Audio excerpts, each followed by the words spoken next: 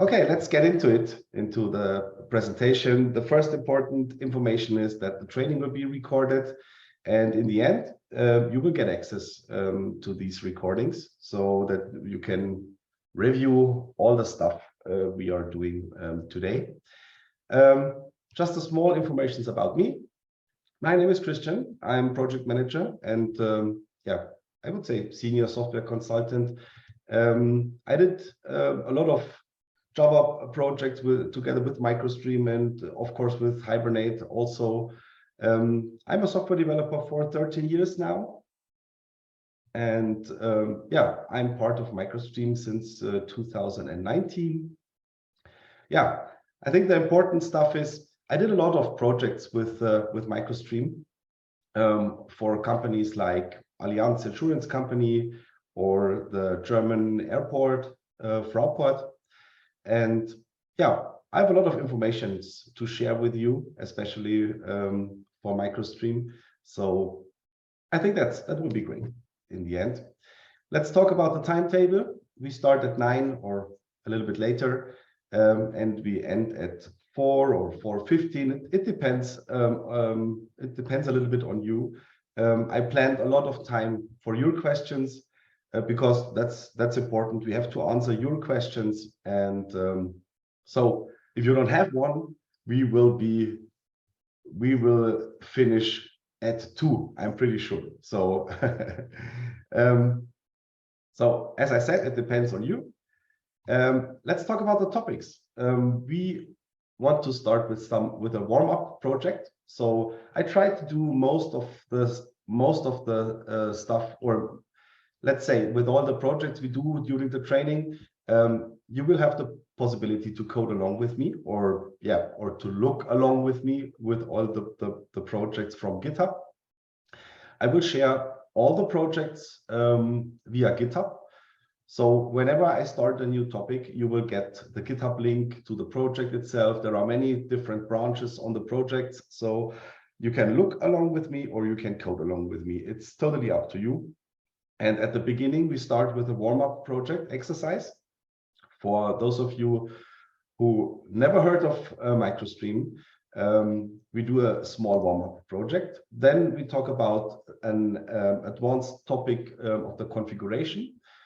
I would say how to do file naming, configuration, and so on, but that is not the important part. I think more important is to have creating the different storage or how to configure MicroStream in different ways, and also to know what channels are and to have the information, what does the housekeeping, what is housekeeping and how to use it. That's important. Then we have storing advanced.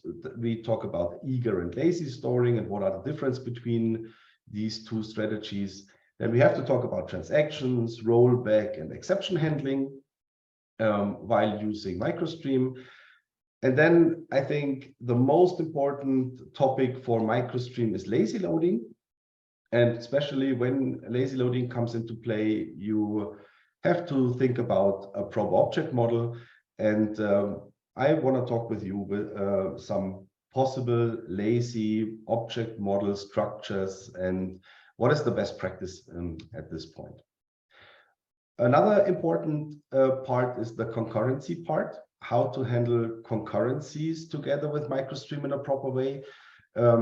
Here in that part, it's also important to think about the object model itself and the best practices.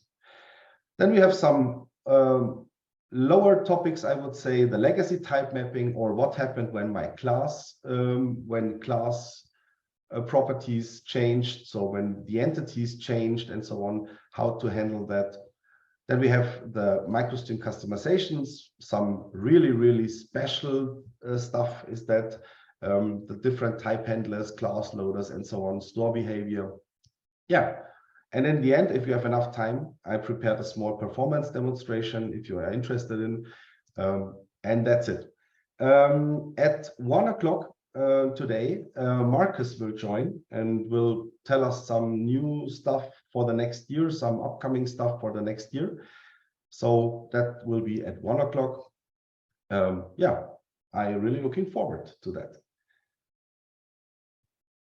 Okay, so another thing I want to share with you is the possibility to get an how to say a certificate for that for you as an attendee.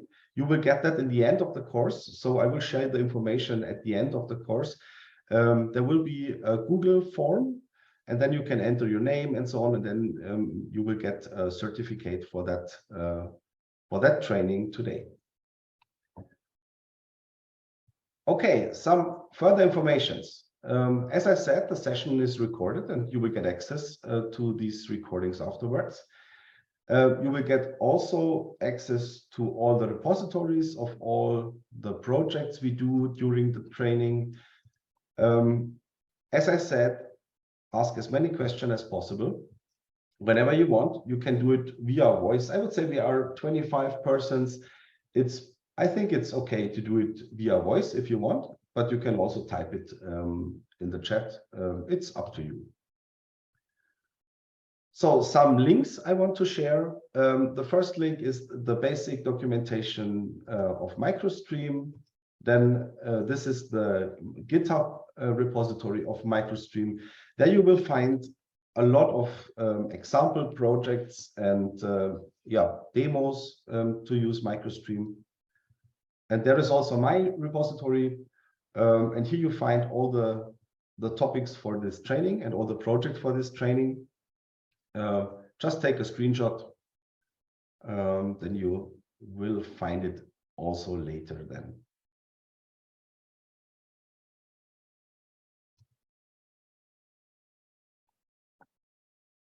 Okay, let me summarize MicroStream a little bit, especially as I said, for those of you who have never used MicroStream or never heard of MicroStream.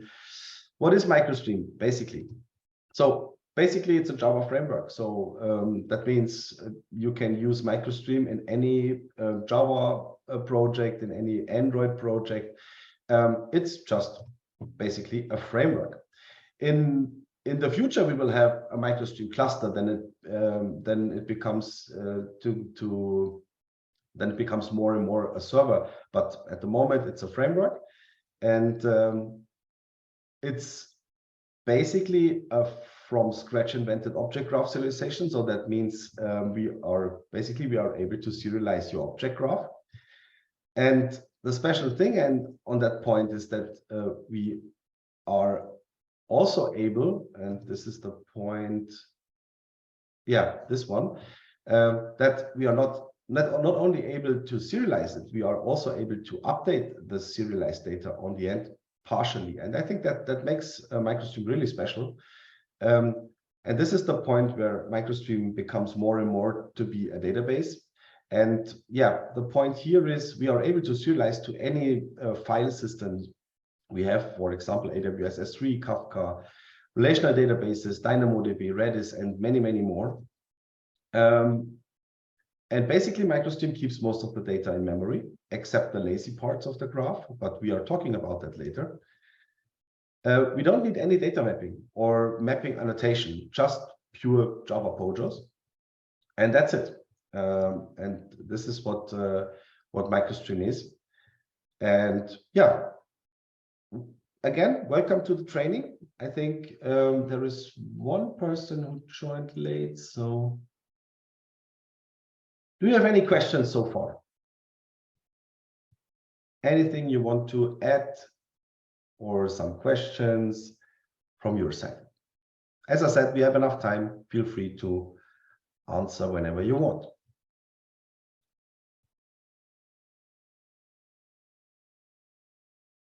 So I have a little cold, so hopefully my voice will hold for today. Okay, so the question will rise when we see code. Okay, so let's go on. But before we start, I want to see your code. So we do the small exercise. So give me just a second. I want to share the first repository for today with you. So it is called MicroStream Training Car Exercise. So you will get the link via chat. So that is the link to the repository. You will need any IDE on the market. It's totally up to you. You can use IntelliJ, Eclipse, whatever you want. It's totally up to you. It is a Micronaut project. So no worries. We will talk about how to use Micronaut in the end, and hopefully we get it run on most of your systems. It's quite easy to use. Just check it out. And there is one class. Give me just a second. I can show you that. So this is my IDE. And there is one, this is the project here. And there is one class in it, which is called application. And by the way, you can start a training on the branch car exercise, start exercise here. There is one branch which is called start exercise here. I didn't get the link. Oh, sorry. I sent the link to private. That is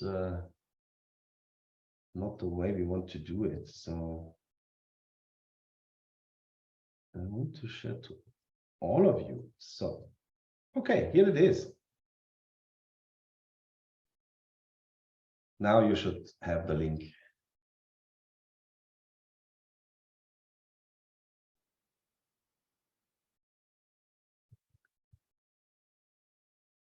So, and as I said, there is one class in it which is called application. And this is the class where we start the project itself. There are some more classes in it. We talk about that later, but just to start the application, you only have to open that class. And in my case, it might be a little bit different in your IDE, or maybe you already work with Micronaut, then you know how to use it. But I do it in a way to say, okay, run as Java application directly on that class. In the console, you will see the startup of the Micronaut application, and you should see server is running. And especially on that, I would say on that branch, this is the only thing you can do. But it's great to see the server is up and running, and you have an address here. It's, in my case, it's localhost 8080. So some of you might have to change the port, maybe.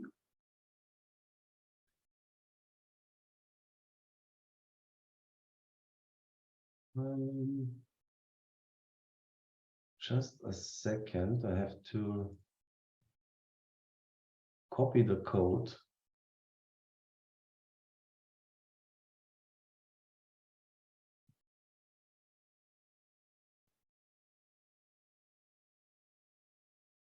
Okay, so if you have to change the port, you can do that on the application.yaml file. Oh, that's not the way. Let's do it like this. Application YAML file, open with text editor. Yeah, and now we are here. And you can add another line, which is called a server. And then we say port 8070, for example. So this should work to change the port of the application itself. So let me just double check that.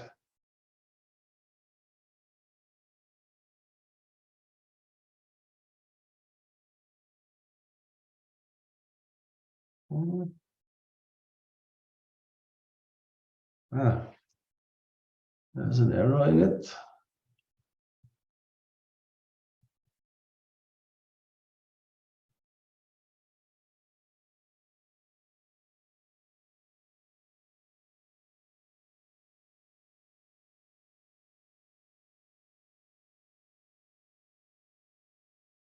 Yeah, now it's working.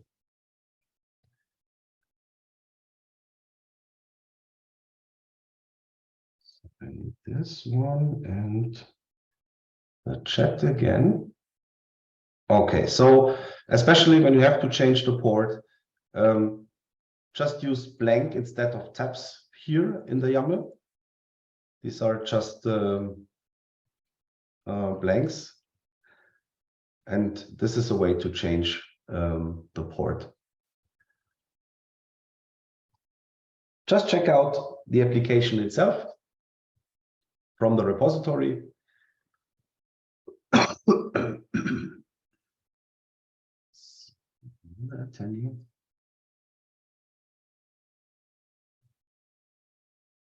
Okay, as I said, you can pick the GitHub link, check it out to your IDE, and then you will be able to start the application class itself. Just to ensure, there is another thing maybe you have to adjust. Especially it's on Eclipse, on preferences, Maven, and you have to adjust the Maven annotation processing. And it has to be on, yeah, in my case, experimental is working for me, but you have to enable annotation processing in your IDE when you want to use Micronaut. That's important. Just go to the annotation processing configuration and enable it in your IDE, and then you will be able to run these Micronaut applications.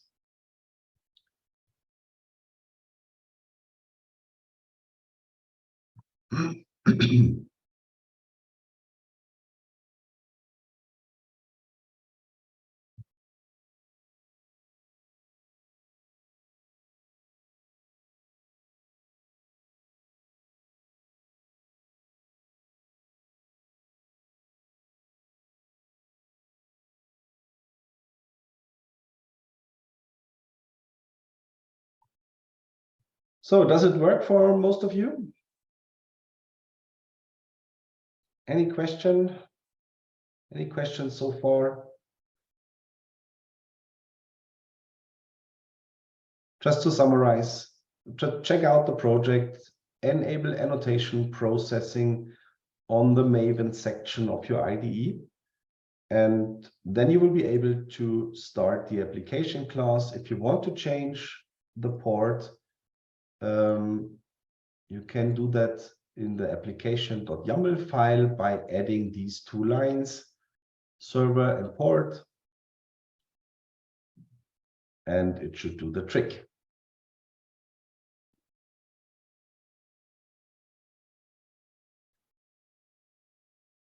So when you try to call the application itself, you will get maybe you will get the not found because there is no code in it. Okay, yeah, maybe that it's okay because there is a lot of code missing. So let's try to add the code we need. So let me introduce you to the application itself. So what we have here is, yeah, it's a little bit, I would say pre-configured. So that means we have 3 domain classes here. We have the company class, which contains the brands and the cars. So that means the data, so let's say that the data model is still in place. We have a car entity with a model and a brand, and we have the brand entity. So this is the data structure, really straightforward. And we have another important class, and this class is empty. It is the DB class. This is the point where you guys have to add code for that, especially the, yeah, let's say the MicroStream code we need. Here is the point where you can initialize the storage manager and initialize the data root. And for those of you who was part of the fundamental training. In that case, the data root is the company. So that means the data root is not a normal Java object. It's a business object in that case. So we use the company as root object. So that means in this application, we can have only one company with multiple cars and brands in it. And we have two controller classes. We have a car controller. And as you can see, there is all the controllers are return null. So you have to insert code in that. No worries, we do that together in the end. But I will give you the chance to do it by yourself. So I would say, let's take the next 20 minutes for you to fill up all the code we need. And after that, I will join and we do that together as a small warm-up project, I would say, a warm-up exercise. If you have any questions, feel free to answer at any time. So some of you could also change the branch if you want. When you go to the branch, let me just check. There is another branch which is called master, the master branch. Within the master branch, all the code is implemented already. So you could also have a look to that master branch to see how to add the code. Okay, so as I said, 20 minutes. Let's go.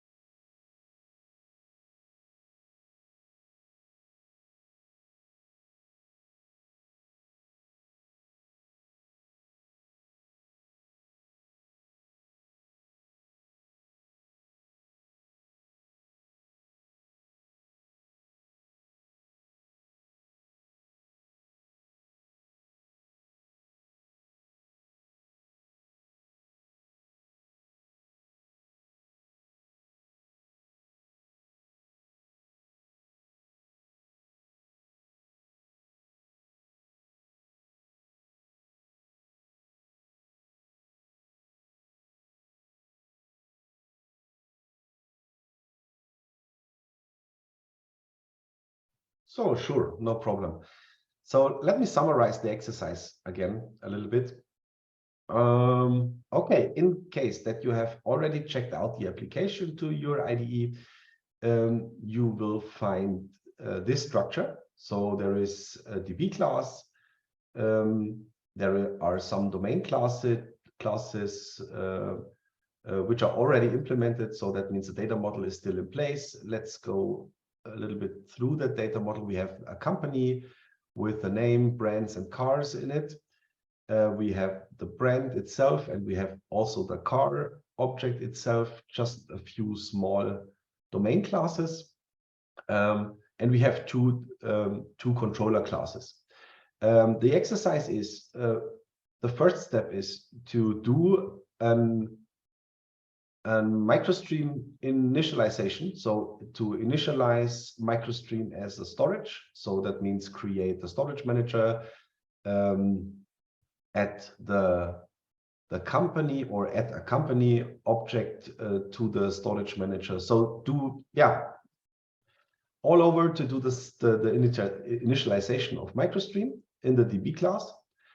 And then after that, to implement these controller classes to get a list of cars, to get a car by model, by brand, to clear the cars. So that means to delete, to insert cars, and so on. That's the exercise. Try to implement these methods. And after that, we do that together. So I will help you to, and I will do all the explanation stuff of that. So this is especially for those of you who were not part of the fundamentals training. So just to enable you to join the advanced training. So people are still joining the training. So welcome to the training. We do an exercise at the moment. Yeah, it will take around 50 minutes now, the exercise. And after that, we do that exercise together with all the explanation stuff. Yes, there is a repository. For each project, I will send you the link via chat. So especially for the exercise here, this is, oh, sorry, this is the link for the exercise itself. But as I said, for every project we do during the training, you will get the link. Okay, so time is over, I would say. Let's walk through the exercise together. So I just want to share the two dependencies with you. So these are the two necessary dependencies which are already in place, so that it's already there within that branch. But all the time, I would say basically you need the MicroStream storage embedded, and you should have the MicroStream storage embedded configuration. These are the two most important dependencies you will need when you use MicroStream, basically. But this is also part of the documentation of MicroStream on the homepage, so you can see there also. Okay, let's start with the DB class. And as I said, we have to initialize the important stuff for MicroStream. And the most important thing of MicroStream is the embedded storage manager. And as I said, we have to initialize that embedded storage manager. So let's say it's the embedded storage manager here. And let's call it storage manager. That's the first important line. So just to have a storage manager variable, I would say, or object. So the next object we need is the root object. And in that case, we say public final static company. As I said, in that example, the company is our root object. So, and just for explanation, MicroStream needs one object on top of the object graph to get access to all the sub-objects of the graph. So, and in that case, company is our main root object. Yeah, as I said, it could be a normal Java class, like let's say you can call it data root, for example, and then this data root contains many different collections, for example. But it could also be a business object like company. Yeah, it's totally up to you. The structure is totally up to you. So let's say, okay, we need a company, and let's call this company root. And say, okay, let's make a new one. Oh, come. It's early in the morning, so I need to warm up my fingers. Okay, that's it. So we have the storage manager in place, or the storage manager object, but it's not initialized yet. And we will do that in a static block here. And also an important note is that it's totally up to you how to initialize these objects. If you do that in a static class like DB, or in some other structure or way you want to do it. The important thing is you have to need access to the embedded storage manager, and it should be initialized in a static way, basically. And this storage manager needs accompany a root object. And now let's initialize the storage manager. And we use the easiest way to initialize one. We use the embedded, let's say embedded storage configuration. Embedded storage configuration. And we use the builder pattern in that case. And there are two steps which must be done to initialize a storage manager. The first one is we have to create an embedded storage foundation. So, missed the point. Come on. Create embedded storage foundation. And out of that foundation, we create the storage manager. And then we say start. That's important. You should not forget to start the storage manager. And it's also important to hand over the root object to the embedded storage configuration. And we can do this in the storage. We can hand over the root object here. And that's it. This is the only thing we have to do in the DB class. We have to initialize the storage manager via the builder pattern, create embedded storage foundation, and then out of that foundation, and this is also always the same steps. We need a configuration. Out of that configuration, we build a foundation, and out of the foundation, we create the embedded storage manager, hand over the root, and then we start the storage manager. That's important. So, and whenever we access to that DB class, we will do that later on. We will get the initialized storage manager, which takes care about to store the objects to the hard disk, for example. Especially in that case, we did not configure the store target, for example. Let's see what MicroStream did by default. And then we can see the store target.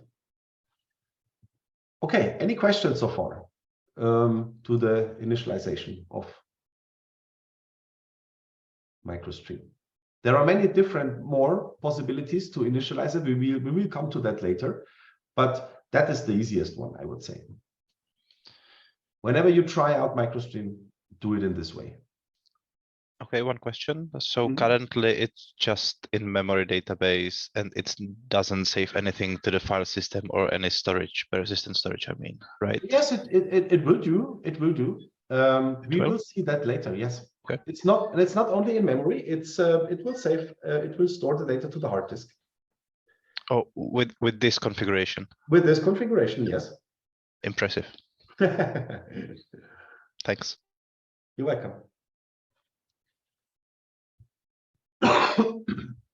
Okay, let's go on. So as I said, the domain classes are already in place. We have the company object here. The company contains a list of brands and a list of cars, and this is how these classes are combined together. So the cars are part of the object graph, and also the brand is part. It's a normal Java object graph, I would say. And that brings me to the first controller class. So let's start on the car controller. Okay, let's see. What about a list of cars? So what if you want to return a list of cars, and all the cars, of course. So let's say, let's go to the DB class. I initialized it in a static way, so that means I can use it like this, db dot. Of course, I need to access the root. And then I have to say, get cars. And that's it. I only have to do it like this. I think that's also a special thing of MicroStream. Whenever you work with MicroStream, you don't have to really deal with MicroStream. Just deal with your object graph. That's all you have to do. And MicroStream takes care about all the stuff in the background most of the time. So and that's the reason. Let's access the root and let's get the cars. That's all we have to do within that interface here. Okay, next part. Let's try to find, or let's skip this. Let's go to clear cars. What about if you want to clear the cars?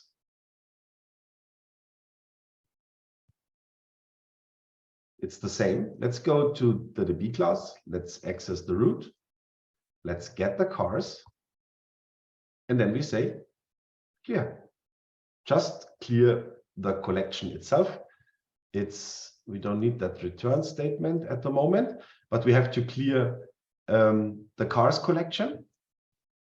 And after clearing the collection, we have to say, okay, MicroStream, please store that result or store that. And for that, we say DB. It's always the same, DB. And now I don't access the root. I go to the storage manager. And then I have to say, okay, storage manager, please store the change I made. And now it's really special to understand what object we should store all the time. And the trick is to say, you have to hand over always the object which has changed. And in that case, in that special case, we changed the card collection because the collection itself contains many cars before, and we cleared it. So that means we changed the collection object itself. And that means, or that brings us to the point, we have to store the collection itself. So, and this is the reason why I do it like this. So I say db storage manager dot store, and then we say db root get cars. I have to store the cars collection.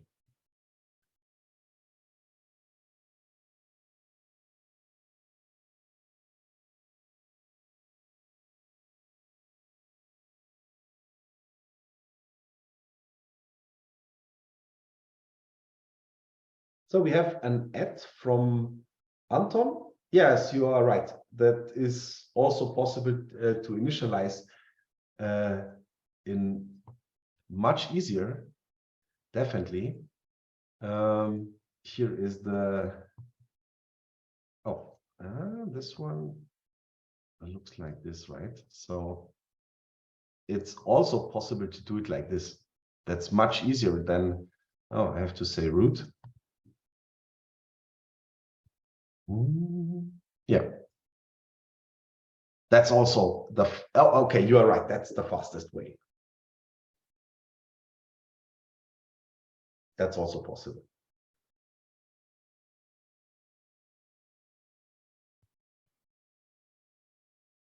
I will also come to that later in the next step of the training. Yeah, but most of the time I would say this is the way to use most of the time, because yeah, sometimes you have to define the storage path and so on. And I think to know this structure helps a lot, especially with further development and so on. But you're totally right. The fastest way is your way. Okay, so we have another 3 attendees. Let's just let these guys in.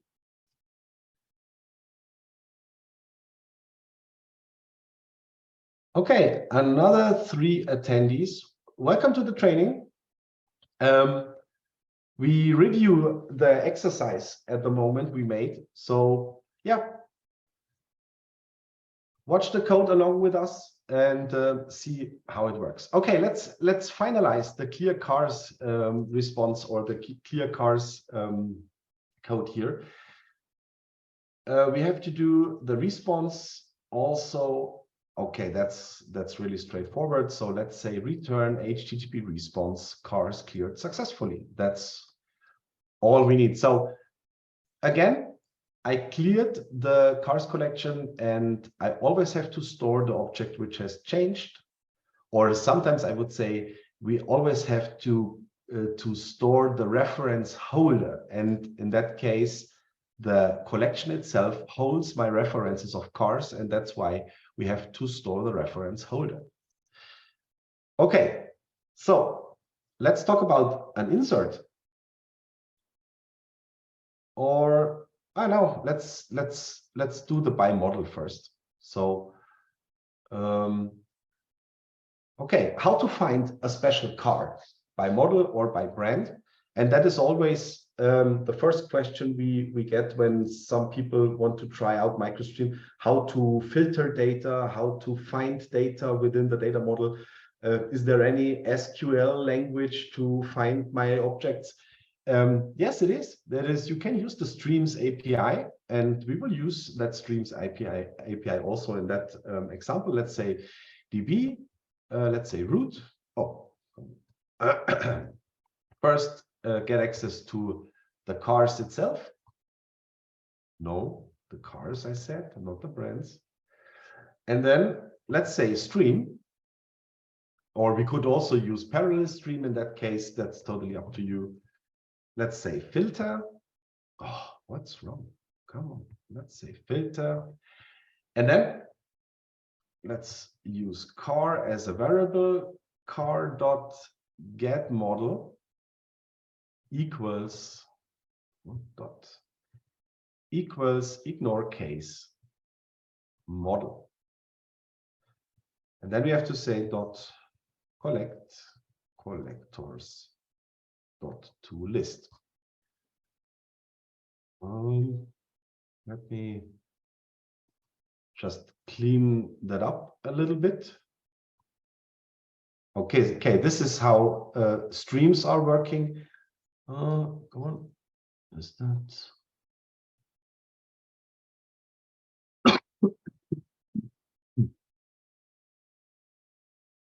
So, okay.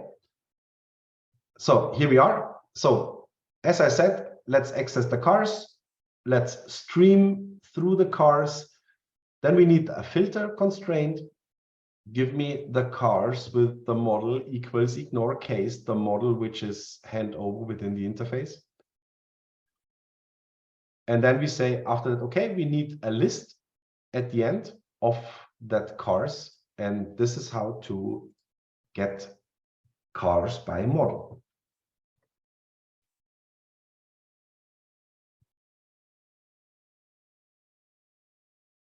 And we need the same down here. So let's do the same like here. Let's say root dot get brands.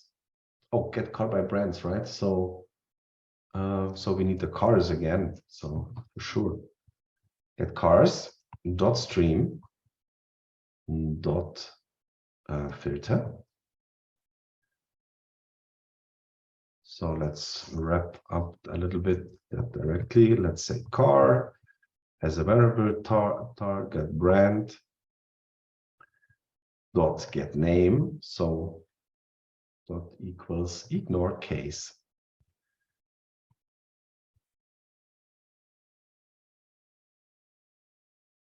And then we need the collect statement in the end.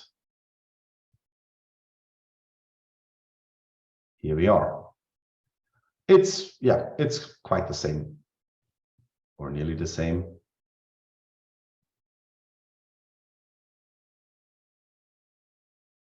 But it should give you an idea how to get the data out of MicroStream.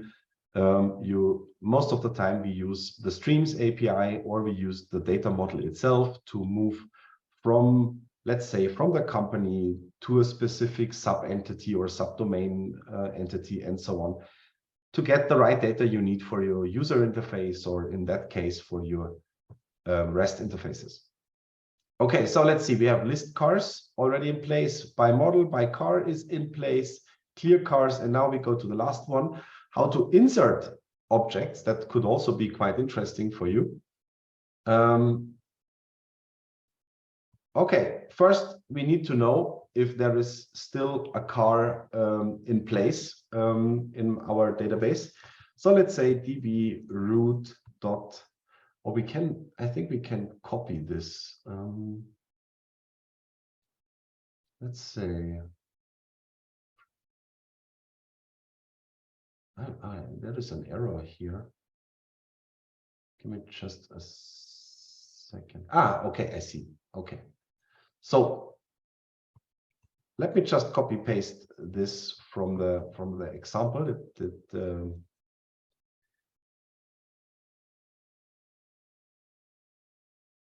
okay, so what we do here is we have to find, so let's have a short look to the object itself. So whenever we create a car, so we have the model here and we have a brand also there. And whenever you add a car, we have to check if the brand is available, or if this brand is available. And we should decide what happened when a brand isn't there or isn't in place. Then we have to create, maybe we have to create one. And this is the part here. So I check if there is still a brand in place. We could also have a look to the or we did always. Okay, so yeah, so that's the way we do. We check the brand, and we have to say, okay, we will get an optional, and with that optional we check if the optional brand is present.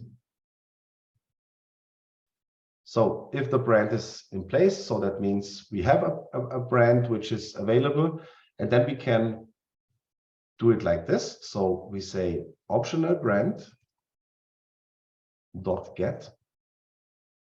So now we have the already existing brand object, and then we can create a new car.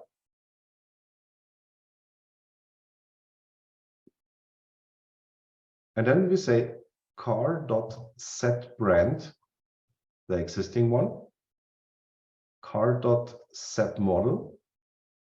Now we need the value from the data transfer object. So let's say dto.getModel. Okay, now the car is there. We have the car object. And now we have to add the car object to the collection itself, to the collection of cars. So, and for that reason, we get access to the root, to the cars, or to the list of cars. And then we can say add car. That is really, really straightforward Java basic stuff. Well, we have to say cars instead of brands. Now we are here, and then we have to store this. Let's get access to the storage manager and say store. And again, the question here from my side, which object has to be stored now? The car object itself or any other object? Just remember, you have to store the reference holder, not the object, or you have to store the object which has changed. And in that case, we change the cars collection again. So because we add a car, and that brings us to the result that we have to store the get cars collection. And in the end, let's return the car. Yeah, let's do it in this way. Let's say return null and then return the car here. Okay. Okay, that's it for the car controller. So let me just summarize so far. So we initialized the DB class, we initialized the storage manager, and we filled all the car controller stuff here. And I think, yeah, that's interesting because, yeah, I do that for some more explanation how MicroStream works. Let's move on to the brand controller. There are only 2 two interfaces in it. The get brands, we already knew how to use this root get brands. And let me just copy this, makes things a little bit faster.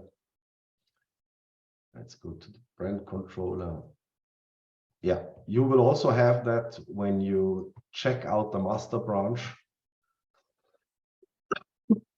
You see the code also.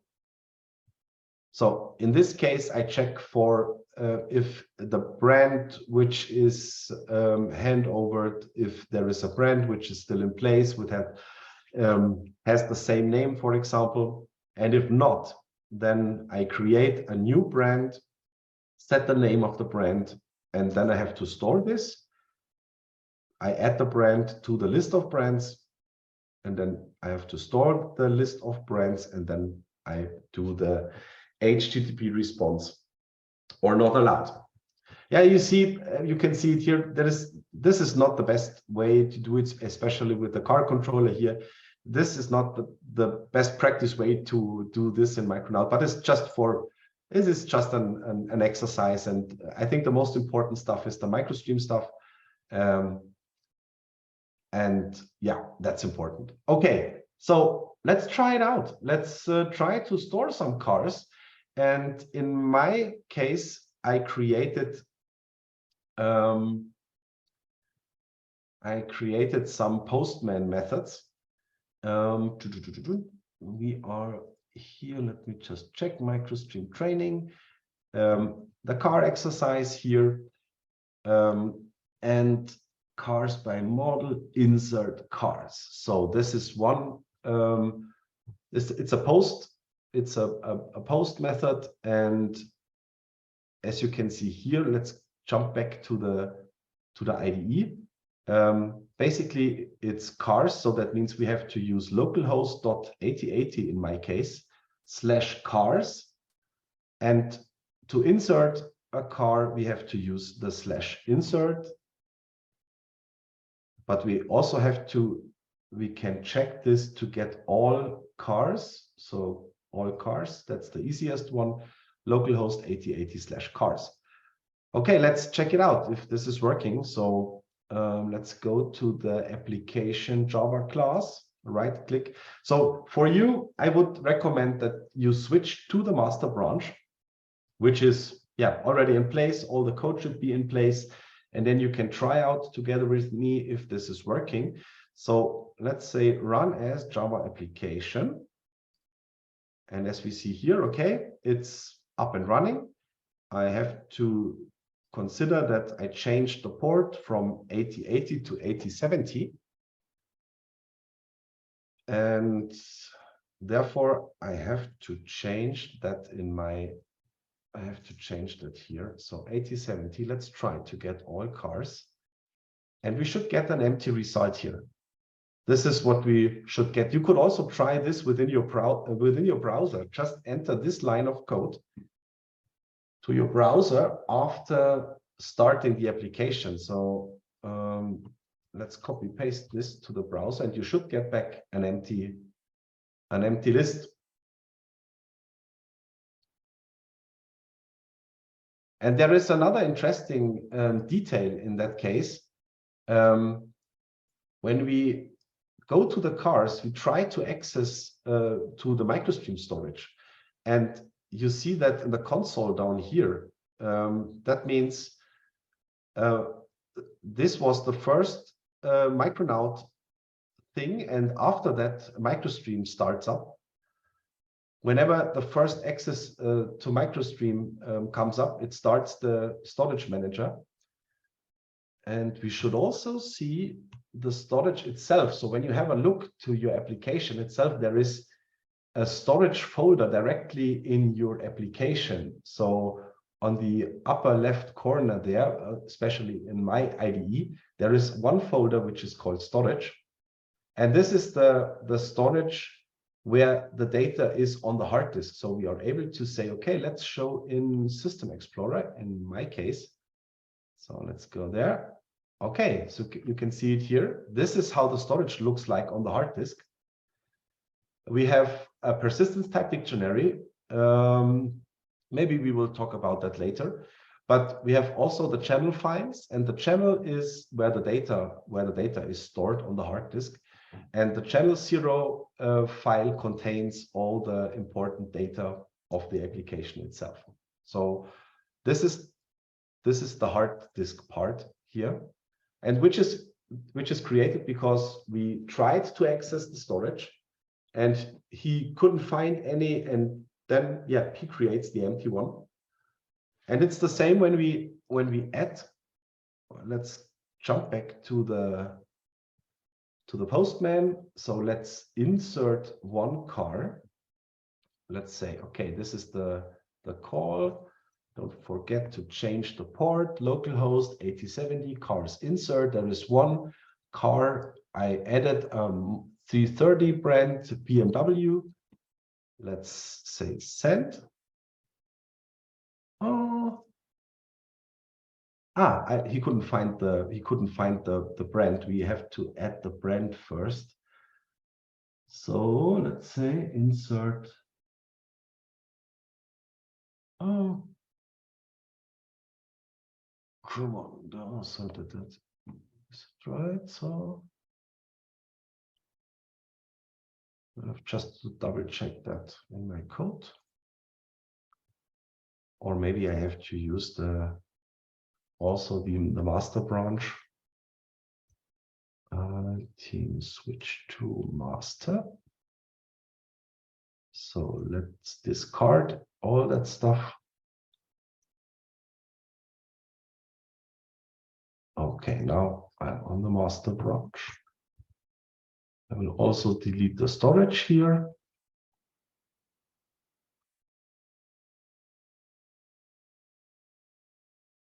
Let's go to the application. Run as Java application.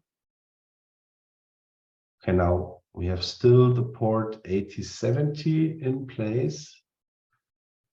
And let's double check the car control. Oh, what is that? That is insert cars, right? So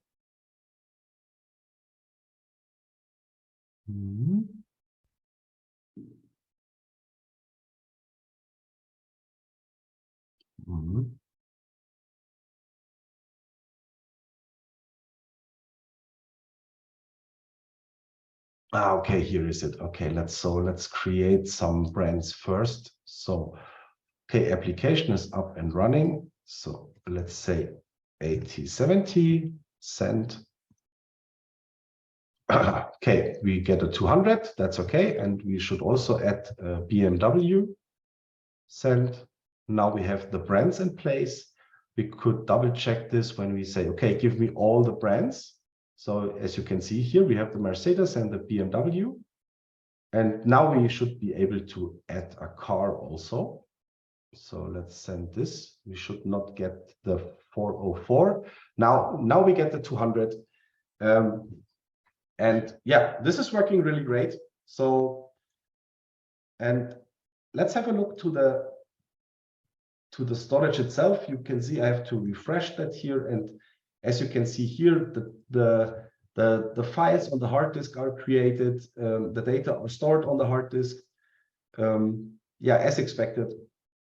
And yeah, it's really working.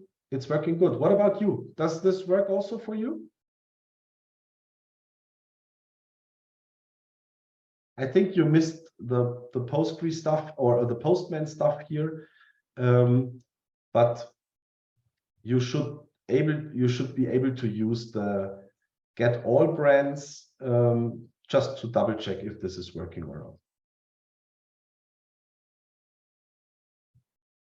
For especially when you want to create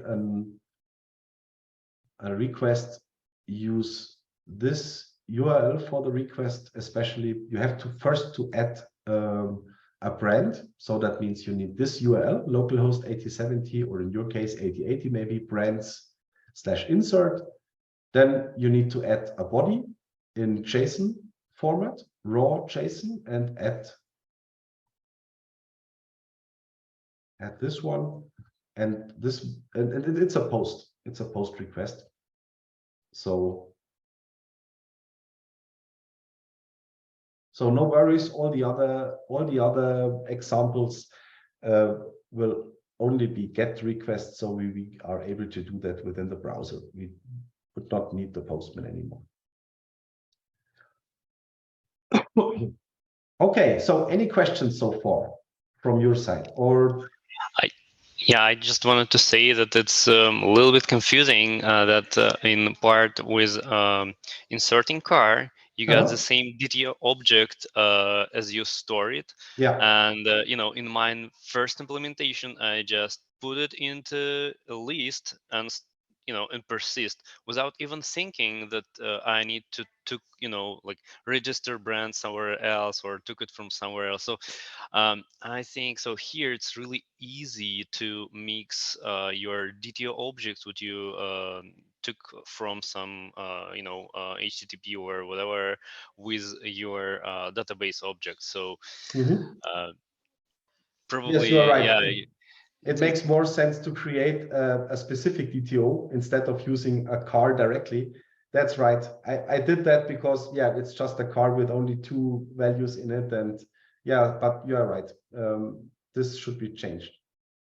Yeah, just because usually when you creating objects for like database, it's got their own ID, etc. So they slightly differ, and maybe because of that you start to thinking, right, it's some kind of different entities, and I need to convert to them or create one. But yeah, here like it's a little bit mixed. So yeah, that's right. Just wanted to draw attention into it.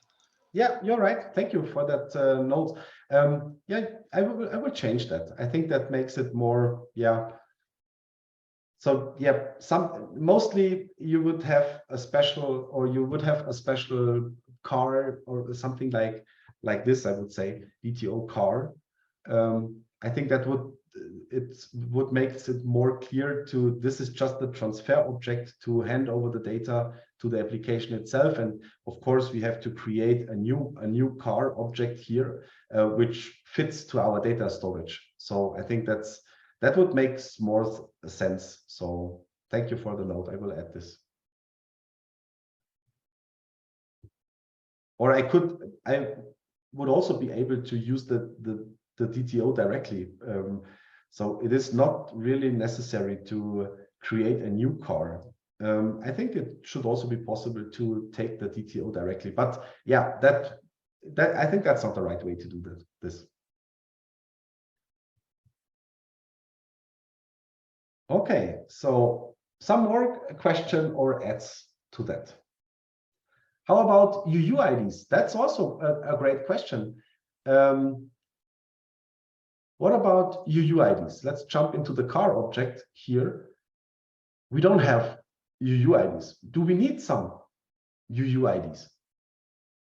If you want, you could do this. You could do stuff like this.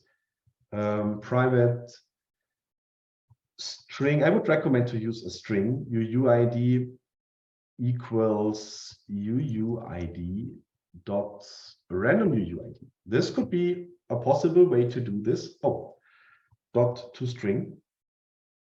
Yeah, this is that is possible.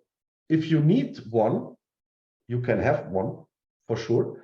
But it's not like on a relational databases, because our object related together by the object relations within Java. So we don't need any UUIDs anymore. I think it makes more sense. So let's imagine car is a person, for example. Let's say this is a person entity. Then I would say, oh, it's all about an identifier, right? So that means if this is a person, a good identifier would be private string male. This could also be a great identifier. So, and that's the case. So you have to decide in your own object model which makes more sense, to have a UUID, a random UUID as an identifier. But yeah, I don't know if you need this anymore, or you want to have a business identifier like mail, for example, which is also used on your user interface or somewhere else, it's totally up to you. So, and as I said, especially for MicroStream, you would not need any IDs for relational things anymore. All the objects are bind together via the Java object references. So, and that's the point, I would say. Okay, some more questions to all that basic stuff. Of course you can. So there is one question, Java records.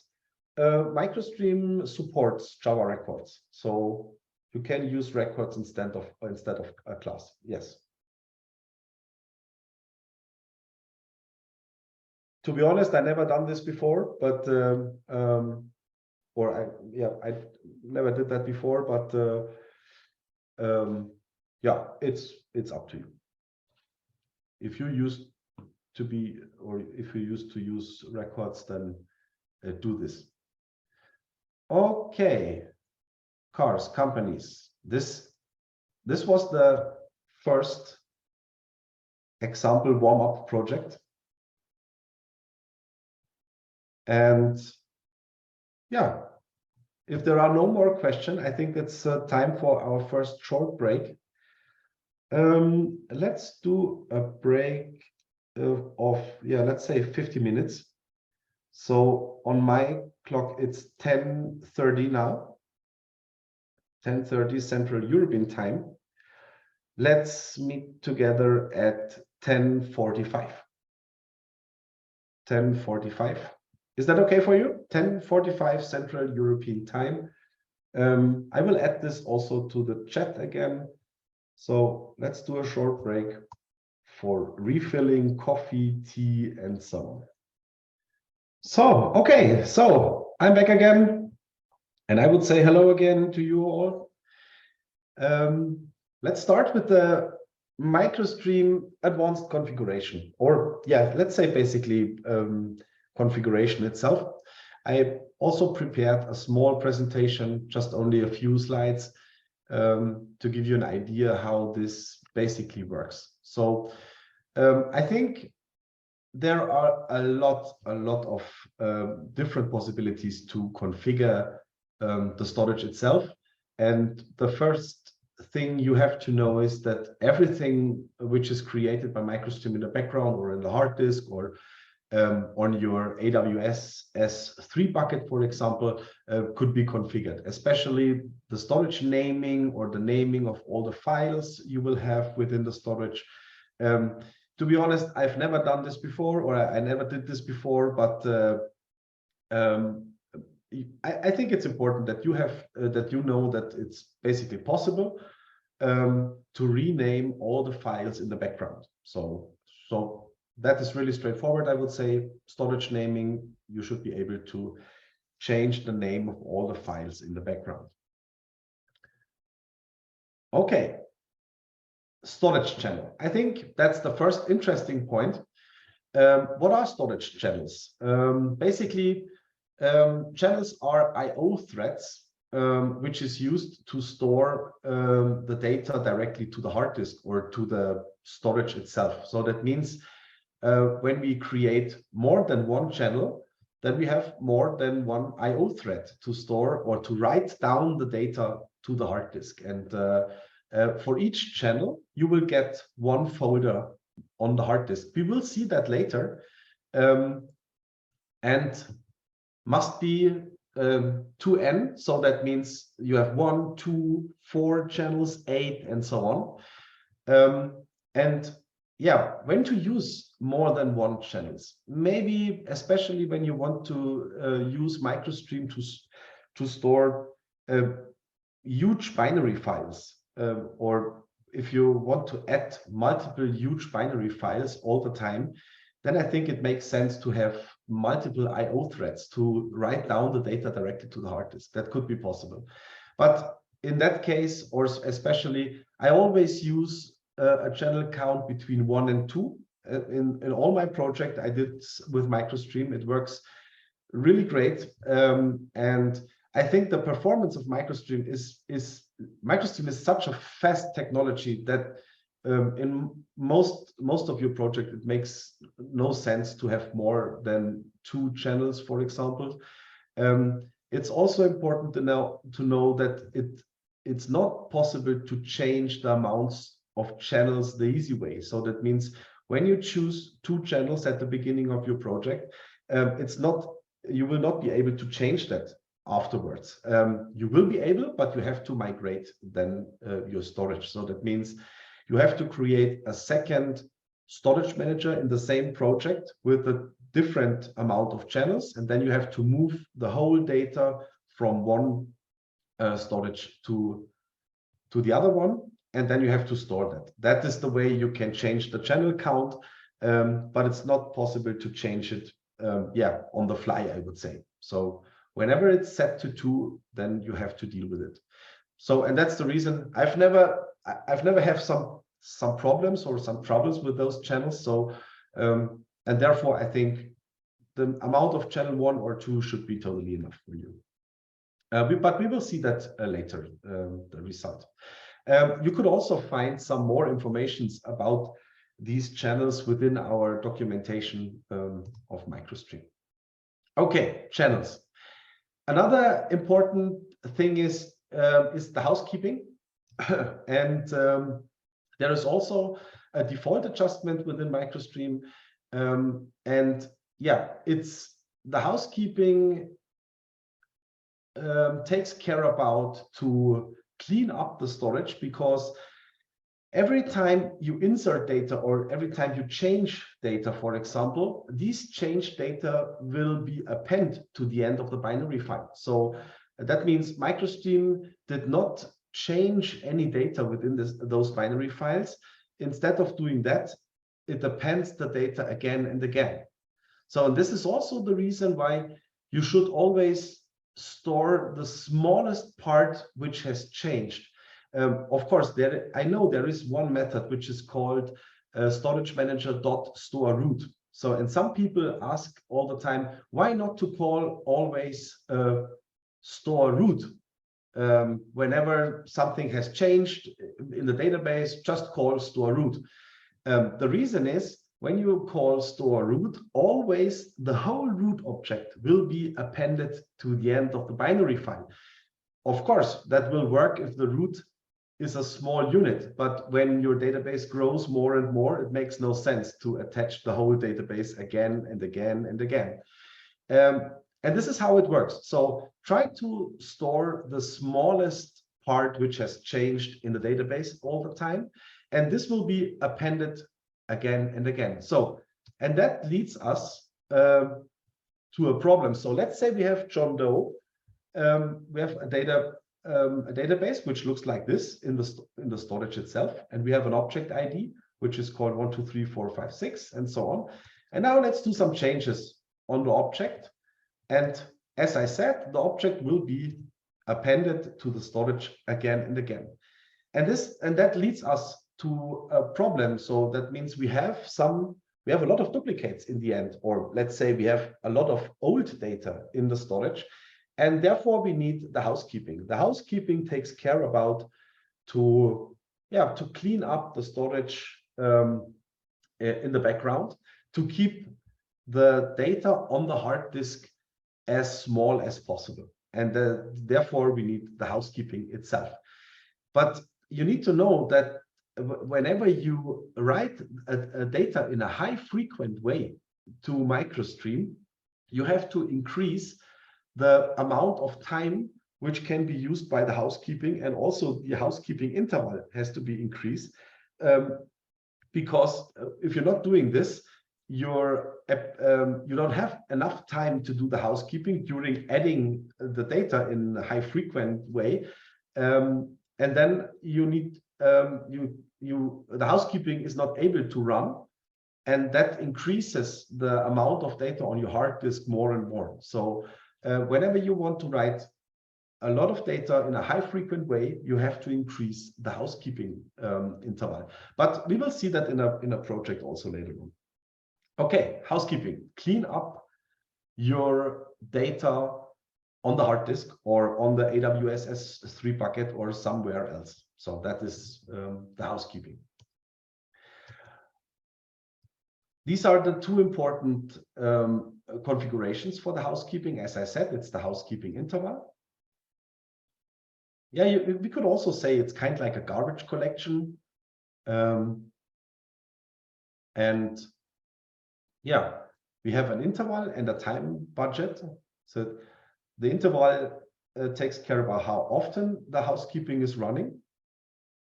And the time budget is the budget of CPU time, which can be used for housekeeping.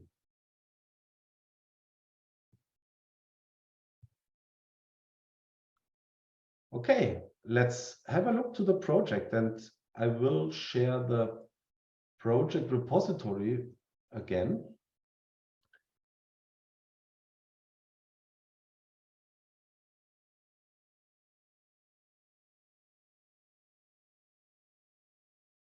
So just a second. So this is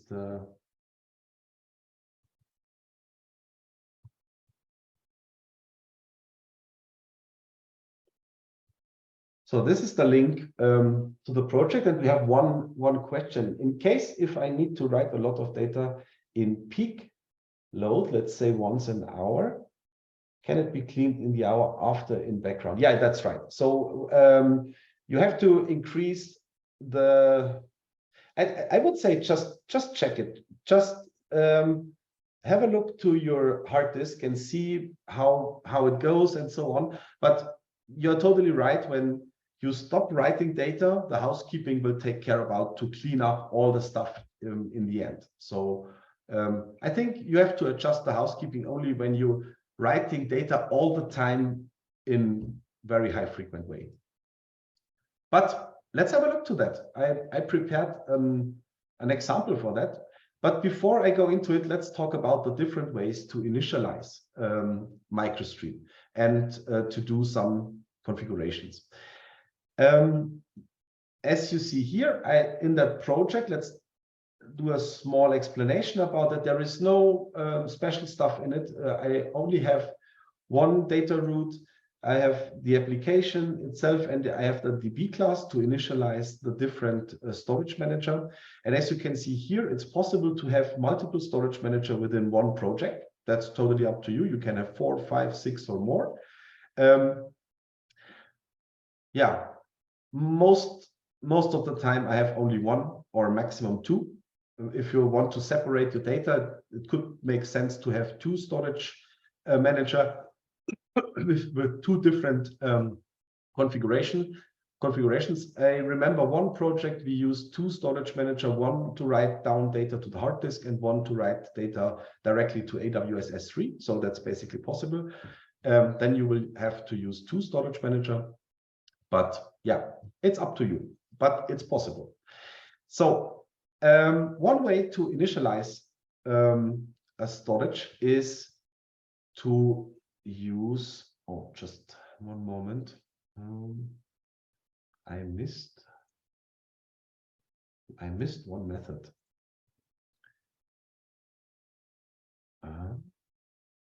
Short builder storage, foundation storage, and yeah, I missed the short storage. Should be here. Okay, so let's say we have a 4th one.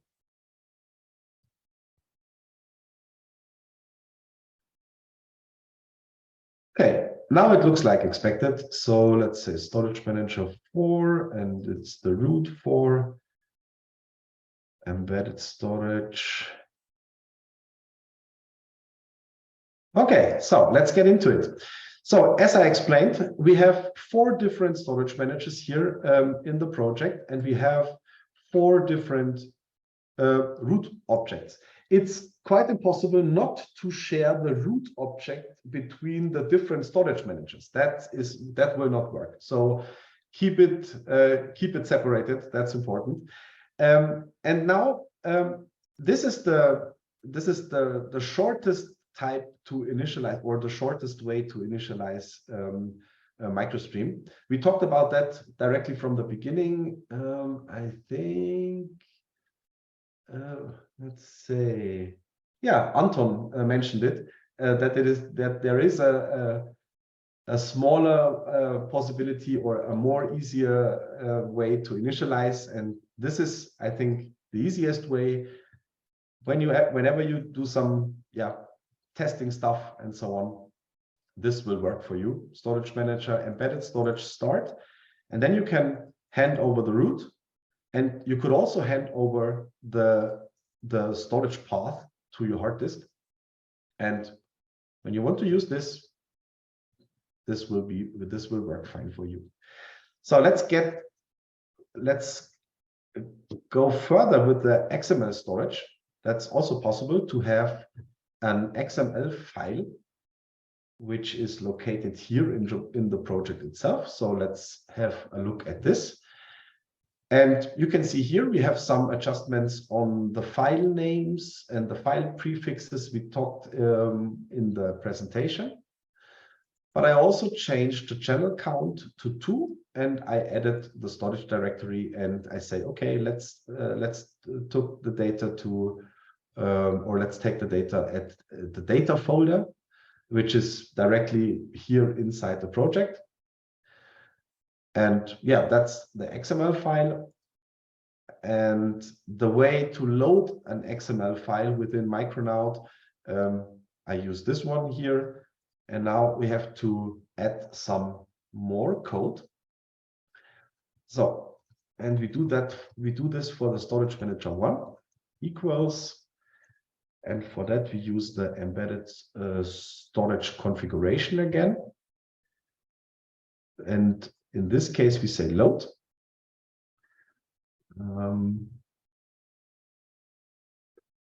Okay, and then we say, okay, let's took the resource we have above, and then let's resource.get .get path.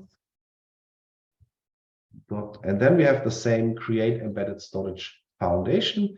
And this is the same we talked. First, we need to create the foundation, and then we need to create then we need to create the embedded storage manager. We should add the root. We have the storage manager 1, and then we should also use the root 1 for that. And after that, we say start. And that's it. So this is the way when you want to use an XML file to configure MicroStream, just say embedded storage configuration load, and then you have to hand over the resource or the position of, or the class loader resource of your XML file, and then you can say create a foundation out of it and create a storage manager, and that's it. XML file. There are many more possibilities to use a YAML file, to use the application YAML within MicroStream, for example. Many different possibilities, but this is one we basically provide. Builder storage. This is the one we already used in the project, in the example project. So let's say storage manager 3 equals embedded storage configuration. And in that case, we use the builder pattern. So, and this is, I would recommend to use this most of the time. And then we are able to say, okay, set storage directory, for example, in user home, or set storage directory wherever else. And let's call it builder storage. And then we can say .set backup directory. For those of you who do not know how the backup works, because this is part of the fundamentals training, MicroStream is able to create, kind of like a storage mirror. So whenever you write down data to the original storage, a mirror will be written in the background. So, and this is the way to define the path of the mirror. And in that case, we say, okay, builder storage / backup, so that we write that this in a different. You can say channel count let's say 4 in that case. And based on that configuration, we create our embedded storage foundation. We could say set root, that's also possible. We need root number 3 because we use storage manager 3. And then we say create. Oh, come on. Create embedded storage manager. And do not forget to start the storage. It's important. It will not work when you don't use the start method in the end. Okay, this is how to use the builder pattern. So we have the XML pattern, the builder pattern, and there is a fourth one. And in my opinion, that's the most complicated one. And that's the reason why I don't want to type this. I just copy paste this and just do some explanations for that. So let's copy paste this. This is also part with the part of the next branch. So no worries, you will get that. Let's do all these imports for. Let's do like this. Okay.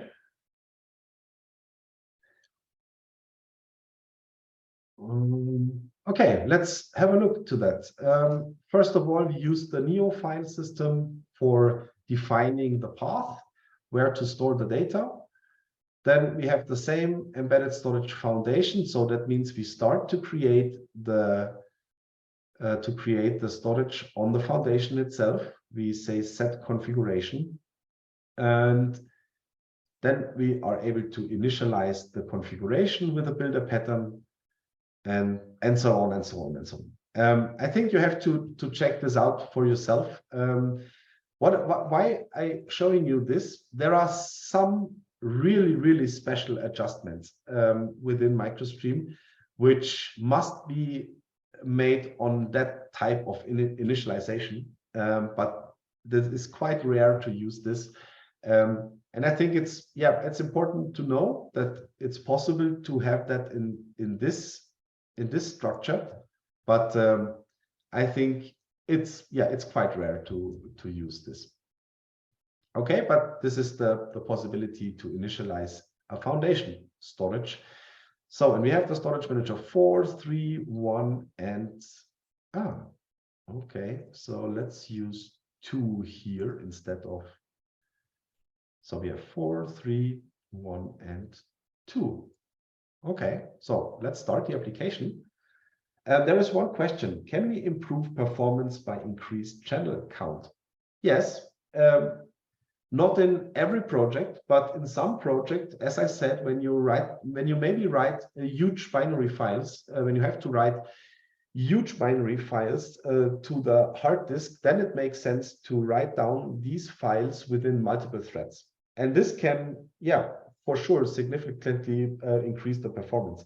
But it's not the case in every project. So I would not say basically take a huge amount of channels, then you will increase the amount of, or then the performance increases.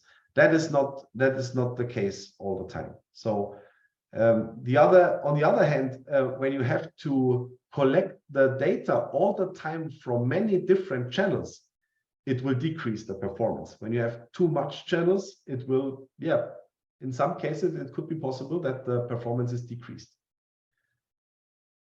Just try it out a little bit. Just check it out with your storage, which fits best for you.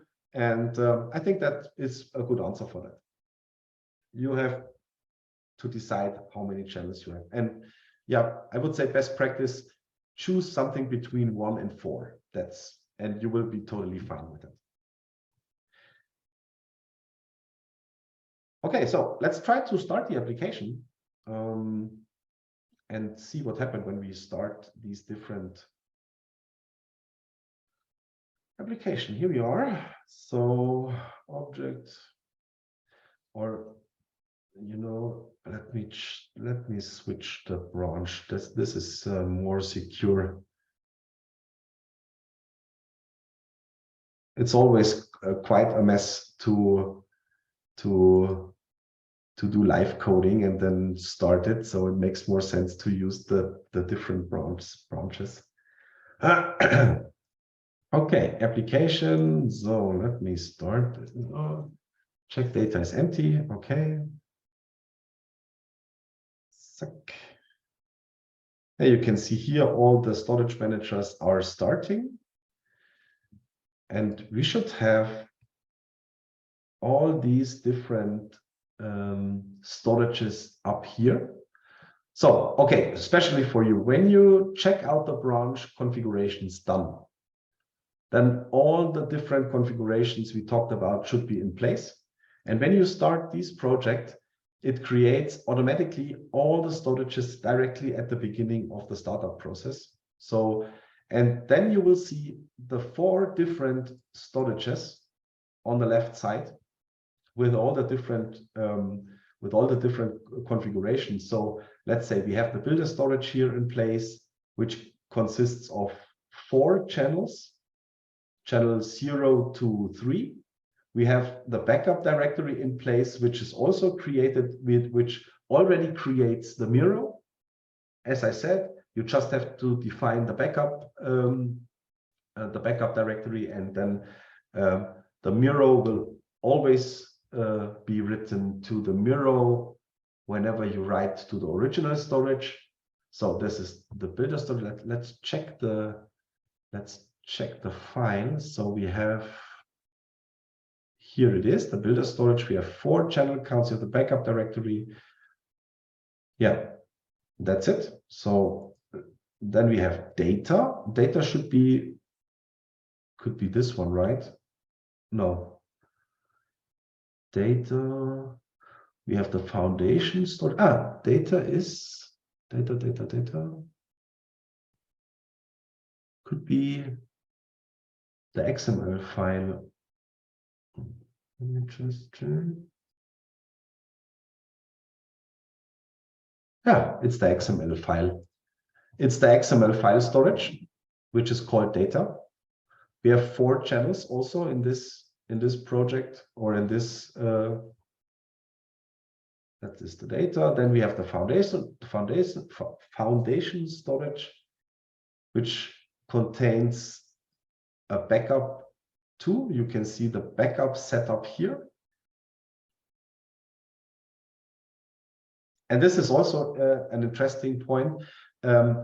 It's possible to have the original storage, for example, on the hard disk, and the backup system on an AWS S3, for example. You will be able to define different file systems for different purposes, I would say. So the backup will be written to the AWS S3, and the main storage stays on the hard disk, for example. And we have the short storage also in place.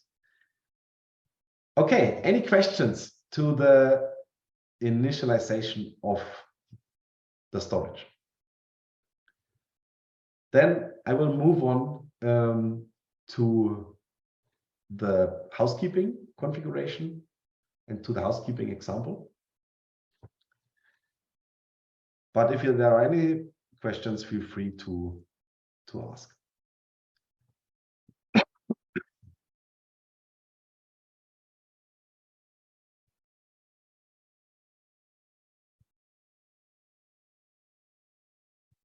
I think it's important to have all the projects in place. Then you can double check it 2 days after the training to see, okay, how it works. And I think that's important to have the projects.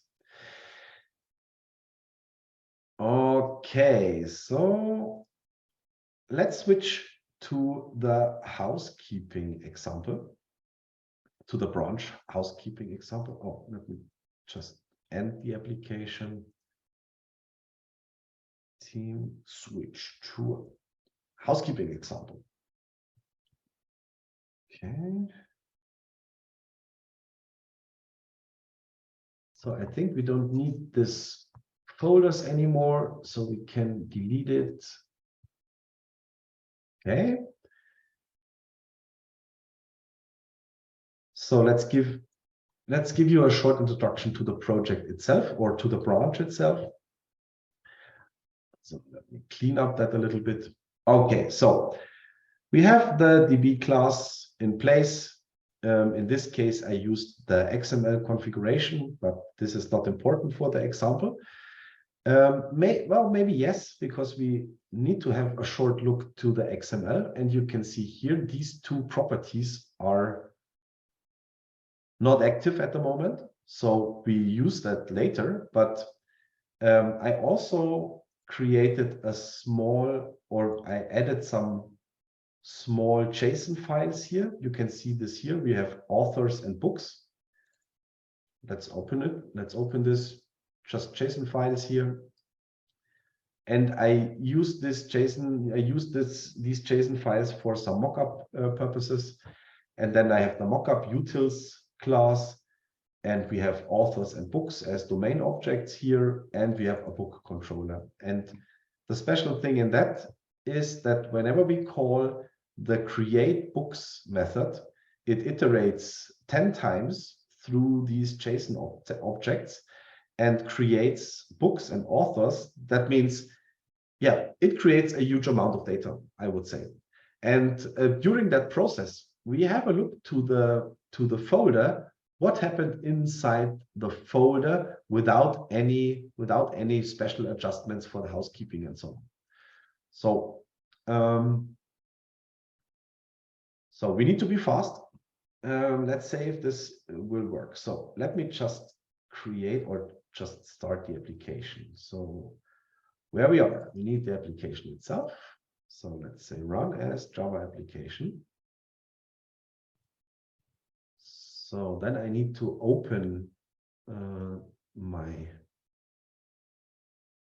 System Explorer. Let's go to the application itself. Here we are. We need this to directly join the data folder, and we need a browser to call the create method. So, okay, here's the browser. Okay, application is up and running. So let's say localhost 8080. And then we say, I think books/create should be the right call. Let's call this. You can see it needs a little bit. Then we have here the data folder. And let's go to the channel. And you see the data increases and increases all the time. Can you see that? Until the file number 50. And as I said, when we work along when we would work further, MicroStream will take care about cleaning up this for sure. But during the writing process, the files are increasing and increasing all the time. Let's do this again. So let's see what happened when we call this a second time. And you see the files are increasing and increasing, and we have to find a better solution for that.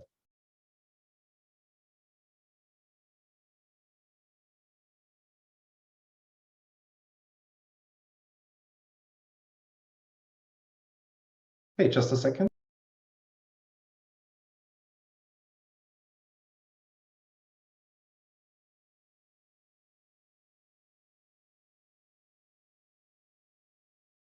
Sorry, back again. So I need to drink some tea to support my voice. Okay, so now change the housekeeping. What happened when we change the housekeeping now? So let's delete the data folder again. We don't need that anymore.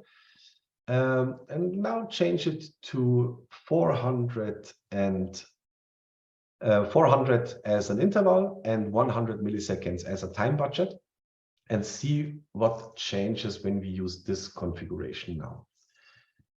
So let's start the application again.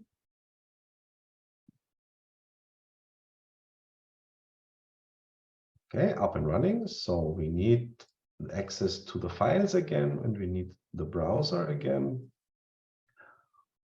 Okay, so let's call it. So we have the data folder, and now you can see it's a totally different result. So the housekeeping has more time to clean up the data during writing the data.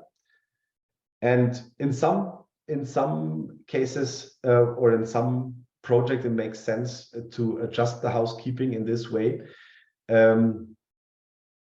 Yeah, I did this in the past, I think once, but not all the time. It's really a special case, but it's important to know that it's possible to configure the housekeeping. And I think it's more important to know that MicroStream appends the data again and again, and to know how MicroStream works internally. I think that's more important. But you should also know you are able to adjust the housekeeping, and now you know the reason for the housekeeping. There are many more different, there are many more mechanisms within that housekeeping. We talk about that later, especially when we come to the part of the lazy loading. Then we have to talk about housekeeping again. But yeah, that is the first step into it, I would say. Any questions so far?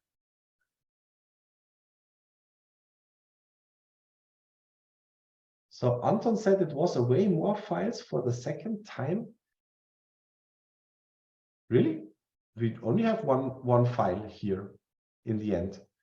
And in the first example, we had many more multiple files inside the folder. Yeah, sorry, I meant on the first time when you run it once, you got up to channel 050, but Yeah, when right. you run it second time, it will be channel 090 or something. Definitely. So yeah. So this is because I meant that. Yeah, this is because whenever the housekeeping is running, it creates a new channel file with a new number in the end. But this is okay. We are totally fine with that. Okay, some more questions about the housekeeping, about that configuration stuff. We talked about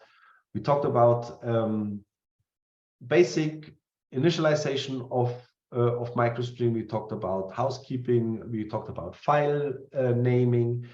Did I forget something? We talked about channels. Yeah, I think that's all regarding that configuration stuff. Let me just double check the topics for today to not forget something. Okay. How the file backup mechanism work. Okay, so this is a fundamental topic, but it's no problem. I could repeat that. So basically, there are two different file backup mechanisms within MicroStream. The first one, I've already talked about that. It's the mirroring functionality. So that means whenever you write to the normal storage, automatically a mirror will be written in the end to another different file position or in another folder. That is the mirror. And the second one is, we call it a full backup. So we could also have a look to the documentation of MicroStream. We will find that also there. So let's get into it. Here is the documentation. Let's go to storing data. Oh, I think it's in the, it's part of the configuration. You see here, there is one we talked about. It's the continuous backup. That is the mirroring I talked about. And we have the full backup. And there is also this full backup mechanism is also, that's important, that this is a part of MicroStream itself. Some of our customers ask, is it possible to just copy the from outside with a batch job, for example? Basically, it is, but the problem is you never know when MicroStream is writing down data directly into these files, and it's quite risky to take the storage and copy it directly. You never know if it's the full or it's only half written storage, and therefore it's important to have a process within MicroStream that copies the full application or the full storage directly to another to an AWS S3 bucket, for example, or to somewhere else. And these are the two different mechanisms which are built in MicroStream.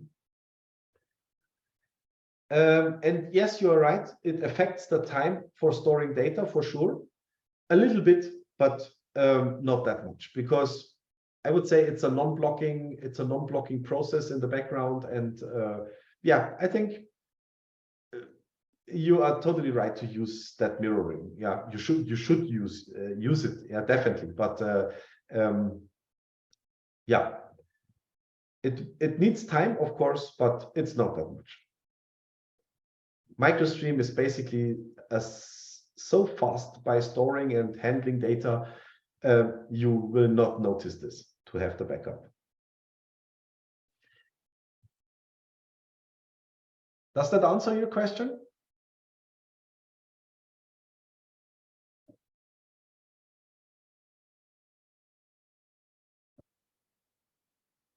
Okay. So let me clean up this a little bit, and let's move on to the next topic, and store behavior. Let me share the repository for you.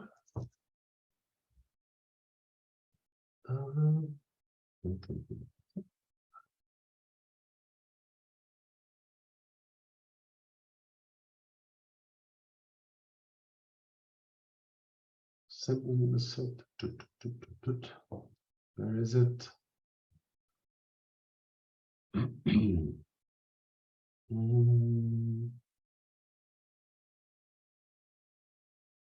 So is it part of the CRUD operations? Maybe it is.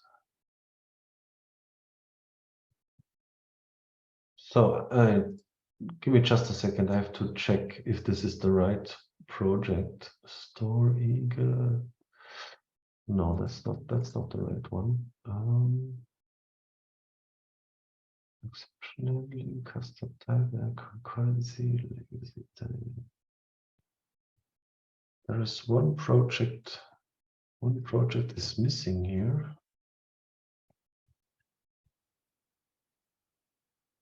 Okay.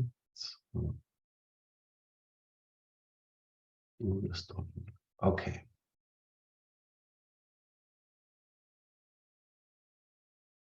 Okay, that's the link to the project we use in the next example.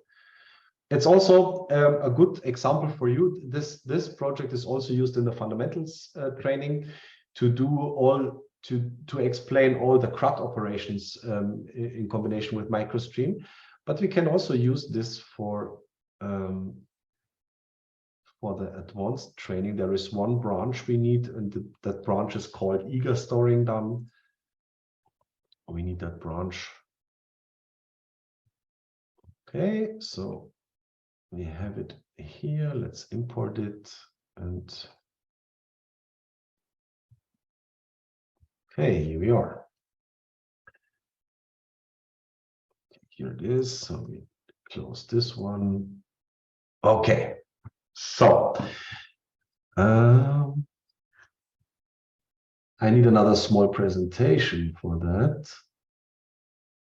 Advanced training, storing data. Okay. Again, a small presentation before we get into the project itself. Advanced store functions. And I think before we talk about the advanced one, let's go through the normal one we already knew. So to store a newly created object, store the owner of the project or the, let's say, the reference holder, or store the object which has changed. You can, it's important to understand. And in that case, we create a new book. Then we hand over the book to the books collection. We did that before. And then we say, okay, db store manager dot store and DB root get books. So that means we store the collection itself because we added the books, or we added the books.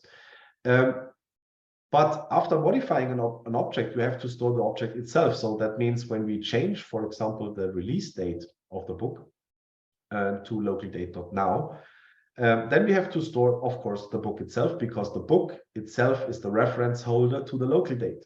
So, and therefore we have to store the book itself. I think that's really straightforward. We talked about that. These are the basic store function. Let's talk about an advanced store function.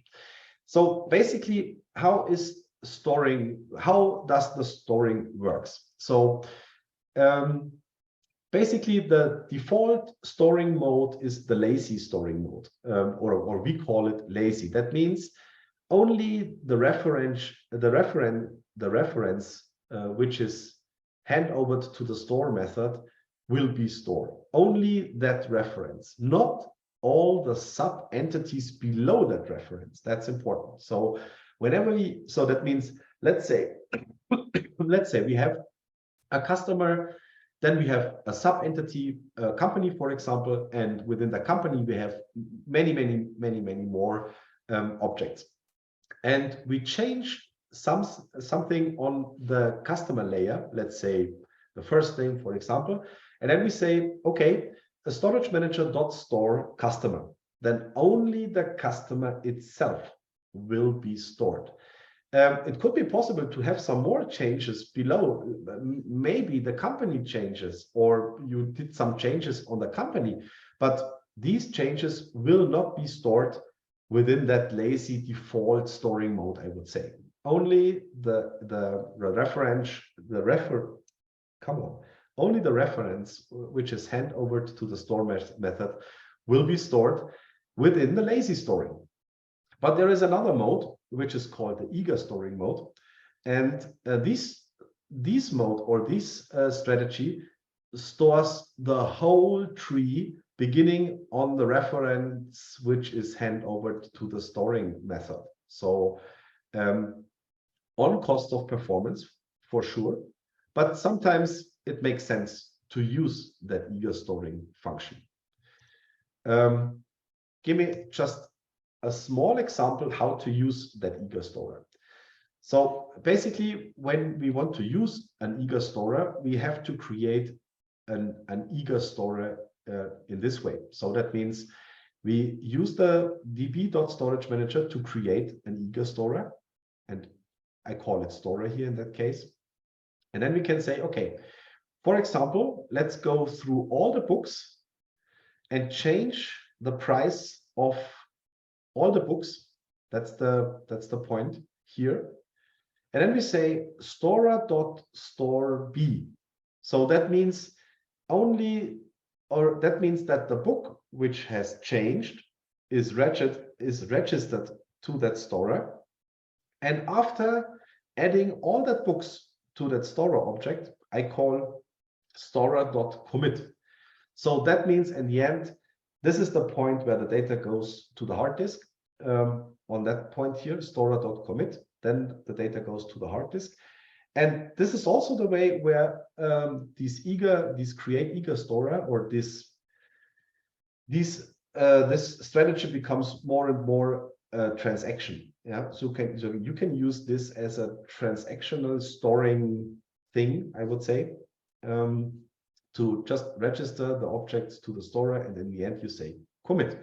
But this is also the way how to use the create eager storer method. There is also a method which is called create lazy storer. You could do the same as you can say the same transactional thing with the create lazy storer.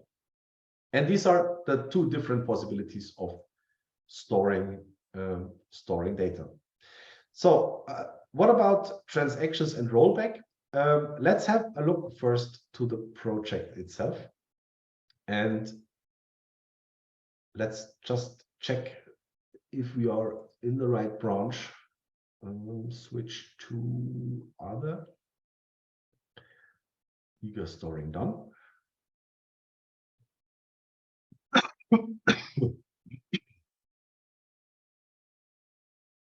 So let's have a look to the controller class. and there should be yeah, here you can see that. This is where I used the eager storer, for example.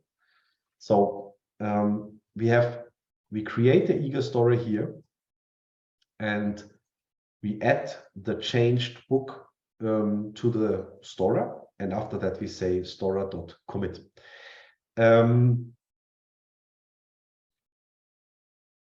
What do you think? Are there any other possibilities to do the store here? We could also do it like this, right? We could say, okay, let's say db storage manager dot store b. This will also work, right? Not to use this or this. We could also do it in this way. What do you think? Is that a proper way to do that?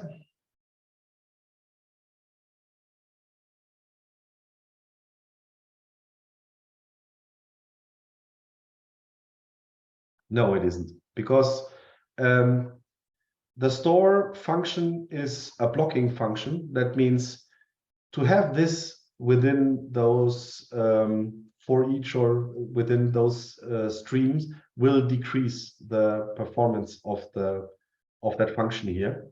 So, and yeah, you have to the store will be called again and again and again, and this will definitely decrease the performance. So in that case, it's much better to use the create eager storer, to use this strategy instead of this one. So this is not a good idea to do that. Okay, are there any questions so far? Yeah, Christian, I would have one question, please. So basically the transactional behavior is only related to when the object graph or the changed objects are going to be stored away into the persistent storage, I'd call it. Okay. But what would happen if there is an error for whatever reason during basically updating the object graph?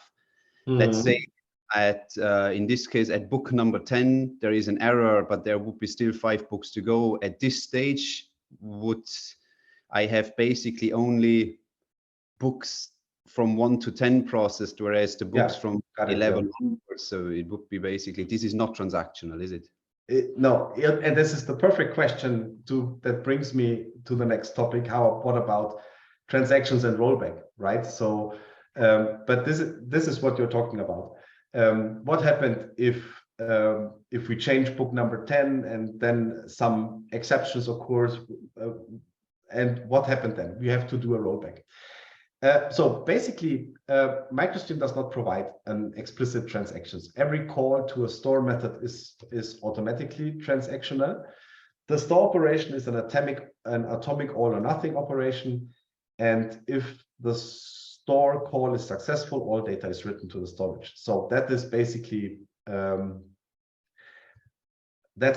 case. But in some rare cases, I would say, it might be possible that something could go wrong during storing the data.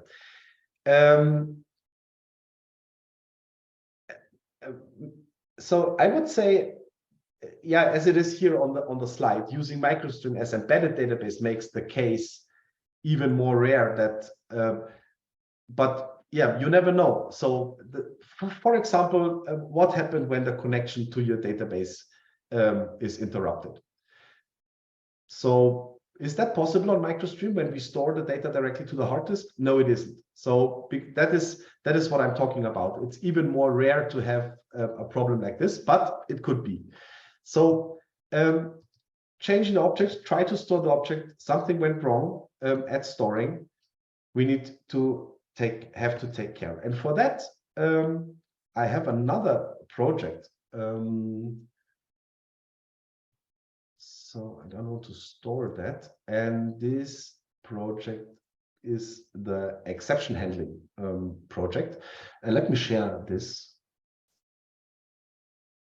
let me share this to you. So exception handling.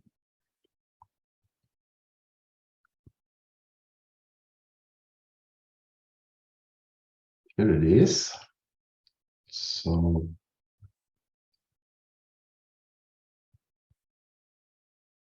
okay, here's the link. So, and there is one branch. Team switch to. There is one branch, exception handling. Give me just a second. I have to check which is the right one.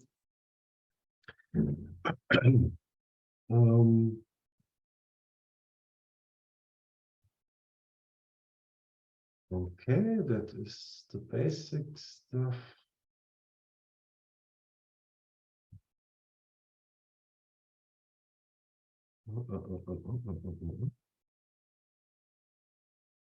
Yeah, okay. So I think especially for the rollback stuff, there is one branch which is called rollback impl done, rollback implementation done. And then you will see the book controller class is filled with some code. Let me just decrease the, what is the, no, this is not. Okay, I think that should be better. We have multiple methods here, and yeah, I have to say this is a functionality which is not available in the version 7.1 at the moment, but there is a workaround I provide to you. There is one class inside that project on that branch, which is called binary persistence reloader. And this reloader will be part of the next, one of the next MicroStream, one of the next MicroStream versions. And this binary reloader takes care about the rollback functionality of MicroStream. So that means, and this is a test project for that, and we have two methods. One is update non-store. That means I change a book only in the RAM without storing this book to the hard disk. And I have the same, I have another method here, update non-store deep. So that means I change some parts of the underlying sub-entities of a book.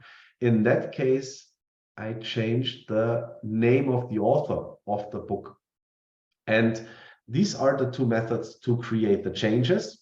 And then we have another two methods here, which are called rollback flat and rollback deep. And here is the class we talked about, the binary persistence reloader.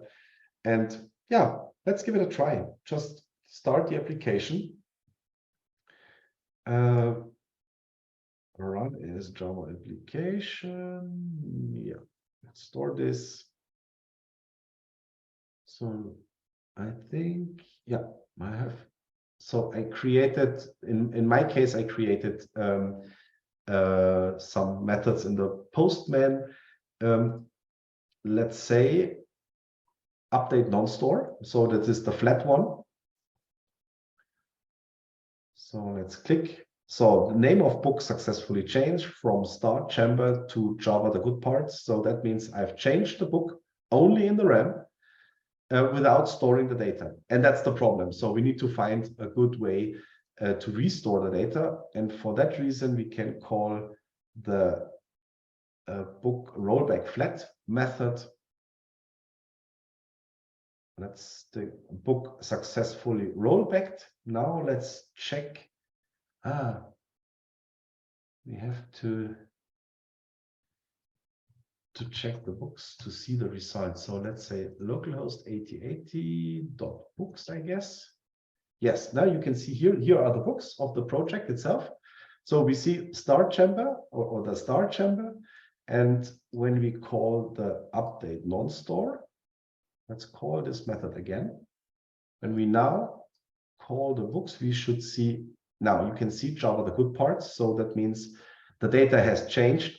And that is quite confusing because you will never notice until a restart of a project that something has changed because, or in your, so let's say something went wrong in your application and you change the objects in the RAM, you will not notice that these changes are not changed. So until the first restart of the project, because then you will get back all the old, that means it's quite important to take care about exception handling and also that rollback stuff. And now let's say, okay, let's do the rollback. Let's do the flat one. That's totally enough, I think. Call this again. And yeah, we have the start chamber again. So I think that's a good point to know how to handle those rollback stuff.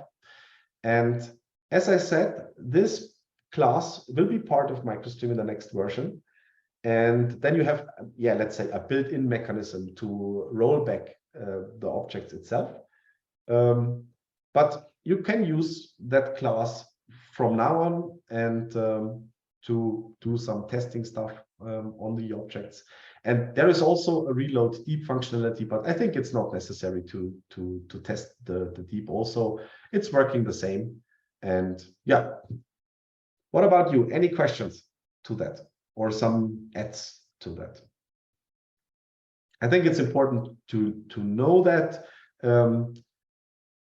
that you have to take care about the proper exception handling, and yeah, but it's up to you. It's yeah, it's a yeah. In some parts, many people ask us, okay, should this not be managed by the database itself? Is it a feature that belongs to a database or not? That's all the time a huge discussion. I would say, okay, basically MicroStream is a quite easy to use technology. It's quite fast, but on the other side, it comes with some disadvantages especially for rollbacking stuff and so on. You have to take care, especially with concurrent stuff, you have to take care by yourself. But on the other hand, you will get a huge performance. I think that's the trade-off, I would say. But yeah, it's great to have that in Java, and you can use every Java stuff you need to work together with MicroStream. Okay, questions. Now it's your part. No questions. So many people, and we don't have any questions. That's incredible.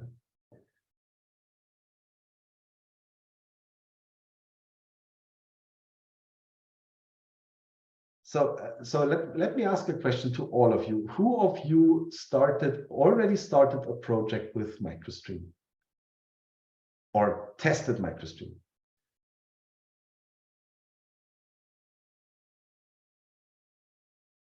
Okay, proof of concept, that's great.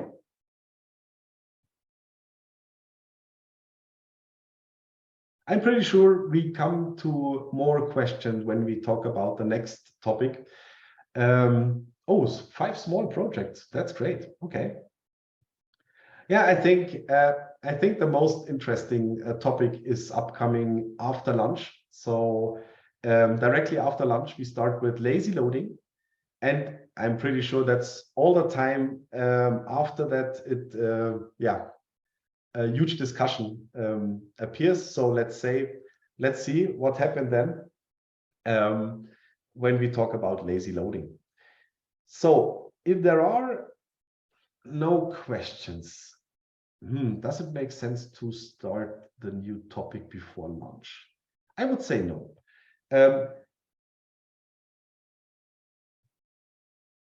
Okay, with Quarkus and many entries. Okay, what are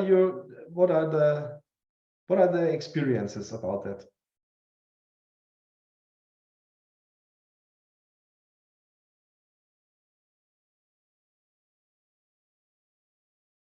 Or are there any experiences?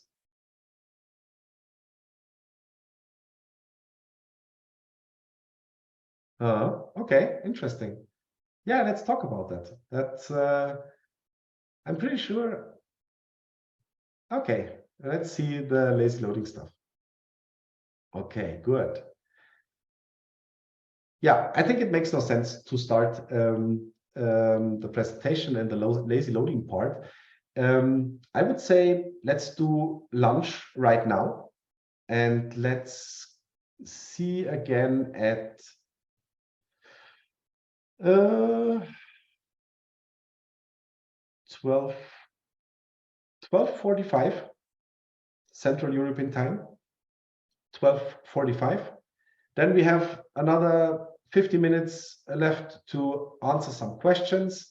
After that, Marcus Kett, our CEO, will meet us and tell us something about the roadmap of MicroStream for the next year. And then we start with the lazy loading topic, I would say. So let's do lunch break now. Meet us again at 12:45 Central European Time. So enjoy your meal, enjoy the lunch. Or maybe we can start with the basic stuff of lazy loading that could make sense before we wait. We will not lose that much time then. Okay, so question from my side. Are you basically ready? Is everyone here to follow the new topic, and in my opinion, one of the most important topics for today? So give me a small response. That would be great.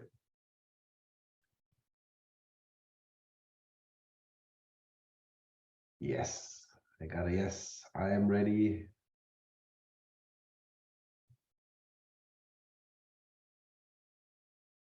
So we need to invent a ready check button. That would be great. Especially for some in Zoom, we have to create a ready check. With a huge sound in the end, so that everyone is waking up.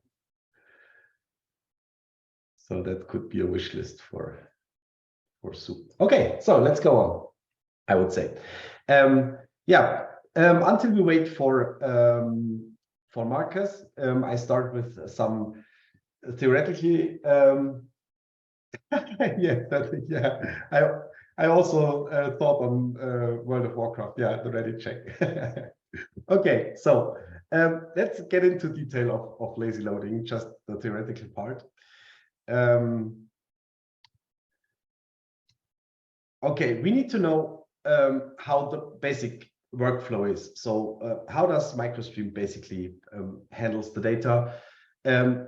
We should talk about what data should be stored or loaded lazily, how to use lazy references, and also some best practices examples. And I would say,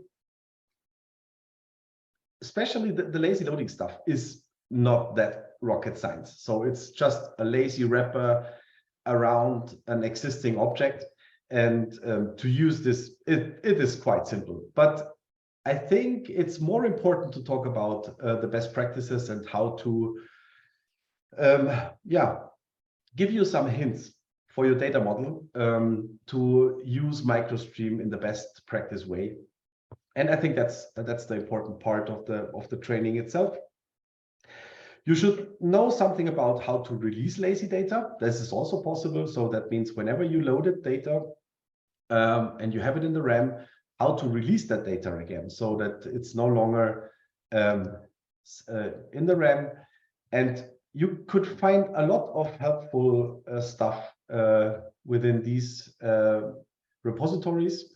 There are some really good projects, especially with especially when some other technologies comes into play, like Apache Lucene, for example. How to combine lazy reference together with Apache Lucene. Maybe that could make sense. A lot of stuff is going on there. So it's good to see what happened inside those repositories. So basically, why lazy references are important. So MicroStream is an in-memory database framework. So, and as the name said, in memory, that means most of the data, or I would say all of the data, is basically in the RAM. Whenever the MicroStream starts up, it loads the whole data from the storage and puts it in the RAM. And that is also the reason why it is so fast and performant. Good news is that we don't have any object copies. That means, which link you mean, sorry? Okay, yeah, sure. Just a second. That could be helpful for you.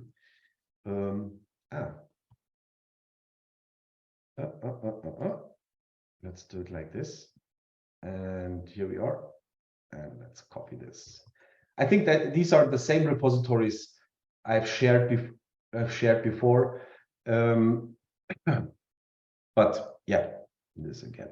Okay, let's switch back. So, okay, and that's the reason why MicroStream is so fast. And also, it's quite important to know that we don't have any let's say we have 100 concurrent user, for examples. Then these 100 concurrent users don't have object copies. They are working all on one data model. That means it's more about, it's in some kind, it's like a cache, and you don't have to take care about releasing data and so on. This is made by MicroStream, and these are the good news. So it doesn't matter how many concurrent users you have, all the concurrent users are working on one object model instead of working with object copies. And that is also the reason why we need caches in the past, especially when we use Hibernate, for example, because the cache is not only to have the data in the application without loading it from the database, it's also a mechanism to keep all the concurrent users and all or to prevent all the concurrent users to have their own data copies. This is also the reason for the cache. So, okay, so in-memory database, and for sure, why it is so fast? Because it's in memory. That means best performance. To get the best performance, the data has to be in the RAM. But this is not really the truth. Even when you have the data in lazy references, to access the data is also really fast because of the missing data mapping. We don't need any data mapping anymore. This is made by MicroStream in the background, but this is also really fast and much faster than to get the data from the database, I would say. But maybe we can have a look to the performance demonstration in the end. Then we will see the differences between that.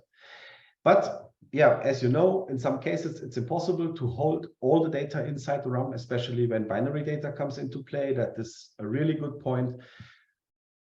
But I would recommend that you shouldn't have or you shouldn't store binary data in your database.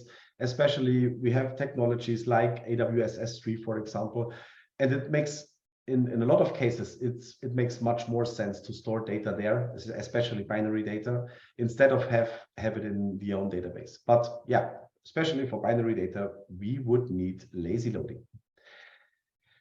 And sometimes it's just unnecessary to hold all the data inside the RAM. Let's think about historical data, some archive data, something like that.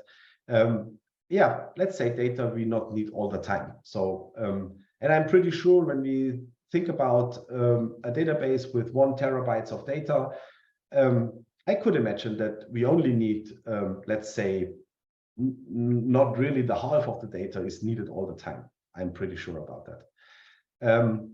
So we have to decide which data could stay on the hard disk and which one is the data we need in the RAM. I think that's important. Okay. By default, as I said, the whole data will be loaded into the RAM, and we will measure that in the next few hours. So, and we will see the result. How many data can we have in the RAM? What are the memory consumptions? We will talk about that. We will measure that. Okay, let's say we have an object model like this one. So let's say, okay, number 2 is a business object, or is a business object, which is the data root. And then we have some sub-entities there. And let's say we have 1 million objects here. And on MicroStream startup, these 1 million objects will be loaded. As I said, that is nothing new. And with lazy references, for example, when we set some lazy steps here or here or here, then we will only get, for example, 500,000. It's just an example. But this is how lazy basically works. And the special thing, how it works, we will talk about that later. So now we have to talk about when to use lazy loading. I would say basically always on binary data. I think that's the most important thing. Whenever we have images or documents or something like that, it should be loaded lazily. Yeah, blobs, images, and so on. Always on huge collections with less frequented data. I think that's important. So when we have huge collections which are needed all the time, then maybe it makes no sense to load it in a lazy way.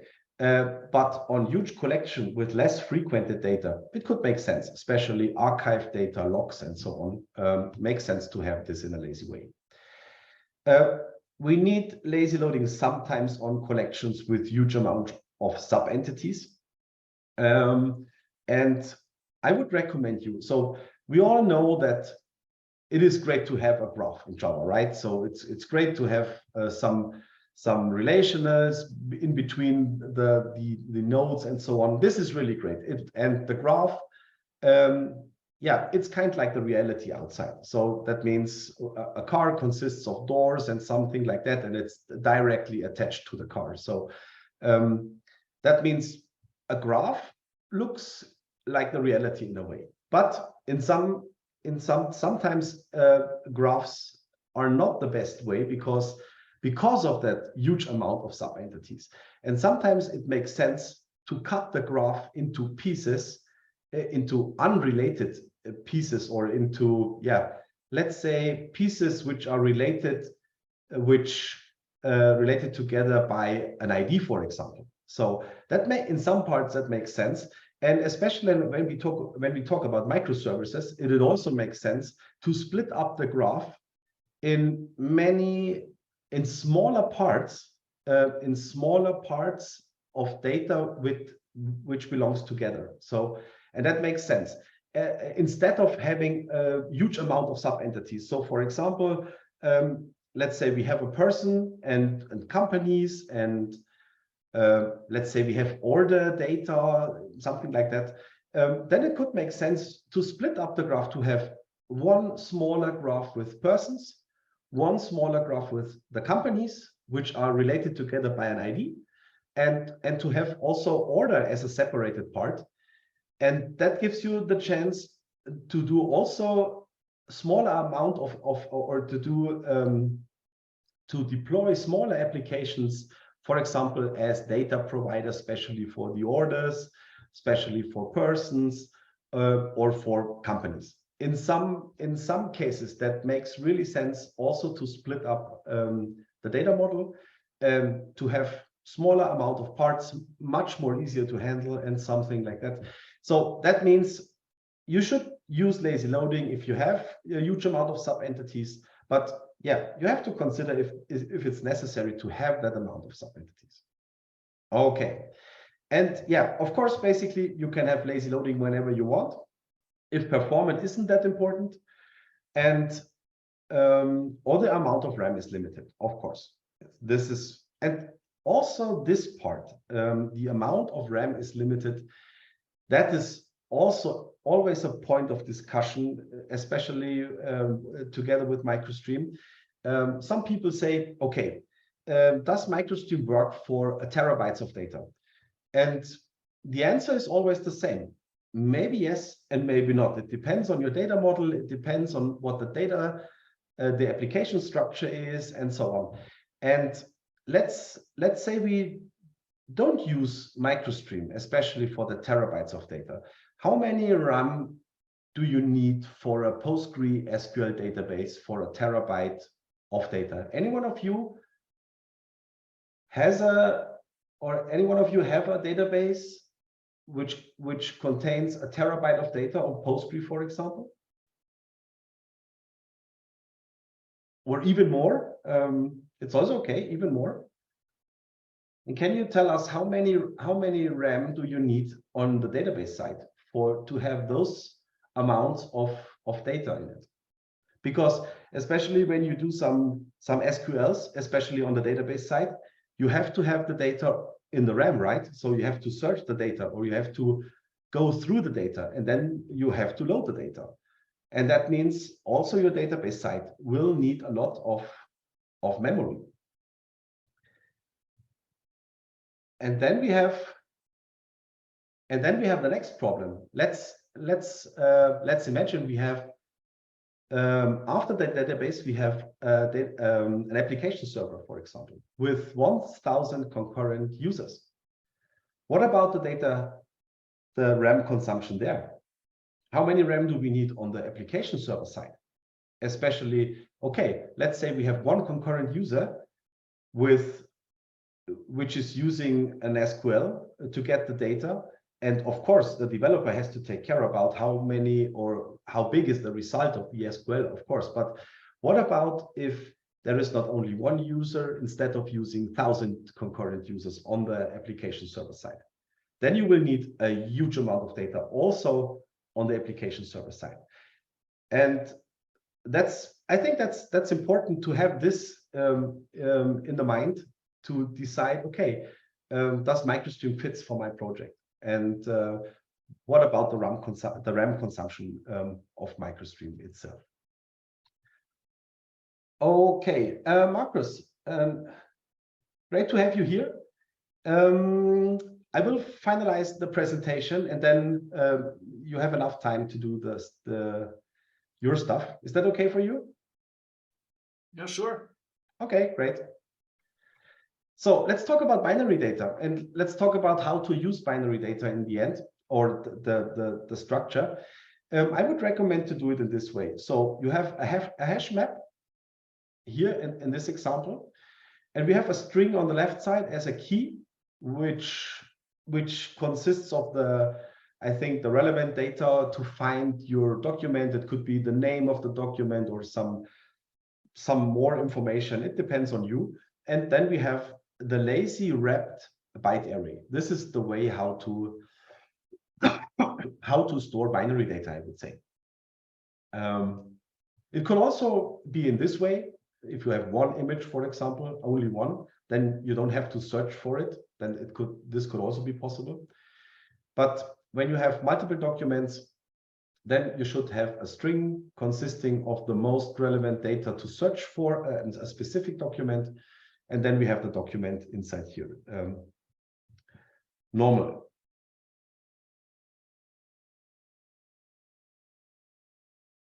Yeah, best practice, using a hash map instead of list or set gives you the possibility to search for the right binary and load it with get in the end. Okay, this is one. I think that's really straightforward. It's nothing special in it. But the first step is to use a map instead of using lists or sets. Okay, let's talk about huge collections, or be aware of huge amount of sub-entities. This is what I already talked about. You shouldn't, basically you can use this strategy to have one lazy reference for maybe a list of books. That fits for a lot of cases, but you should be aware of as I said, huge amount of books, for example. So if the list consists of, let's say 1,000 books, that is not the problem. But what about if there are 1 million books in it? Especially when you have to stream through the books, then it is the case that you have to load the whole list from the database or from the hard disk, for example. So that means this could be a solution, especially for smaller lists. And this is working really great, I'm pretty sure, but not for huge lists. And but basically it's work, and it's also a proper a valid strategy to have that structure. What about this? to have a hash map with a string, and then we have a list, a lazy list of book.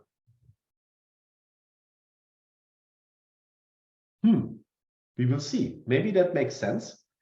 Especially this structure makes sense when you want to have your own index, for example. So let's say each book has its own ISBN number. That is, I think, all over the world, every book has an ISBN number. And let's say we have the first 2 digits of that ISBN number within that string. And after that, we have inside this lazy list of books, we have only these books where the first 2 digits of the ISBN is the same like the key here. That could make sense. And then we have a hash map with multiple keys here, always the first 2 digits of the ISBN, with a lot of small lists of books in it. That could make sense in a structure, especially when you want to have a huge amount of books, for example.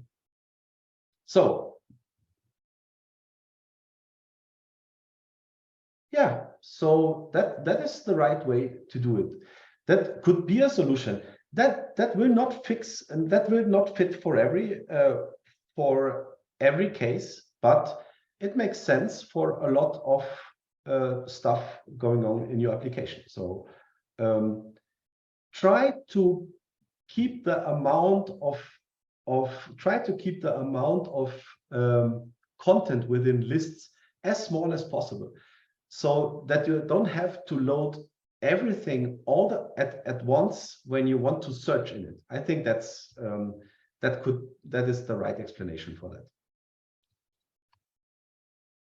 Okay, as I said, best practice for huge collection and gives you the possibility.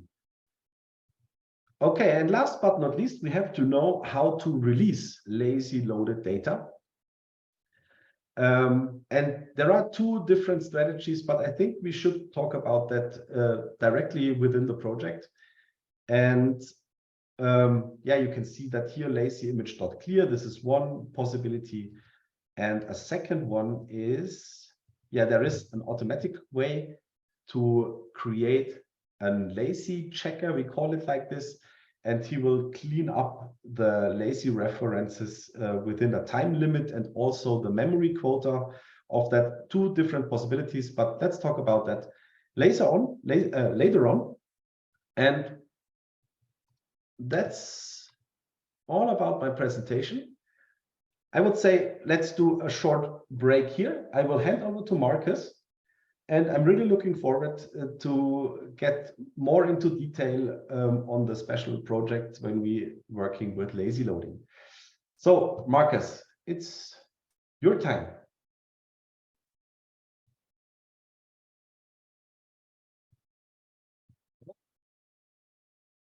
Thank you very much. Thanks, Christian. You're welcome. And hello, everybody. Welcome to our training.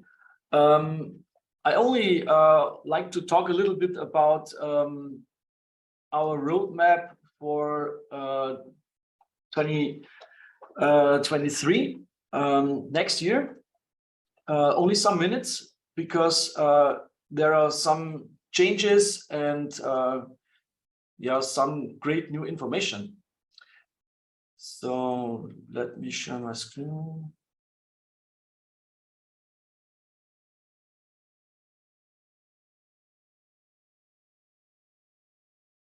All right.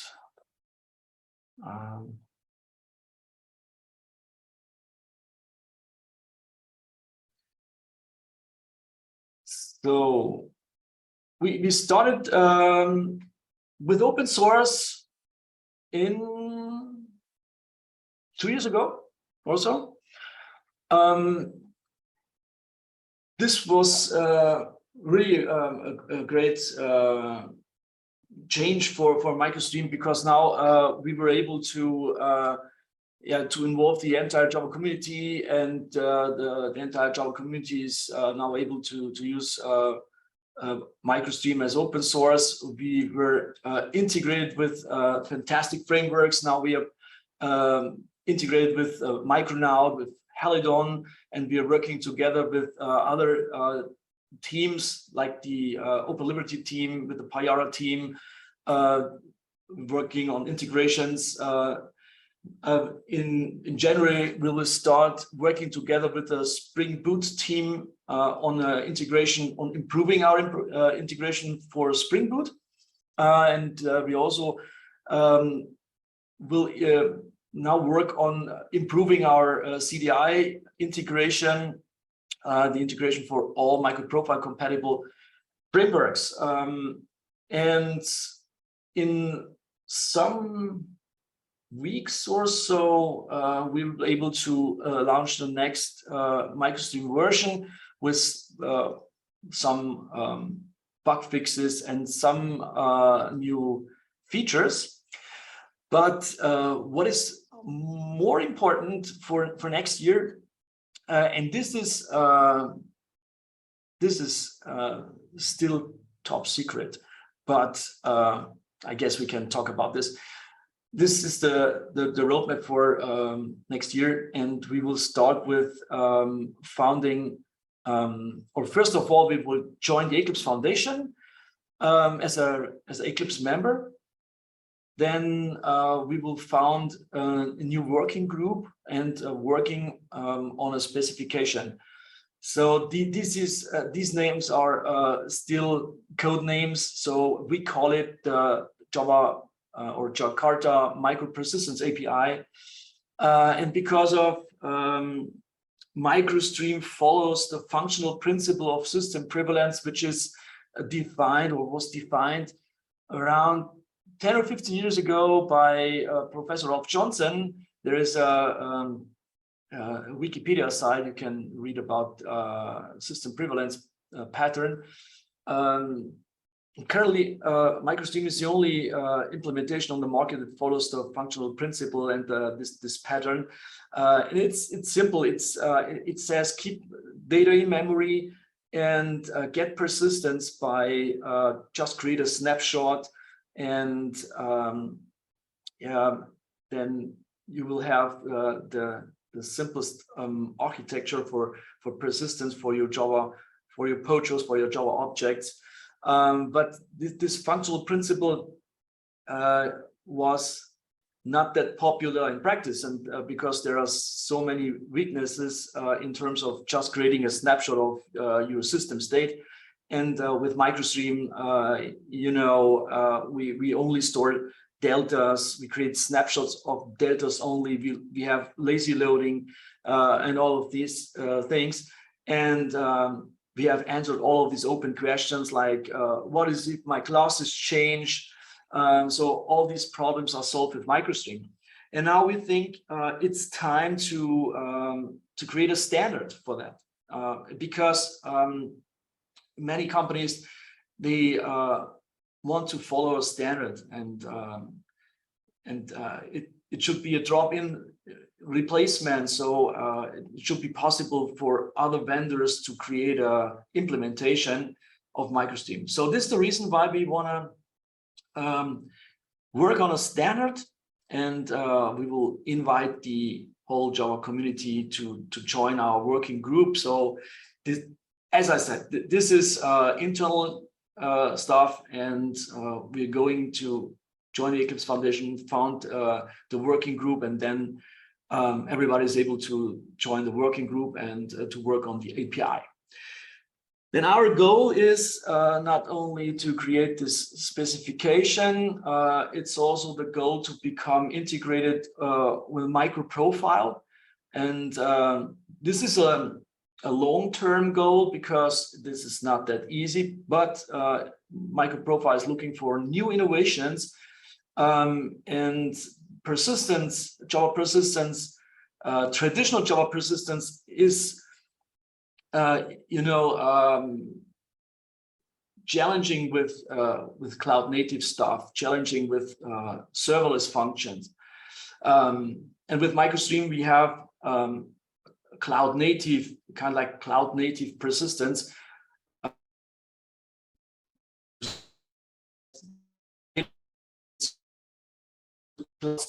Like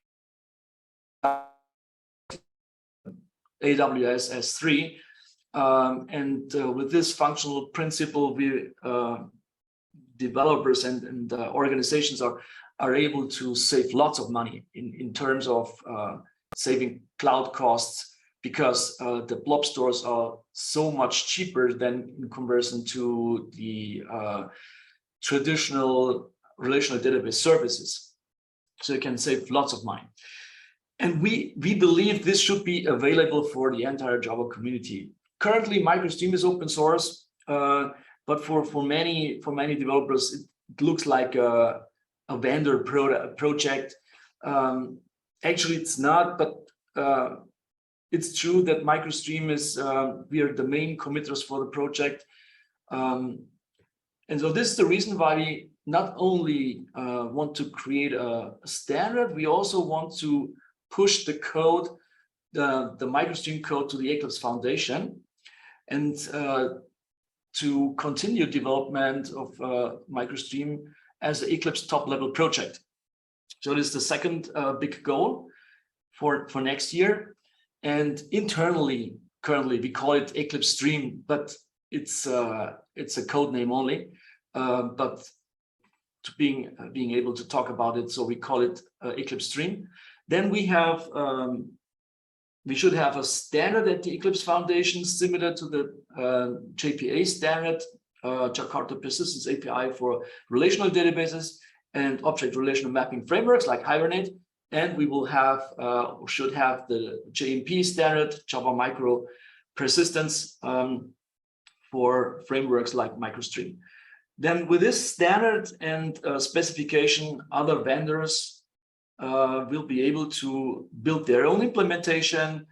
For instance, the vendors of the microservice frameworks, they can use the reference implementation or can change it and develop their own implementations. And MicroProfile standard is interesting for us because with MicroProfile, there is a standard for all of these MicroProfile frameworks and runtimes, which are the base of modern microservices and modern Java Cloud Native microservices. So this is our goal with MicroProfile. Becoming part of Jakarta EE is a long-term goal. So I don't have the Jakarta EE on my slide here. With MicroStream, we will have another implementation.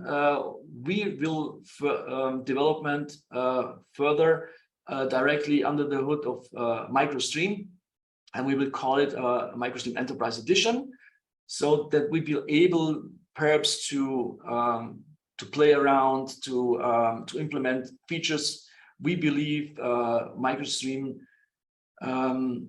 should have. And because of standards are sometimes slow and top-level projects are sometimes slow, this will give us, our MicroStream Enterprise Edition will give us the possibility to accelerate the development and be as fast as today with MicroStream. And on top of these core implementations, we will provide the MicroStream cluster. So with MicroStream cluster, it's possible to run multiple instances of your application or MicroStream, your MicroStream node. So multiple application nodes to build distributed applications. So this was one of the most important requests for MicroStream, because MicroStream Core is a single node storage technology. It was built, so we started MicroStream 10 years ago. There we had monolithic applications, mostly or very often one node applications. So MicroStream was built and designed for running monolithic applications. And now we have the microservice paradigm. We have the cloud, and super popular, and we have in the cloud we have the small microservices, which means we need also small or micro machines, and to be able to manage the load, we need, of course, multiple micro machines. If the load goes up, then we have to scale horizontally, and to enable building MicroStream applications and microservices that are able to scale horizontally, we have built the MicroStream cluster. It enables you to run multiple instances of your app, and these instances will replicate the data. So you can then now distribute your object graph through hundreds or even more JVMs by MicroStream cluster. It runs already, so it's production proof, but we have not launched it already. So currently tests are running, so we in a beta test period, and our expectation is to be able to launch it in January or February. Then it will be available for on-premise installations, but of course you can run it in the cloud as well. But you have to configure and install and set it up for your own. It's not a rocket science, but it's linked to effort, of course. And this is the reason why we also provide MicroStream cluster as a service with the MicroStream cloud. And also MicroStream cloud should be launched in January or February, perhaps February next year.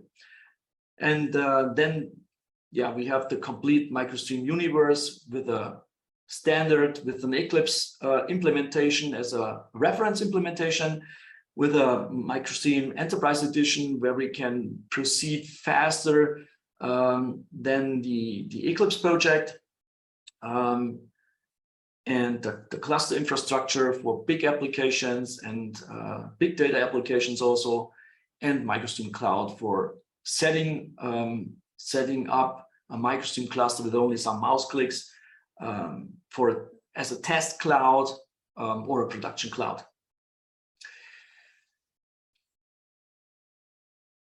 This is not the only thing we will launch in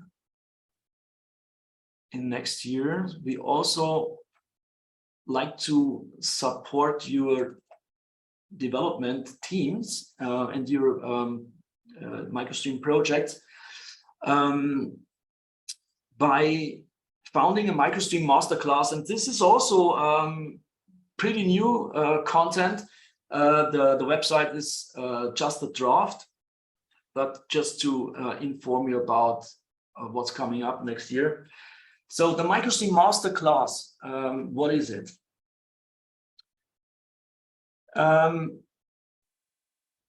When we introduce new technologies and try to use new technologies in mission-critical projects, sometimes this is challenging because the developers are not experienced enough. There are so many open questions. So questions about what's the best practice and what is if I am in trouble, if I have some problems and issues, who can help me, and something like that. And with the masterclass, with MicroStream masterclass, we give the answer. So the masterclass is a elite coaching program for your MicroStream mission critical projects. And with this program, you will have access to the top experts. Of course, the MicroStream guys, so we are the experts for MicroStream, of course, but by building MicroStream projects, you of course will be have to manage other problems or issues. There are other challenges in terms, perhaps you will be you want to to develop a serverless application that runs in the cloud. So you have to. There are open questions and challenges about what actually is serverless, what the best approach is for serverless, and MicroStream is not the MicroStream team is not the expert for everything. So, and this is the reason why our idea was, why not involving the top experts for all these topics.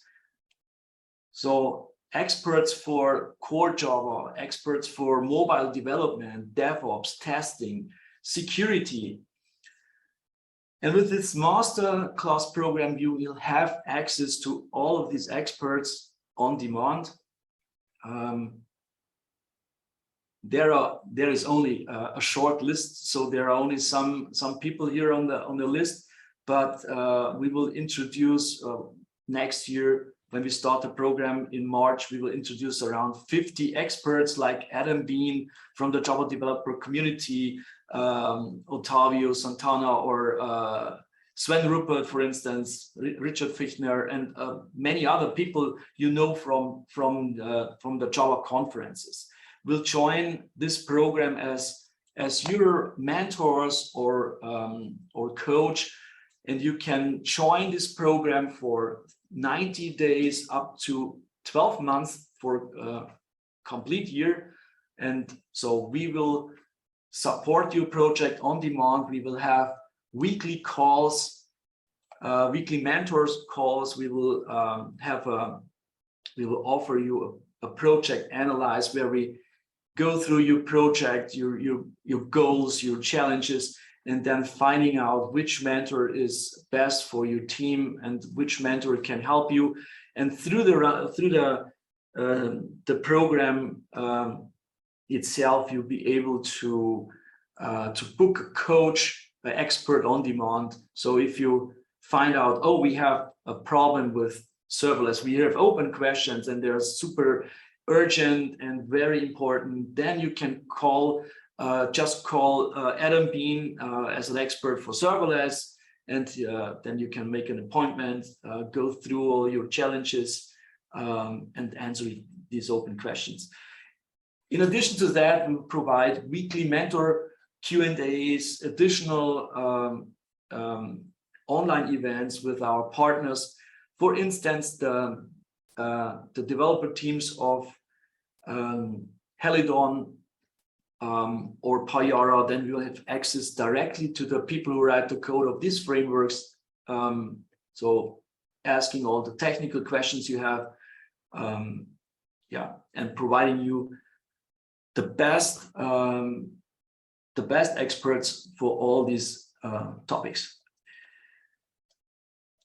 So the roadmap will be very easy. We will have an info call where you can learn all about MicroStream Masterclass. We will have a selection process because we are not able to support more than 30 teams, perhaps 40 teams, but we will start with 30 or 40 teams, not more, to be able to support, to provide the best possible support for your projects. Yeah, that's it.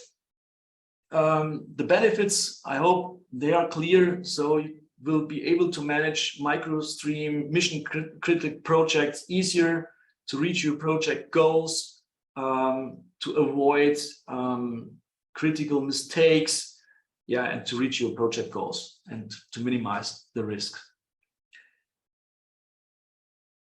So that's pretty much all for the roadmap for next year.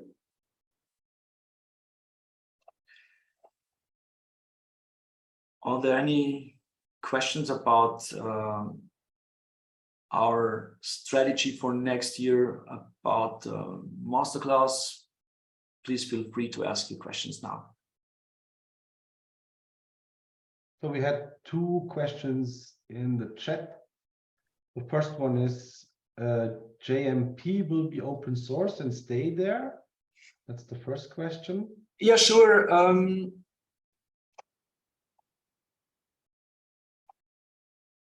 share it again.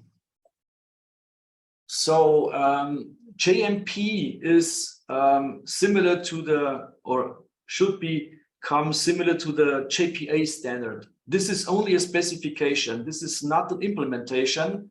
And of course, it's an Eclipse project. It has to be open source. It will be open source and will stay open source. And then we push the implementation also. We push MicroStream as it is today to the Eclipse Foundation. It will stay open source, of course, because MicroStream as it is today is already open source under the EPL. So we already choose the Eclipse public license, which allows you to use MicroStream in also in closed source projects, in commercial projects for commercial purpose. So we have all possibilities, and yeah, it will stay open source and will stay under EPL. So there is one comment. So that means JMP is only the specification, right? And MicroStream will be the reference implementation. Yes, exactly. So MicroStream. So we have to to donate the name MicroStream to the Eclipse Foundation. Then we could keep the name MicroStream for the reference implementation as well. But this is a problem in terms of IP rights, and so we are investor driven.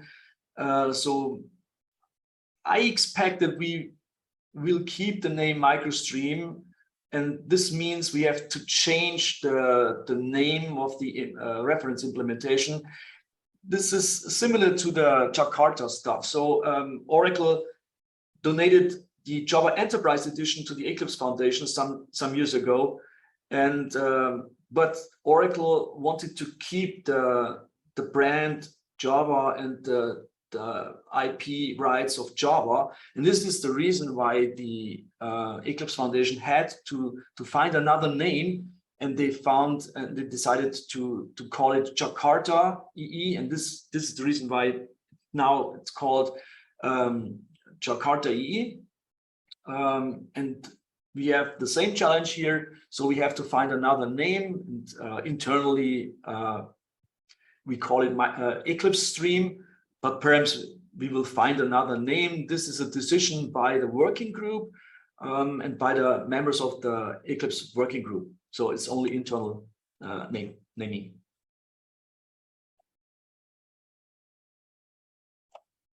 Okay, no further question, I guess. So no further questions. Cool. So far. So we believe this is cool for the job. You more, it looks more open source. It's even easier to join the project, to join the working group, and to commit. Actually, it's easy today, but many people like committing to foundation projects, and we believe this is a great way and a great roadmap for the future of MicroStream. All right. Thank you very much for joining again, and back to Christian. Thank you, Marcus. It was my pleasure. Okay, so I wasn't the lazy guy during Marcus's talk, so I copied the link to the lazy loading demo and just to share it with you. So this is the link to the next to the project we need the next few minutes. And yeah, I apologize for the heavyweight window moving for the next few minutes, because there are many different windows I have to share with you. So yeah, let's see how it will work. Okay, so as I said, I created one project with several branches. Let's give you a short overview. So the first branch is the normal lazy demo master branch. And what's inside there? So we have one JSON file with 1,000 persons in it. Then we have mockup utils just to load these persons and store these persons directly, or to parse that persons, I would say. Then we have one domain class. It's a person class. We have a database, embedded storage, always the same. We have the data root object, and I would say this is the important part, then because we will do a lot of changes here in that class during the next few minutes. But the first step is to have a very straightforward list of persons, and yeah, let's see how many persons we can load. What about the memory consumption on the JVM? And yeah, let's see what happened. Oh, okay, sorry for that. I didn't share my screen. Okay. Okay, here we are. Sorry for that, but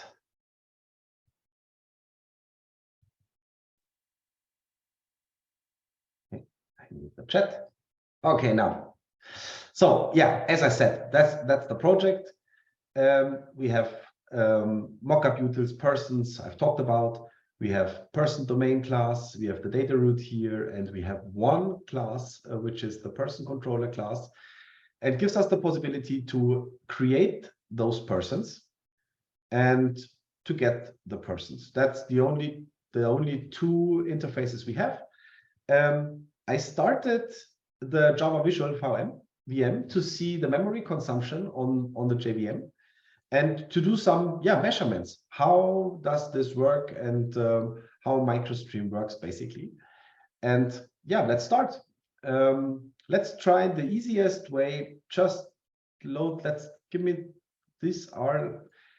One moment. We have an in-stream right here.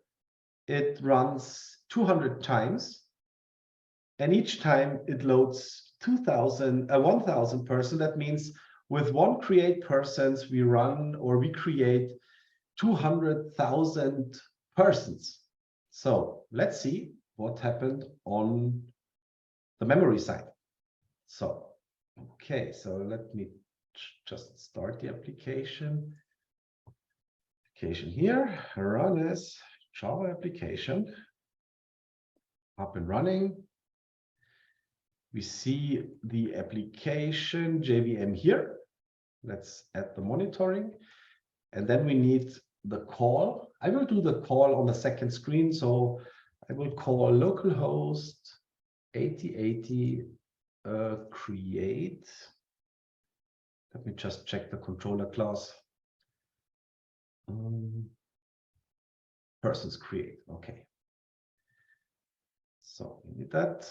These are the memory. That's the memory. And then we say person create. Okay, as I said, it starts to run. And oh, so there is one error we have. Just a second. There was a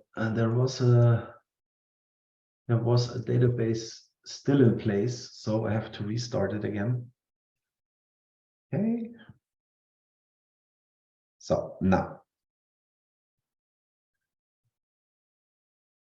this is no longer required. Monitor CPU. Let's go. So let's create these persons.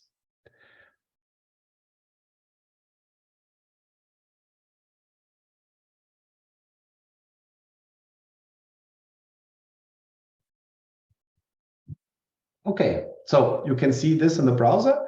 Person successfully created. Now we have, at the moment, we have 200,000 persons in the storage. When we use a garbage collection, so we have around 1 GB of memory RAM consumption on the JVM. Let's have a look to the hard disk. So let's do a refresh here. Let's check the data side. No, don't need that. So let's see, show in System Explorer. And let's see how many. Okay, that means we have around 2 gigabytes on the hard disk. So this is the basic. The basic amount. So that means it depends. Of course, it depends on the domain object itself. How many data we need, or what are how many data on the hard disk means how many data in the RAM. So that is a little bit different and depends on the data model.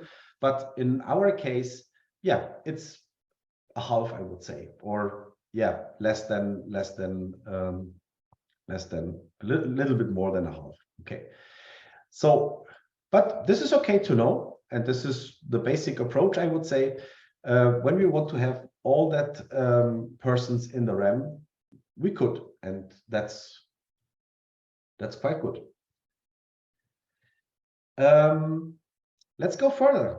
What is the next thing we could do when we don't want to have these persons directly in the RAM?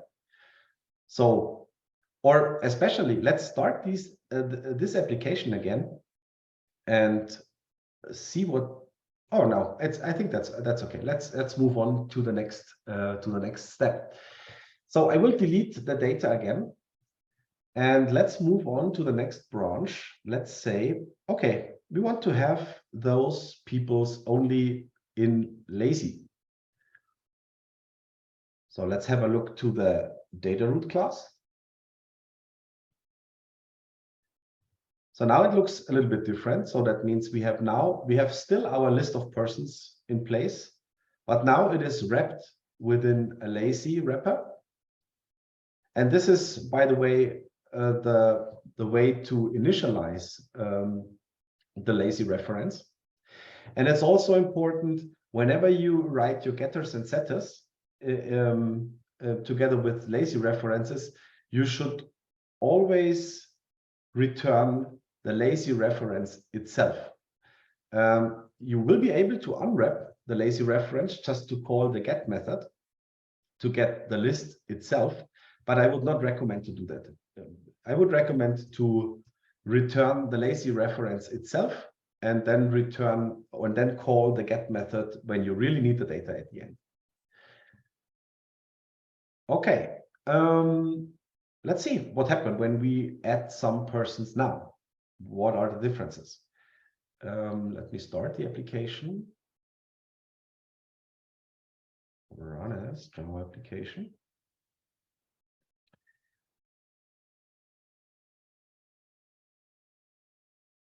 So there is a new one. So we have the memory measurement in place.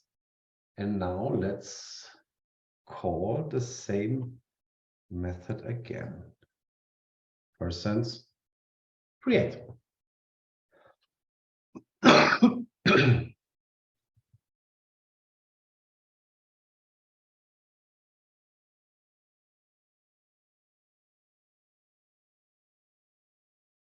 So we created those persons successfully.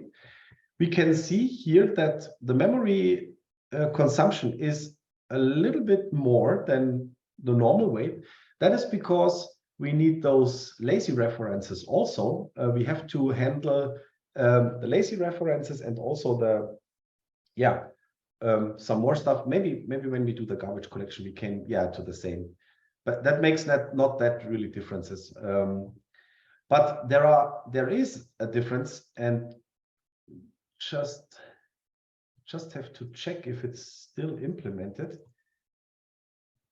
Let me enable these lazy reference manager. We talked about that before on the presentation.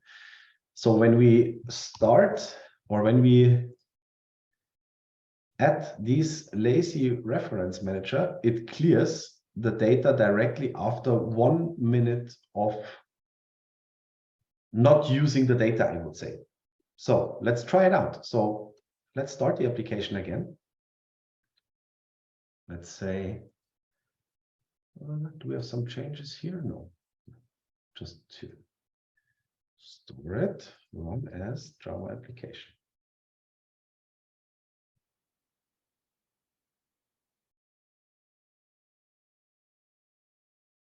Okay. Just a second to have a small look. Yeah, there is another one. This is really great. I will use that just to initialize the database itself. So that means instead of calling create, and just remember, the data are already in the storage. So I just want to initialize the data, and you see persons or the database is initialized. Everything is fine. Let's have a look to the memory consumption here. And we have around, yeah, around 200, or let's say, yeah, this 150 megabytes of RAM, because the data is loaded lazily, so it stays on the hard disk. So let's call the method persons. What is that? Get persons, just persons. So now the data has to be loaded. So we need the data to return it. So now we can see these 200,000 persons in the browser. But after 1 minute, the data should be cleared from the RAM. So, but the disadvantage is in that case, I already mentioned this. Whenever you want to access the data, whenever you want to search within the data, you have to load the whole list at once, and then you will be able to search for. I mean, 1 minute can be a long time when you wait for it. So let's say 30 here.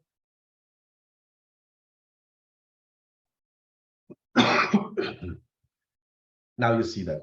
Now the data is released. As I said, as long as the data stays untouched, MicroStream takes care to release the data. And for that reason, you have to add this lazy checker on the DB class. So lazy reference manager. You will find that code snippet within the branch. So, and that's okay. So, okay, this is the basic usage of lazy loading. Any questions so far? Or any adds from your side? I would say not a rocket science to use it, just a lazy wrapper around the original objects. And to access, you can use a get method to get access to the data itself.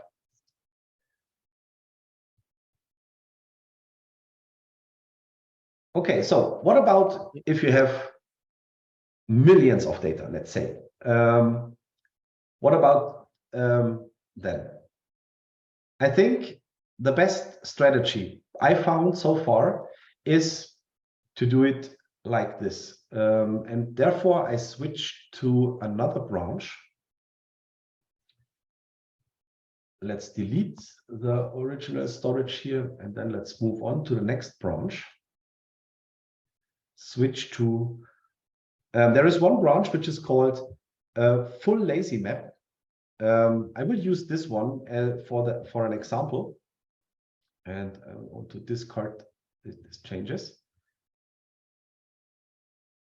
Okay, let's have a look to the data root. But before, we have one question. If there are lazy references in the person, it won't be loaded until we access it. Yes, that's right. So if the person has its own lazy references inside, yeah, they will not be loaded until you access it, right? That's right. Okay, let's have a look to this approach. So in this case, I used the map lazy persons, and the idea of this approach is, okay, we need to search for persons maybe all the time. So now we have to find a solution that the person object stays on the hard disk. So we don't want to load it, but we want to have the most relevant data to search in it. And for that reason, I tried something like that. It's a quite simple solution. So, and in this case, I used the mail in combination with the random UU to string, just as an example, as a key. So I use this one in the key, and then I add the lazy references, the lazy reference of P of the person to the map. And let's see how this works. This works really, really great. And it's also a great approach, especially to have, yeah, let's say millions of data. And let's try it out. So we don't need this anymore. Let's start the application. And let's try to add millions of data. Let's do that. Run as Java application. Okay, up and running. So we have the application here, monitoring CPU.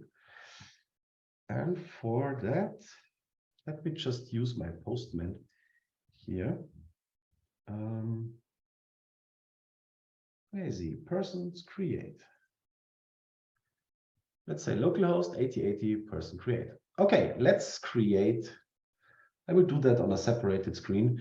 So what we can see here is that the first 200,000 persons are loaded at the moment. Okay, now it's done. And now you see that the amount of RAM is a little bit higher because of the lazy reference objects we need. We could have a look to the memory consumption. Let's do a small heap dump and to check what type of objects we have. Okay, let's check the classes. And as you can see here, so there are some basic objects which do. So of course we have the byte arrays.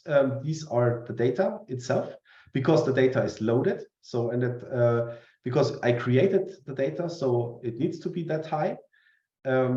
Then we have object registries and storage entities.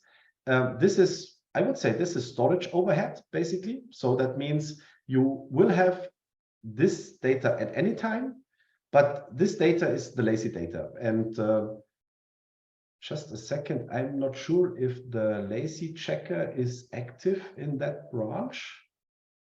Yes, it is. That means when I click on garbage collection, the data should be released. Okay. Yeah, so yeah, that's right. That's the right result. Because let's do another heap dump. So you have to remember that we have the key values. The key values are still in the RAM because I want to search in it. But all that other lazy stuff is gone. And now we see the result is, okay, we have, I think the storage entities here, these 167 megabytes, these are the 200,000 instances, 2 million. Yeah. These are the key values, and these are the object registries, the normal storage overhead, I would say. Okay, so let's add some more data. Let's see what happened when we add some more or millions of data. So I click on, let's create another block of 200,000s. Let's see what happened on the monitor. And I would say the time we need to add Another block of 200,000 will stay. Oh no. I think that's out of memory of my application. Okay.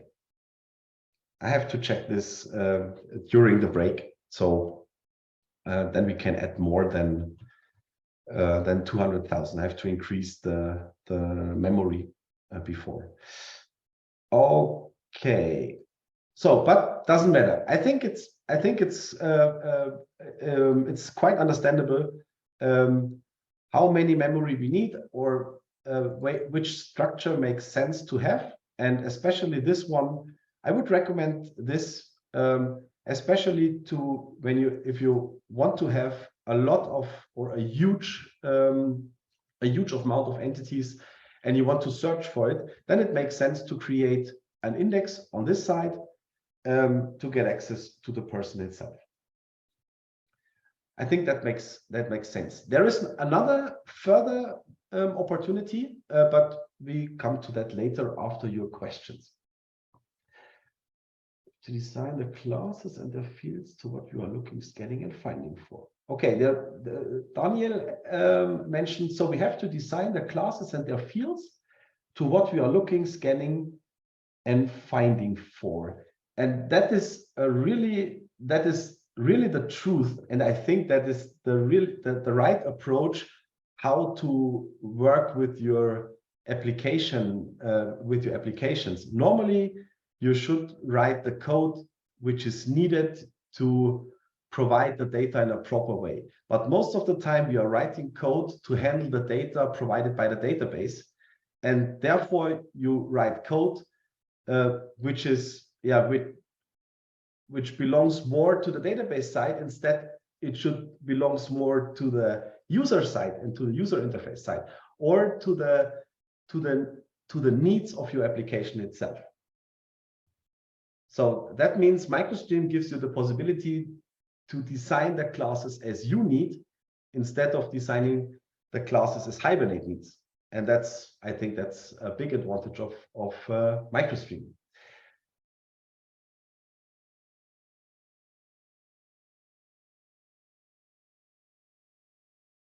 Yeah, that's right. There is no default auto release. Yes, there is a default auto release, but I think it's 30 minutes around that. You could find these default policy within the documentation. I think there is a default value at around 30 minutes, I guess.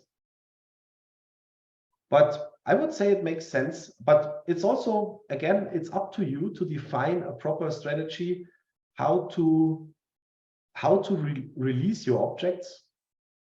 I think 1 minute is not the best way to do this. It's just for training purposes, because in some cases it makes sense to have the data in the application, especially when you have a lot of concurrent users, for example. Then you will need the data because you want to have it in a huge performance.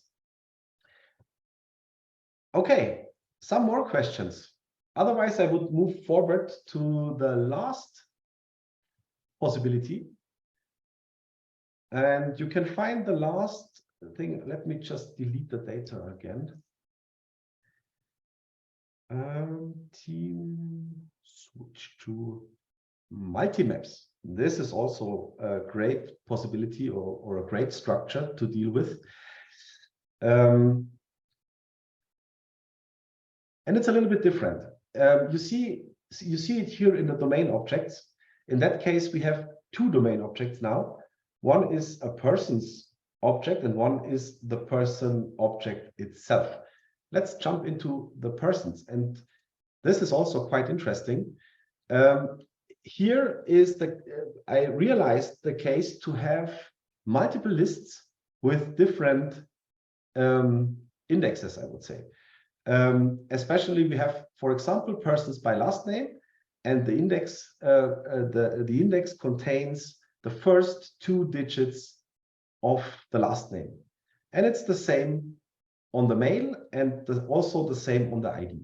And a lot of people would ask now, okay, does that mean that it doubles the amount of person or it doubles the amount of RAM I have when I store the persons in multiple maps?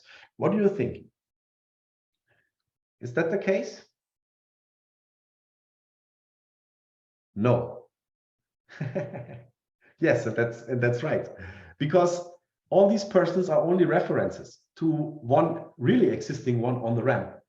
So, and that means it does not doubles the RAM consumption because it's just a reference. Of course, you have one reference more, and you need to have the RAM consumption of this one reference. And I think it's how big is an object reference in Java? I'm not sure at the moment. Yeah, at least 64 bytes, I guess. Yes. Thank you for sharing that. So, but that is also a great opportunity to store the data, yeah, when it's needed. And if you need the data like this, if you want to search for the person in that way, it makes sense to have the structure like this. So, and now you understand, maybe you understand why it's more important to see the different possibilities instead of seeing how lazy is working. And you have many, many different possibilities to create your own object graph and make your object graph more effective in combination with MicroStream. And I think that's more important than to see how lazy directly works. Okay. Another point I want to share with you is how to release data in a manual way. Hopefully, I added this to the controller itself. Give me just a second.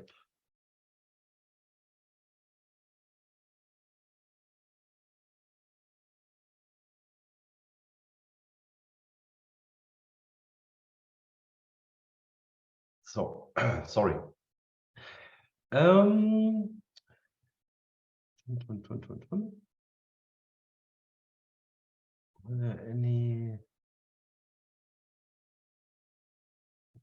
Did I have an example here, maybe, or maybe not? Then I have to share the MicroStream.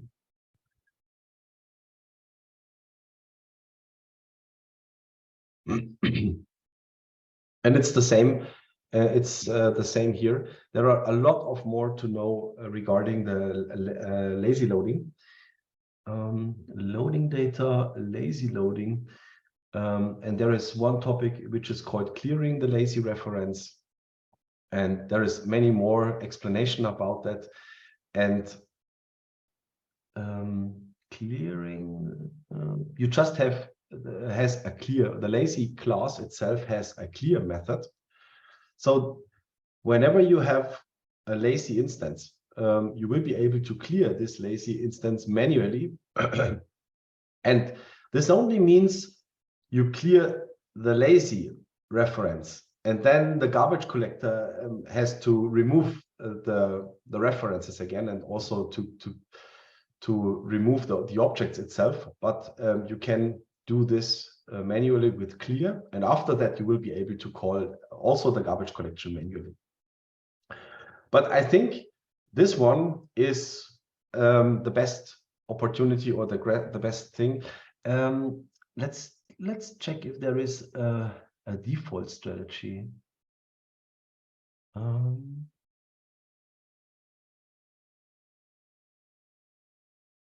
Is there a default? Yeah, I can see it. The lazy reference manager audit this. It's enabled by default with a timeout of 1 million milliseconds, which is about 15 minutes. Okay, so this is the default at the moment, and you will be able to change the default by using this code.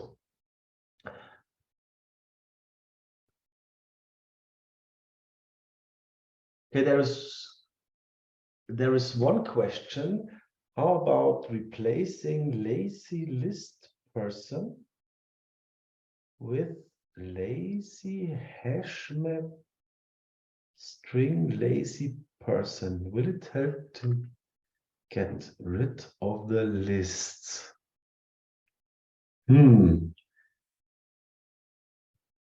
Okay, so basically it will help to deal with the overhead of all. No, it won't help. I think. I think it depends a little bit on the use case. Let's say, let's talk about this approach here. So in my case, let's think about. So in my case, when I click on create person, it will load 200 times the same 1,000 persons again and again. So what happened on the database side, or what happens in combination with MicroStream? So especially in this case, I have to add these 1,000 people again and again. That means every time when I store the data, I have to open these lazy lists again to add every time the same person, right? That means when I click 200 times, it opens this list, every list again and again.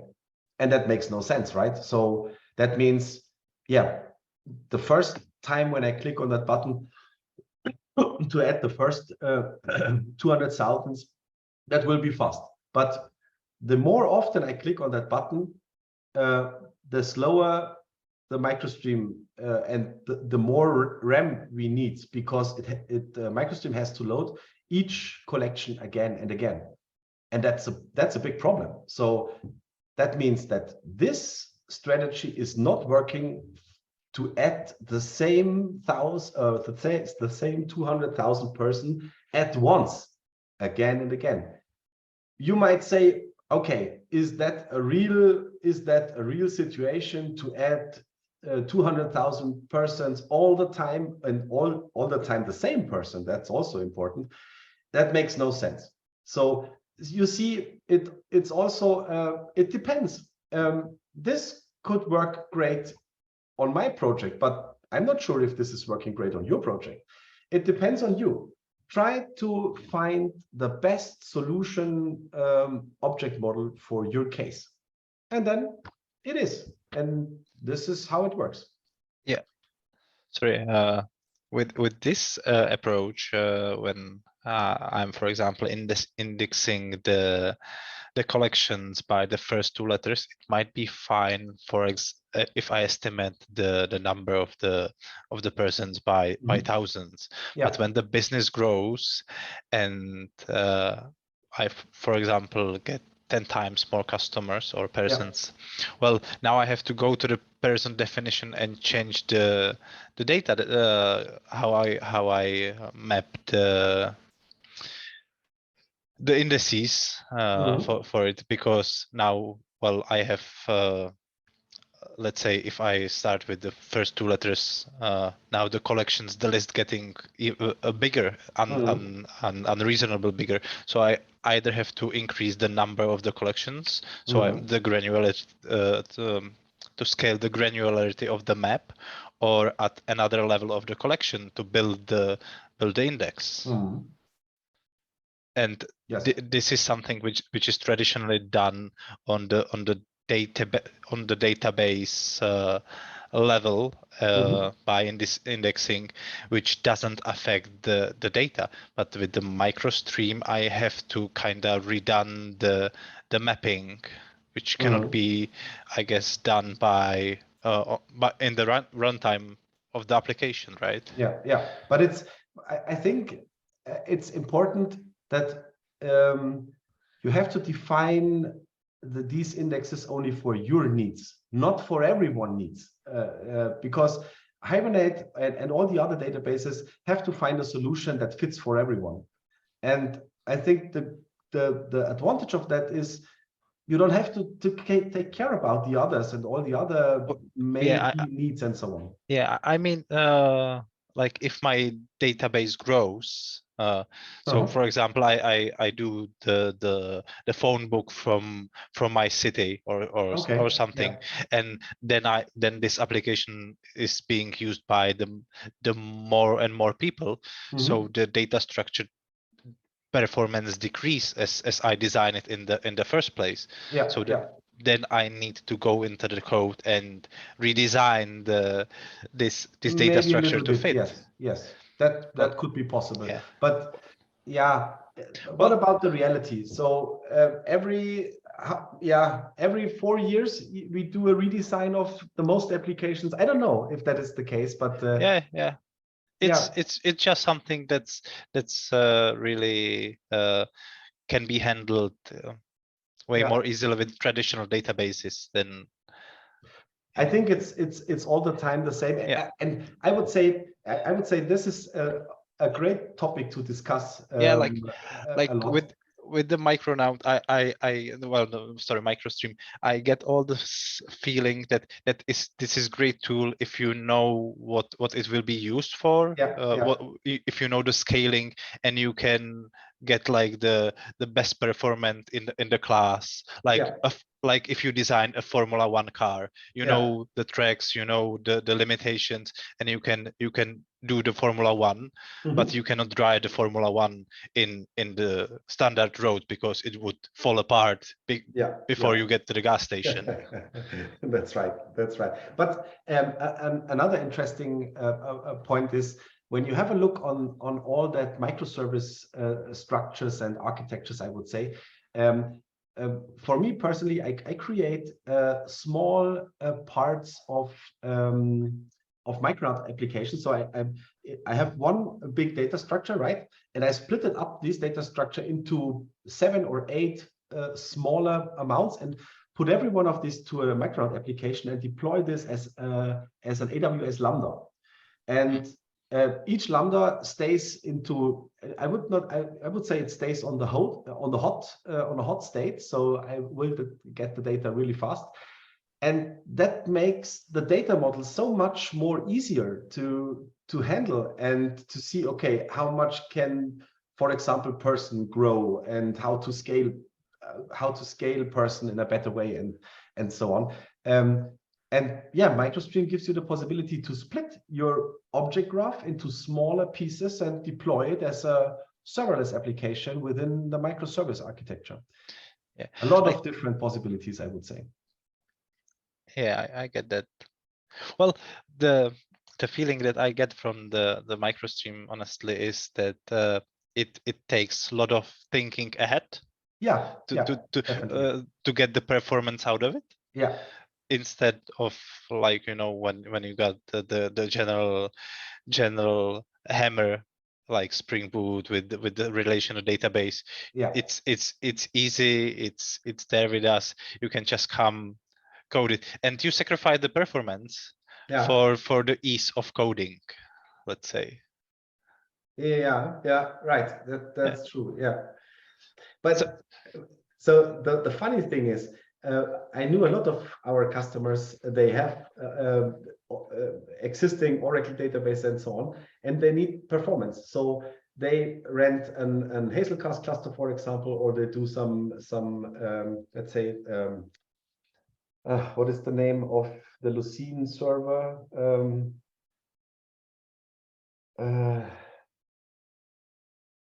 Don't know the name at the moment, which is using Apache Lucene, is the underlying system. Apache Ignite? No.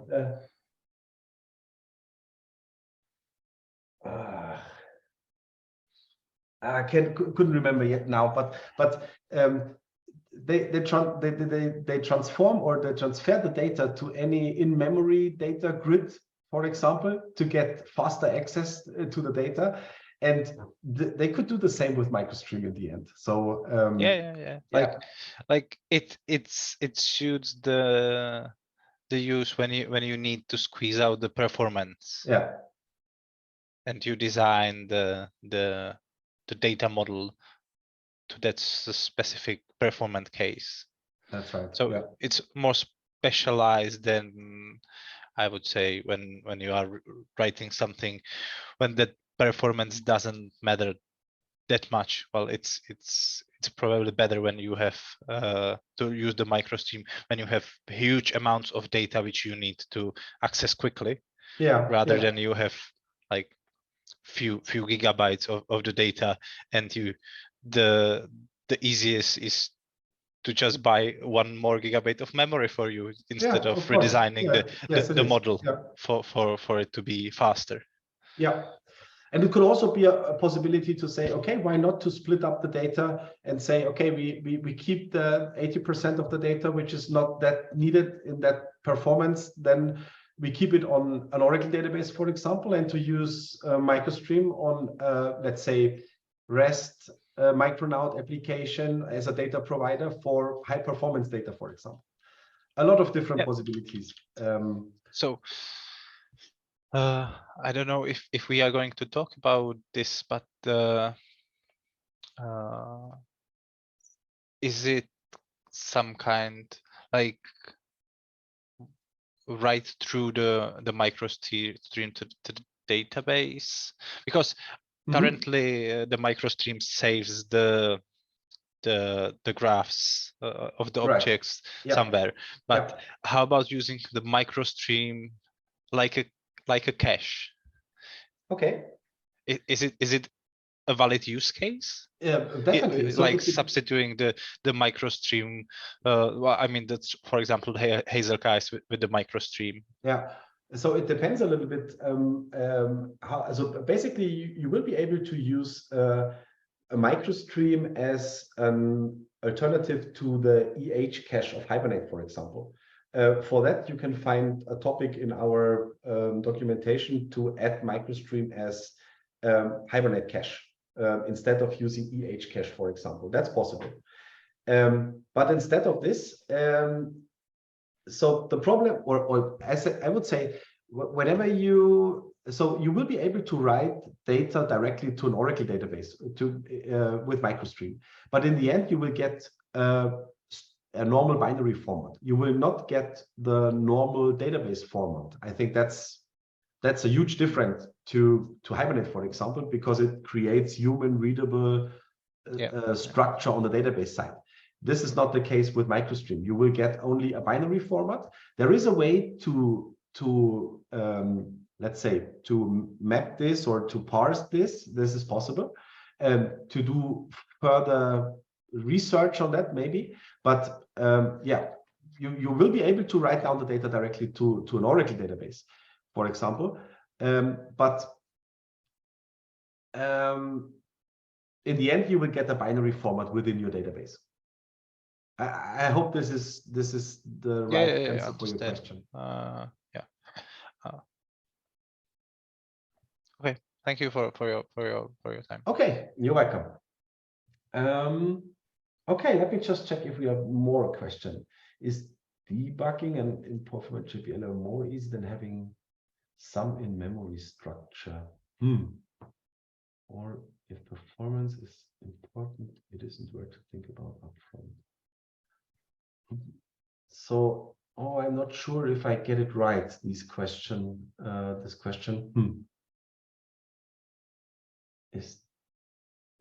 Okay, got it. So, okay, so some more question. I would say let's do another break.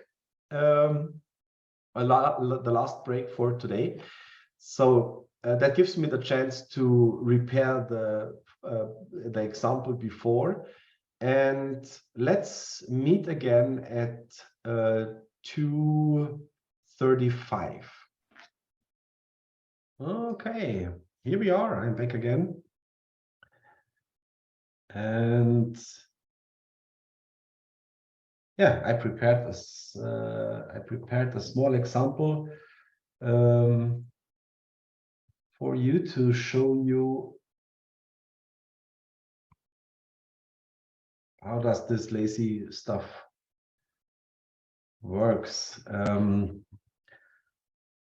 So, okay, so we need the chat and we need you to see. Okay, great.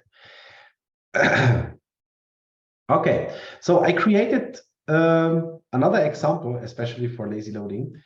And let's show you the data structure. So first, let's see the person domain object itself. So it's a normal, really straightforward person, but with one special thing. We have two values, and these values are huge strings. We are able to see that when we open that mockup JSON file.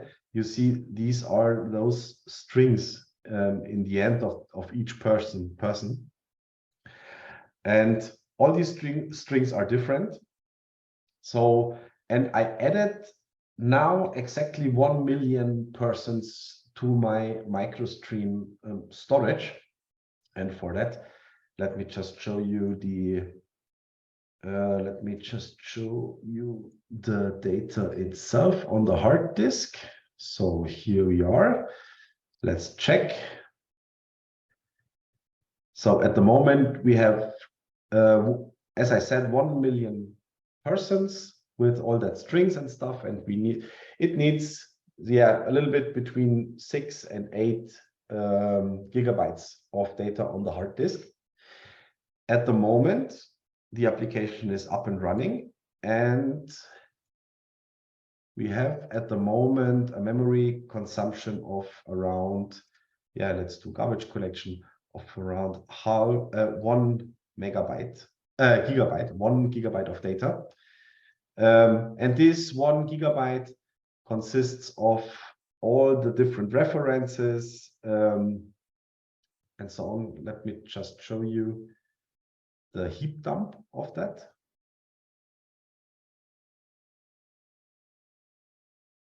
Let's have a look on the classes. Okay, this is the heap dump. Basically, all the stuff below the storage entity default, it's stuff which is needed by MicroStream itself. And the important stuff is the storage entity default. These are all the structure which is used by MicroStream, as a default, let's say, registries and so on. A lot of stuff is going on below MicroStream. And the good news is, with one of the next versions of MicroStream, also this part will be gone. So that means the memory consumption of the newer version of MicroStream will be much more less than we see here. So at the moment, as I said, for around 8 gigabytes of data, even if they lazy loaded or not, we need around this amount of size in the RAM. But in one of the next version, also the first position will be gone, and this is really great. And let's have a look if we want to search for data, or let me show the way I search for data now. So let's check the data structure. So as I said, this is the data root. So I use the strategy to have a map with lazy persons in it, and I added some informations to the key to search in it.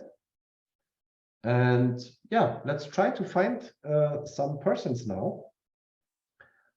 Let's say these are some emails. Let me just copy this. For example, let's search for that email. So when I click on send, there is one which is still, I still searched for it 16 milliseconds at the moment. Let's add another one, or the new one. Let's say 20 milliseconds. So, and you see, this is, as I said, 1 million persons.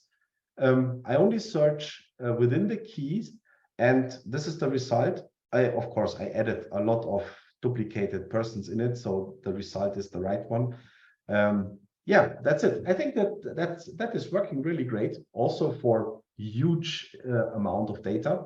But it's totally up to you. You have to find the right structure for your objects, but I think that will work in the end.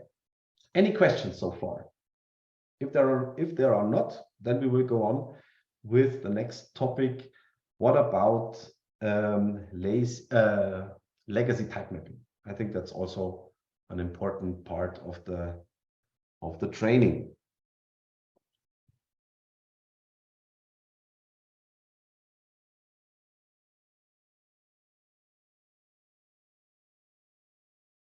Okay, if not, then I will stop this. We don't no longer need this. Close everything. Okay, legacy type mapping. So I have to clean up a little bit.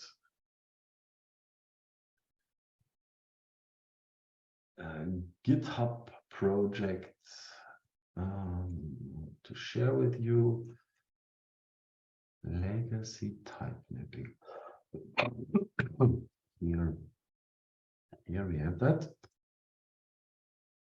Okay, this is the link for you. Legacy type mapping.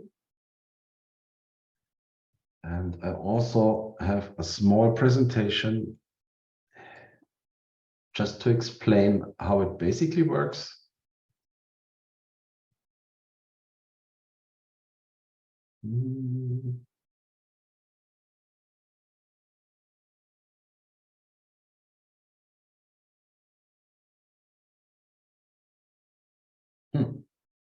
Where is it? Legacy type. Here we are.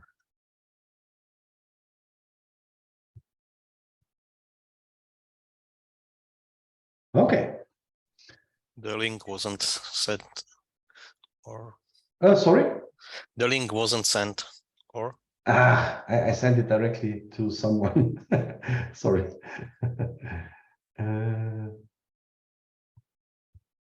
Okay, now you should have it.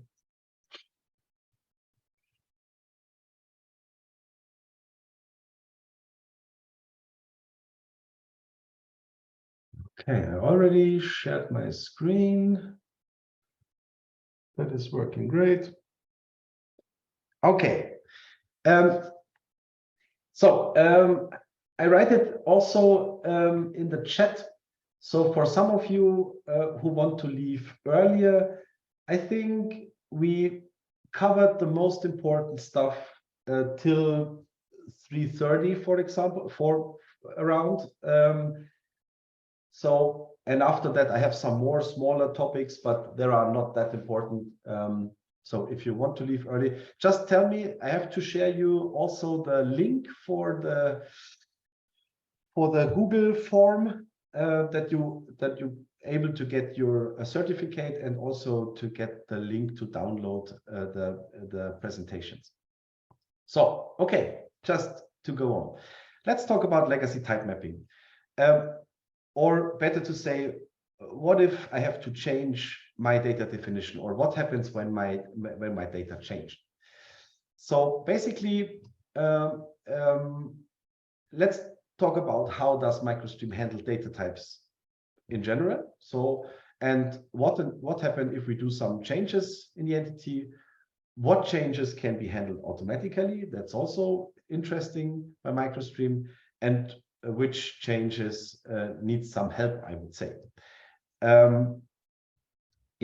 These are two projects. I also shared my projects to you. Okay, how does MicroStream handles data types? So we already seen that in every storage there is one file which is called persistent type dictionary. So that means in that file, every object which is stored within the binary data here within the storage is registered in that persistence type dictionary. So this dictionary is absolutely important to get your data out of the storage. If you lose this persistence type dictionary, you will not be able to get the data out, because it defines the range to find an object with the right object ID, which is here. This is the type ID, and every object within the binary storage has its own type ID, or let's say object ID, and every object from the same data type has the same type ID. So these are the two important IDs, the object ID and the type ID. And the persistence type dictionary handles all that type IDs which are part of the storage. let's try to find one of the persistence type dictionaries. So let me just check here. Should be one. Show in System Explorer. So let's get into it. Here we are. Let's say data. And then we have the persistence type dictionary. And this is the dictionary itself. So every object which can be handled by MicroStream is part of the persistence type dictionary, and especially our own objects. Let's say the person object here. It has the type ID 110,069, or yeah, doesn't matter, and it contains all the values which are part of this entity. Okay, so this is basically the way Repliclip handles data types and finds data types. And this is what I explained. So that means each entry in the storage has a type ID and an object ID, and so on. Okay, what data types are supported? Basically, they are all listed in the documentation. You will be able to find it addendum here. You can find it here. If you're not sure if these data types are supported, supported Java features, for example, you can find it here. And that should also be the records. Yeah, this was the question from the beginning. If records are supported, you will find it here. Immutable list, immutable set, and so on. And we are still working on new data types, upcoming data types. The only thing I would not recommend is to store third-party types. That could be quite dangerous, because if there are some changes, or for example, you store the data types, it will work basically. But what happened if they change the type, or especially if they change the class path, for example, then you will be in trouble. Then you have to do some migration stuff and so on. I would not recommend to store third-party stuff within MicroStream. Okay, so let's move on, and let's imagine that we add an additional attribute to the customer. So that means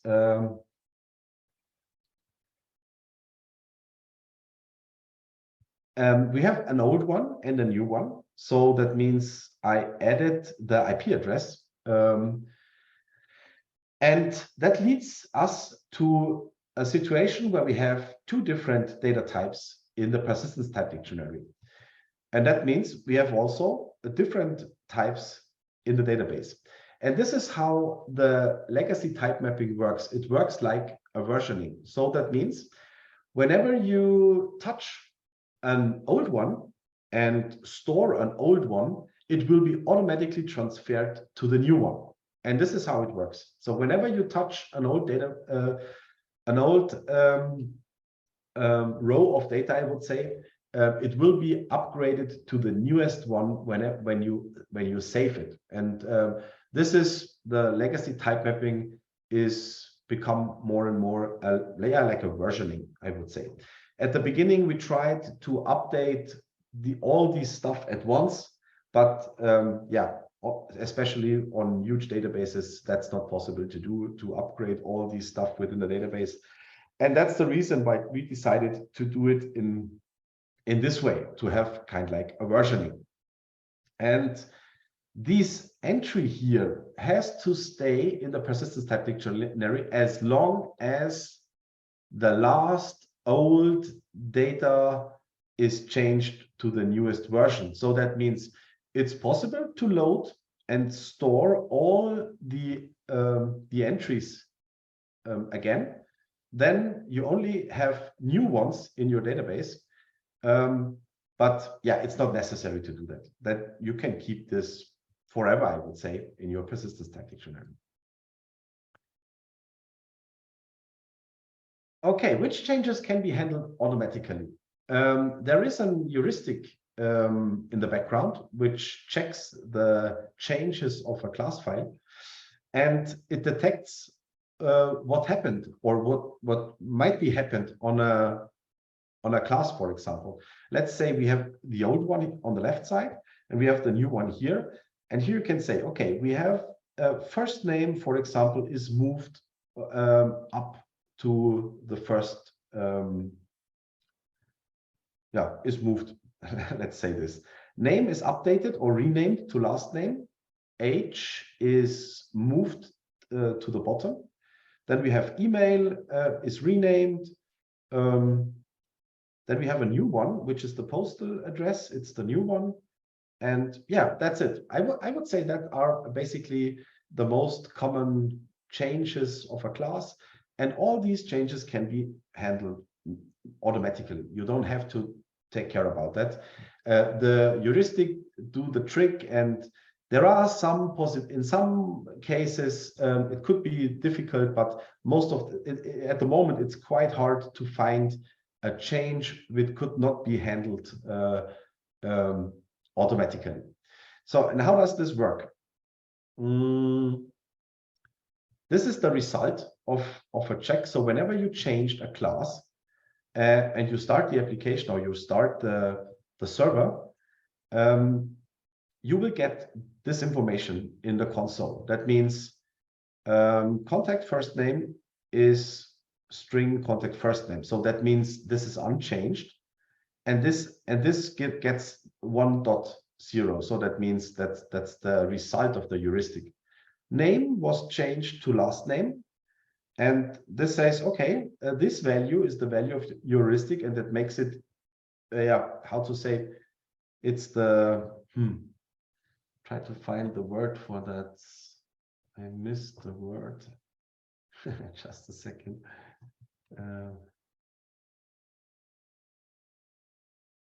Yeah, this is so it says, okay, this is probably the right last name. So I would say it like this. Okay, and then you will be asked if this is the right mapping. Then you can accept it, and it will create the new entry of the persistence type dictionary. Okay, so these are some explanations. I would say let's get right into it. There are some best practices. Let's go. Oh no, let's just first check the project itself. That makes more sense. Okay, legacy type mapping. I have it here. And I'm start at the branch changes, or let's go to the master branch. Let's start at the master. Then we don't need the database at the moment, and there is just a small domain object which is mail, first name, last name, an author. We have one controller class, but I'm not sure if we need it. Maybe just to create some authors, but that's okay. Nothing special so far. So let's start the application just to create the data. So let's say localhost, I think author create. Okay, author is created successfully. So let's check this. So we have one author in it. It's Charlotte Link at example.com. This is the author. And now let's end the application and move to the next branch. So let's say team switch to changes stage 1. So we have one question here. Will it be in the future to add custom data types? It's still possible, or it's already possible to add custom data types. it's already in it. So especially for handling third-party data types, you can use custom data types instead of using the third-party directly into MicroStream. So you will be able to create custom data types. But this is a topic for within the last minutes of the advanced training. Okay, so let's check the author here. So the values of the naming of the changed a little bit. So let's say we have, instead of male, we have male author, we have first name, and we have changed last name. So what happened if we start the application now? So, and I have just to double check. Okay, you can see it here. I added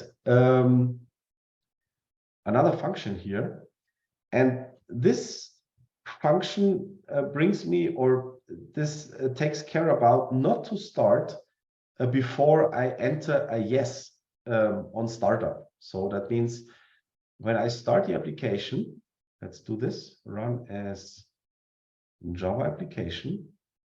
So everything is fine, but with the first request, when MicroStream starts up, here we are. So let's do a refresh here. It checks that something changed, and you see here, the heuristic says, okay, male, I would say male belongs to male author. Let's do the mapping like this. First name is unchanged. Last name to name makes sense because of the data type and the name in it and so on. And this is what MicroStream will basically do. And write yes to accept the mapping. Let's say yes in that case. And then MicroStream starts up, creates that new data type in the end. And then you can work along with the new data type. And let's see this. When you now get the author, you will get the new data type with the new values here. You can see this. This is already, oh, we no longer need this. So, but this one is already the changed,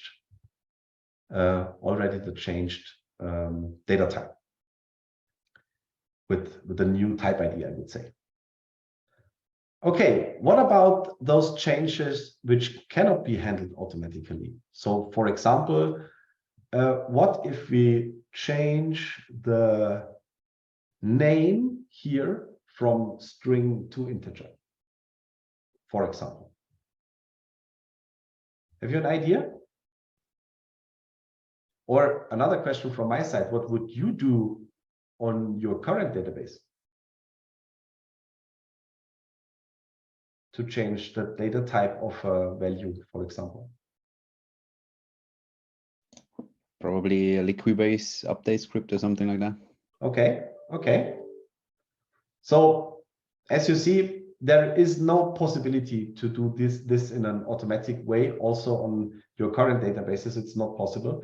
And it's the same on MicroStream. But the how-to is maybe a little bit different. If the first thing I would recommend is that during the first development process, so until the first production version, I would say, you should not use these legacy type mapping features because there are no needed. You will be able to delete the storage again and again, and it will be created again and again. You just have to take care about some mockup data, I would say. So, and that makes legacy type mapping not necessary. But what happened until the first production version? Basically, what we do is there is a possibility to say, okay, let's create a second one here. And let's say integer now, and let's say, okay, give it a name like this. And then on startup, transfer the data to the new field. And then it's up to you to tear down the application again, delete this one, and then the data is gone. This could be a possible solution, or this is the best practice we recommend to do this when you have those changes. Yeah, I would say these changes are quite rare. You won't have that before production, but yeah, or after production that often. So that means but I think that's the same like on your current databases. You have to do some scripts and you have to do some mapping stuff. Okay, so is there a way to do explicit mapping? Yes, it is. So let's say we don't want to have this heuristic stuff, this magic stuff, and so on. So I want to decide exactly which value should be mapped to which new value. Let's do a small example. Just a second. So let's close this. Don't store, don't save. Let's close this. Okay. Delete the data. Give me just a second. So I start. Oh. Yeah, here we are. This run as Chrome authors/create. Okay. Okay, so I created the storage again. Here we have these storage. And now let's move on to the next branch.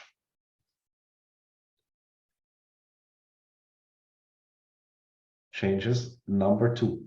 And as I said, it's quite hard to create such a conflicting change. And I created an author which looks like this.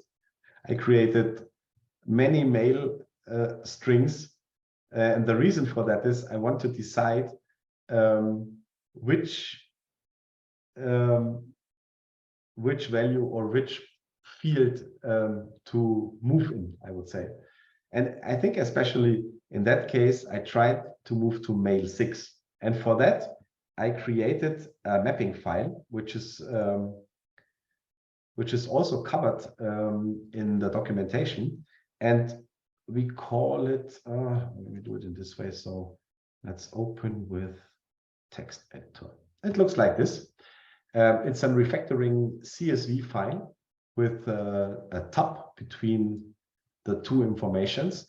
And in that CSV file, I'm able to decide, okay, my field with that one.microstream.domain.author mail should be moved to mail 6.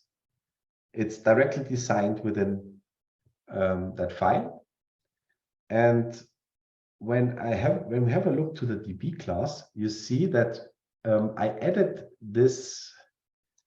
Give me just a second. So create embedded storage foundation, and based on that foundation, I set refactoring mapping provider, and I loaded the refactoring CSV and started the application then. And I used the provide mapping method here in that case, which provides the mapping file to the persistence. And let's see if this is working. So let's start the application. We should see the same result in the end. And the application will ask for moving the data. So let's load some authors, or let's load the author. So now you can see this is the mapping for the new object. That means he did it wrong. I have to find out why it is. I think something went wrong here. Let's start it again.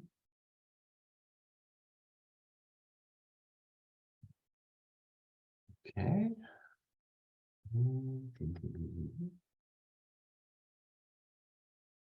Let's do a refresh. Oh, I did something wrong. So let me check the refactoring CSV.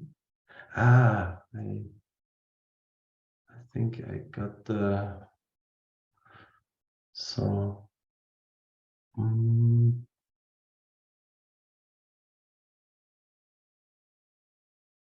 text editor. Ah, okay, yeah, I see them. It was not mail, it was mail author, right? So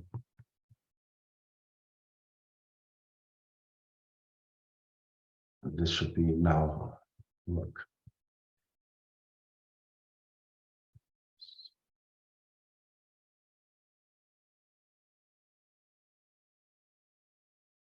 Ah, okay. Now it's working. So, and this is the explicit mapping to directly decide where to map those fields.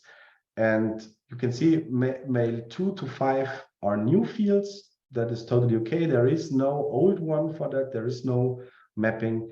And you see the mapping is working as expected. So mail author, this field is directly moved to mail 6.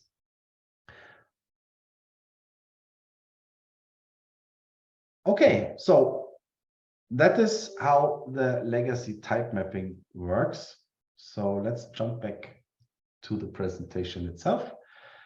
Let's talk about some best practices. As I said, during the development, when we are able to delete the storage and let it recreate, this should be the first choice, definitely. And I would recommend, I would definitely recommend to create some mockup classes and mockup data. I think that's also really straightforward to have mockup data. I would not recommend to change multiple attributes in a class at once. You should do this step by step if you need it. Yeah, if there are some easy fixes like smaller changes on the naming and so on, then you could do this also at once. But then the also important stuff is just create, or please create a backup of your storage. That should be the most important thing before you start up the new one. And data type changes requires a special migration logic in most cases and can't be done automatically. There are some possible data changes which are also covered by the automatic data change. So especially from the primitive double to the object double, this is covered also by MicroStream. And yeah, you will find some more stuff in our documentation. Yeah, which should be helpful to you. Okay, that's all parts of the legacy type mapping. Do you have any questions or something to add to that legacy type mapping stuff? I want to ask to this example between the changing the type from string to integer. You suggested a new column or new attribute, name 2 with integer, and you say that later you can get rid of the original string name. How do you get rid of some attribute which was already once stored? So you know already that there is nothing in the data with this attribute. Yeah, but you would like to clean it up. You can just remove the attribute, and MicroStream takes care about to remove the data. That's possible. So just delete it, and it's gone in the end on the database side. But to be honest, especially only for that data which is touched all the others in the background stays as they are. And maybe it could be possible that you load every data once to clean it up, to clean up everything. Yeah, many different possibilities, but yeah.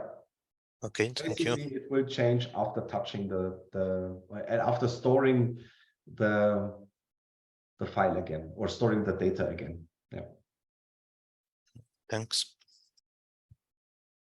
There are many different possibilities to handle that. For example, some of our customers leave the record as it is. So even when they change or when they move the data from first name to something else, doesn't matter, they keep the field in the database as it is, because yeah, it's not that important to lose it. And in most databases, I think that's the same. They leave the fields as they are, and even when they no longer are used. So could also be a strategy, but that's up to you. I think we have so many applications up and running at the moment. Yeah, it's to handle those changes. It's a little bit different to the I would say current databases, but yeah, we are totally fine with that. There are no problems basically. In some parts, when the changes are that much, or when there are such huge changes, yeah, then you have to tear down the application. Then you have to do some migration stuff and so on. Yeah, it's up to you. Okay. So some more questions from your side. So I would say, so let me just double check the topics for today. Okay, so let's move it here. We have talked about lazy loading. We have talked about legacy type mapping, and we forgot concurrencies. So that means we have to talk about concurrencies. That's also an important topic. And then we have some smaller topics, customization and the performance demo. This is just, yeah, I would say this is stuff for around 10 minutes. But we should talk about concurrencies. That is also important. And after the concurrency topic, I think these are the most important ones. I share the Google link to you to register for the certificate and to get the downloads. Okay, concurrency.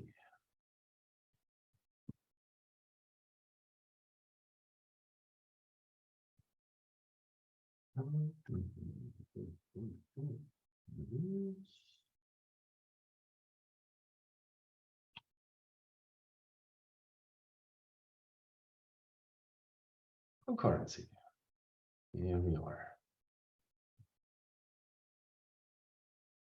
Okay, this is just a small all-over presentation about how to handle concurrency in Java, because it's not a MicroStream topic, but it's an all-over topic of yeah, how to handle concurrencies. But a basic question is, do we need to take care about concurrencies with MySQL or with PostgreSQL? And why it is so important to have it in combination with MicroStream. And another question is MicroStream basically responsible to take care about concurrencies? That's also a good question. Let's clarify this in the next few minutes. And then I will present you some possible solutions to solve concurrent access. And we have some special words like immutability, a proper object model, locking, or we have some concurrent collections like copy on write set or copy on write array list or the concurrent hash map. Let's see if we could solve stuff with it. Okay, let's talk about concurrency with, for example, MySQL or PostgreSQL or any other relational database. So basically, we have a database on the left side, we have an application server, and we have a client. So each client connects to the application server and creates its own client session, right? So, and each session connects to the database. The database itself don't care about multi-threaded things because most of the databases uses a queue in the end. And this queue is, I would say, single-threaded and writes down the data to the hard disk. And that is the reason why we don't have to take care about concurrency with, for example, a MySQL database, because each session has its own data. And there are only one mechanism in the background that could be a problem. That is the mechanism of the Hibernate cache, which shares the data through the different sessions. But Hibernate takes care about to keep this, yeah, let's say in sync with what is the name of the? It is the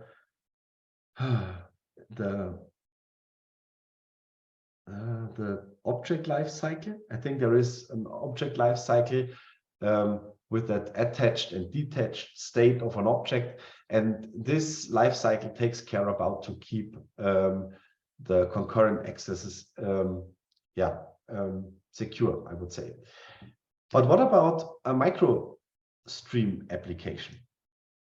It looks a little bit different. So let's say we have an application server here, and we use MicroStream as an embedded server within the application server. We have our clients. Again, we have client sessions, of course.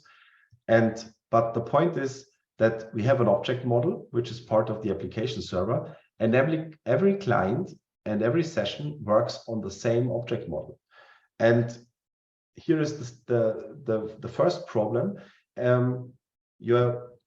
Imagine you have one huge collection and you want to stream through this collection, and another client removes one object of that collection.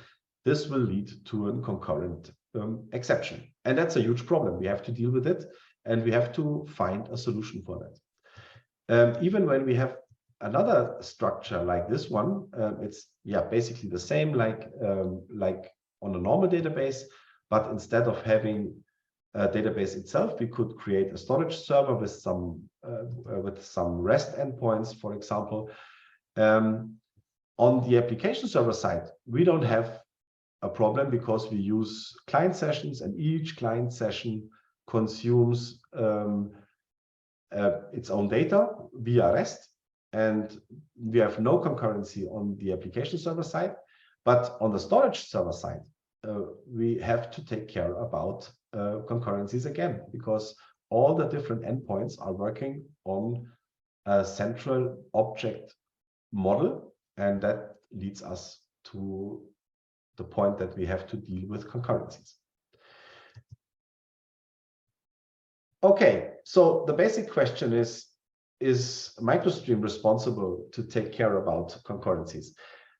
So I would say basically yes, because the concurrent accesses within the framework are covered by MicroStream. So that means MicroStream core is basically single-threaded. So that means there are no concurrencies within our framework. And also the accesses are blocking, or the write requests are blocking. So that means that MicroStream is basically, it takes care about concurrency in that case. On the other side, MicroStream is not responsible for your business intelligence, and you have to find the right way in your case. And that's the reason why I'm sharing some solutions with you. And of course, every developer should be aware of concurrency.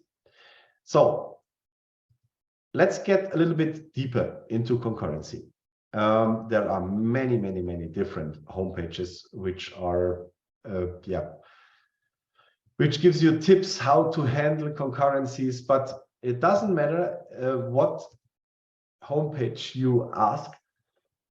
The first step to handling concurrencies is try to prevent concurrent accesses when you can. That is the first advice you will get when you search for concurrent accesses and so on. try to prevent wherever you can.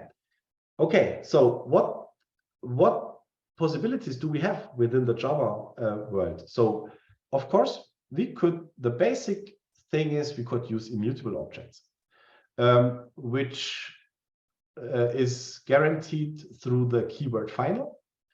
That means that this object is basically immutable, and that means you are not able to change a value after it is set once, I would say. And this you have to add a new instance instead of changing the value of the instance. So, but if this is not possible to make it final, there are another mechanisms you can use. First, try to reduce the amount of concurrent accesses as much as possible.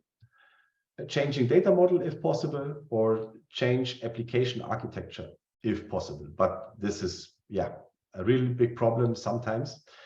Another point is single-threaded access by using synchronized.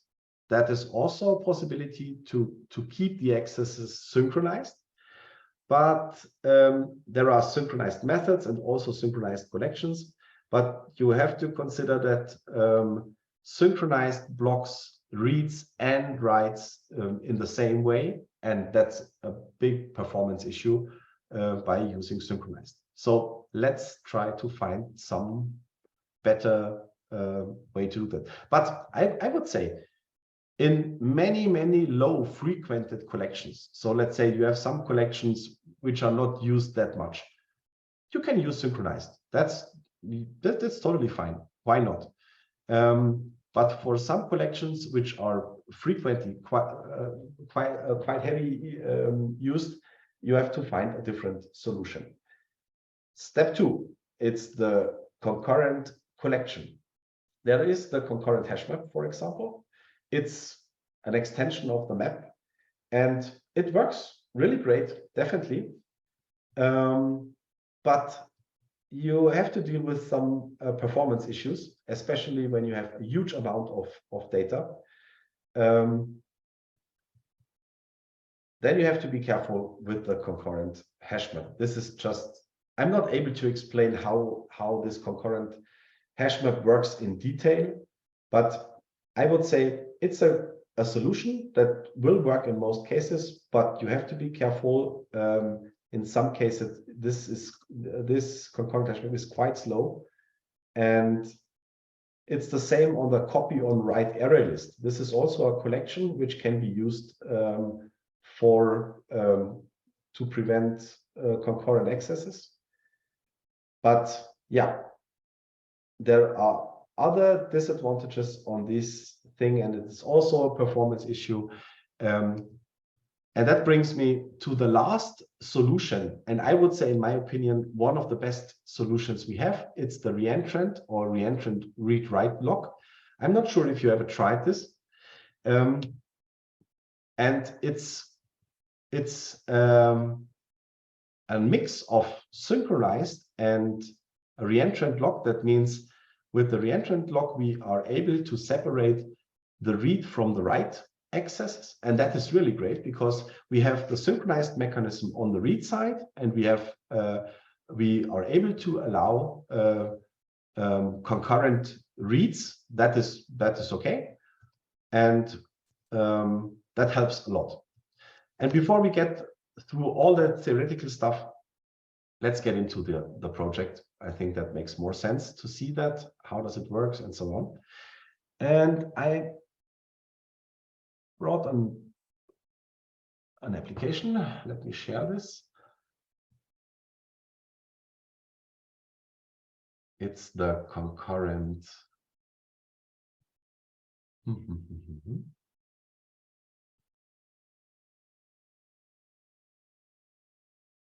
concurrency. Here we are.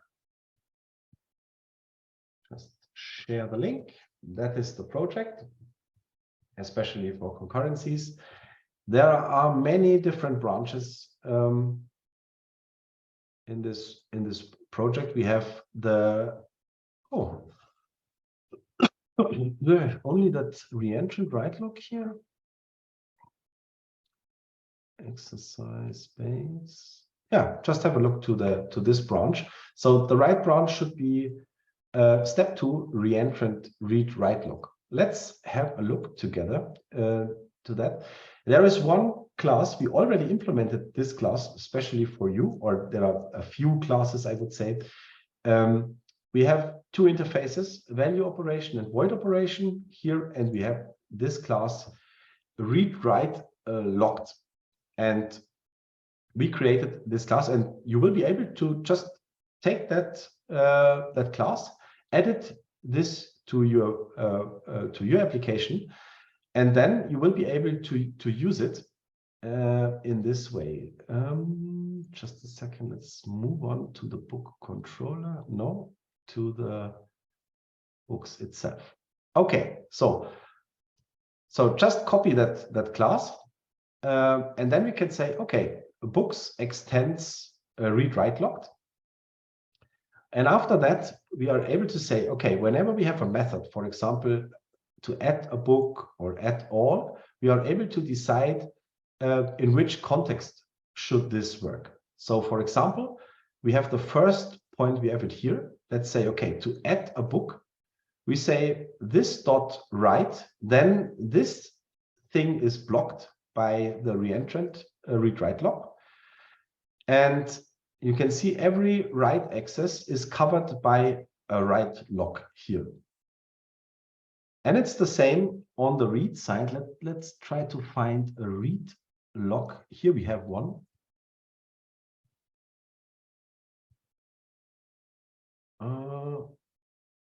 Yeah, I think that's not the best thing. Okay, so here we have the read one, and this separates the read from the write logs, and this is working really great. So just try it out. I created. Just give me 1 second to demonstrate that. When I move to the first branch, switch to exercise base. Yes, just to show you this. So let me just check if there is a database still in place. Yes, it is. So let's delete this one. Try to create a new one. So let's start this. Check the controller. We have, okay.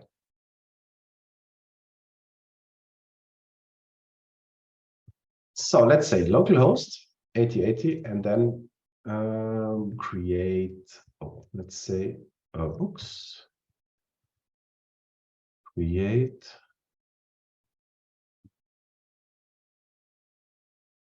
Okay, books are successfully created.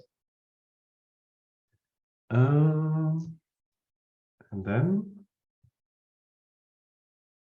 there we are. Just double check if there are some books. Let's say, okay. So now we have the books in it. And now I created an iterate interface, and it runs through the books all the time. So let's start this. So let's say books/iterate. Oh, iterate. Okay, now you see the application is running through the books all the time. And now let's try to delete a book. That could be quite interesting. This is working again. So we are quite lucky at the moment. So, now we got it. And this is the exception we don't want to see. This is the concurrent modification exception. Just a second. Yeah, here we are. This is concurrent modification exception. So, and this is what when we talk about concurrent, we have to take about concurrent stuff. We want to have this exception anymore. And now let me switch to the implemented reentrant log again.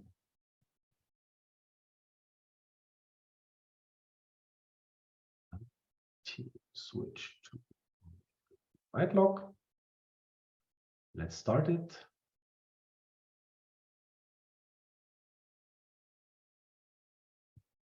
Oh, okay.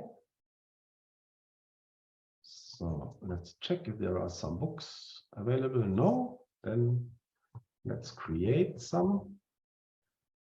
Now we should have, yes. And then we say iterate. And now let's try to delete book. And now we shouldn't have these problems anymore. So let's click 1,000 times. We don't have these problems anymore. Yeah, it's not possible to get these concurrent modification exception again. So this is working really great. There are maybe there are, or for sure there are many more possibilities to prevent concurrent accesses.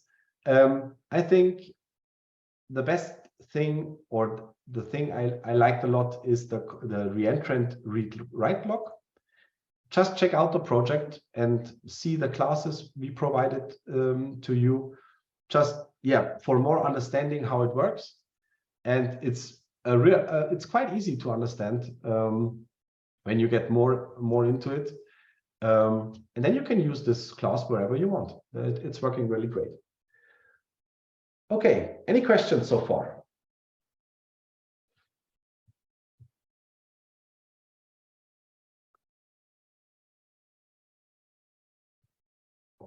Okay, so I want to share the link with you.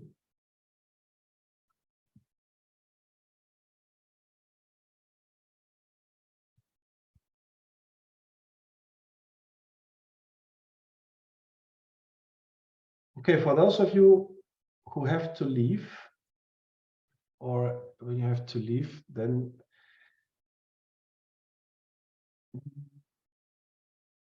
that's it. Yes, the chat. Okay, this is a link to a Google form. Just fill out the few lines, then you will get a certificate of that you were attendee of that advanced training, and you will also get the link to download all the presentations and PDFs which I used in that training. So when you have to leave earlier, then please fill out the form and get the certificate. Okay, should we do a short break? Let's say 5 minutes, or let's say 10 minutes, and then we do the last few topics. These are only smaller topics. Yeah, let's do a short break. I think that will help. So let's meet again. Let's do only 5 minutes, but let's see 3:40. Let's meet again at 3:40, just to refill coffee or tea or something like that. So, okay. So let's move on for the last few topics. And they are also quite interesting. And especially, I think the important thing is you have to know that it's possible to do some of these special things. Let's have a look to the documentation. You will find it also here on the part customizing. So that means you will be able to customize MicroStream in many different ways. So you will be able to change the type handler. So that means change the way that MicroStream deals with some values of a specific type or something like that. Then we are able to change the legacy type handler also. We are able to change the class loader for some reasons, and we are able to define a different storing behavior. And let's talk about these 4 different things. And I brought a small presentation to give you an idea what is possible with these 4 different things. So we start with the custom class loader, a custom storing behavior, custom type handler, and custom legacy type handler. And let's see what's the reason for these 4 classes. So let's go on with the custom class loader. So why or when we need to change the class loader? I would say basically some parent frameworks uses a different class loader, especially for example Spring Boot uses the Spring Boot loader, for example, and that's the reason why we have to decide, or for example also Whitefly uses different class loader, and then you have to know that's the case, and then we have to say okay, what to do. And whenever you want to use a different class loader for any reasons, you could do it in this way. So which is, you could find or you will be able to adjust this within the foundation class and set class loader provider, and we have the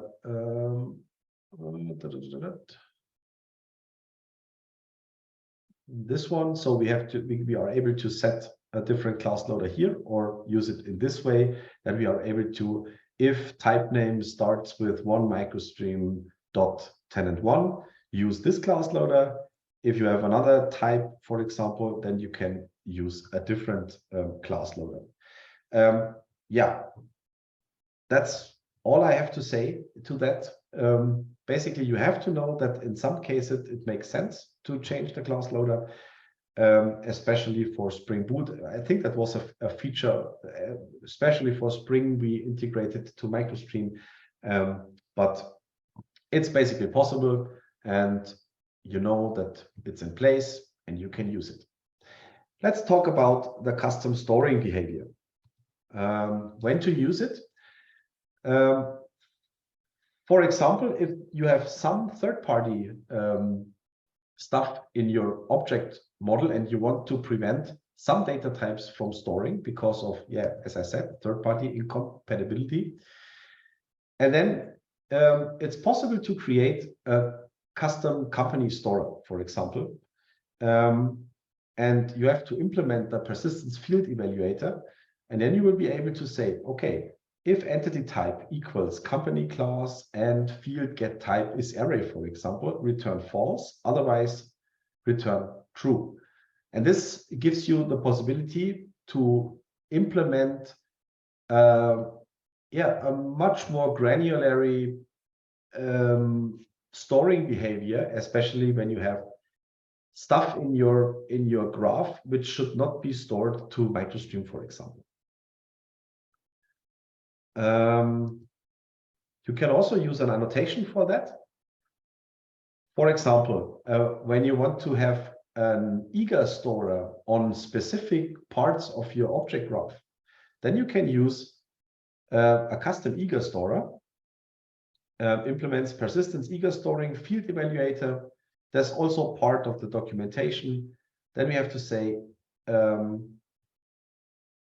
for example,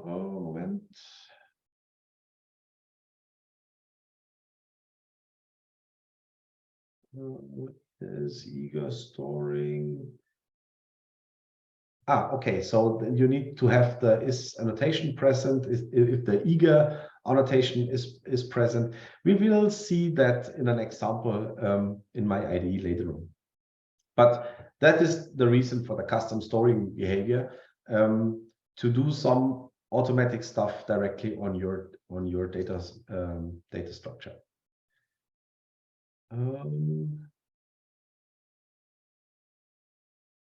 This is the way to set both. So we are able to set the reference field eager evaluator and the field evaluator persistable while instantiating the embedded storage. But let's have a look to that in my example project.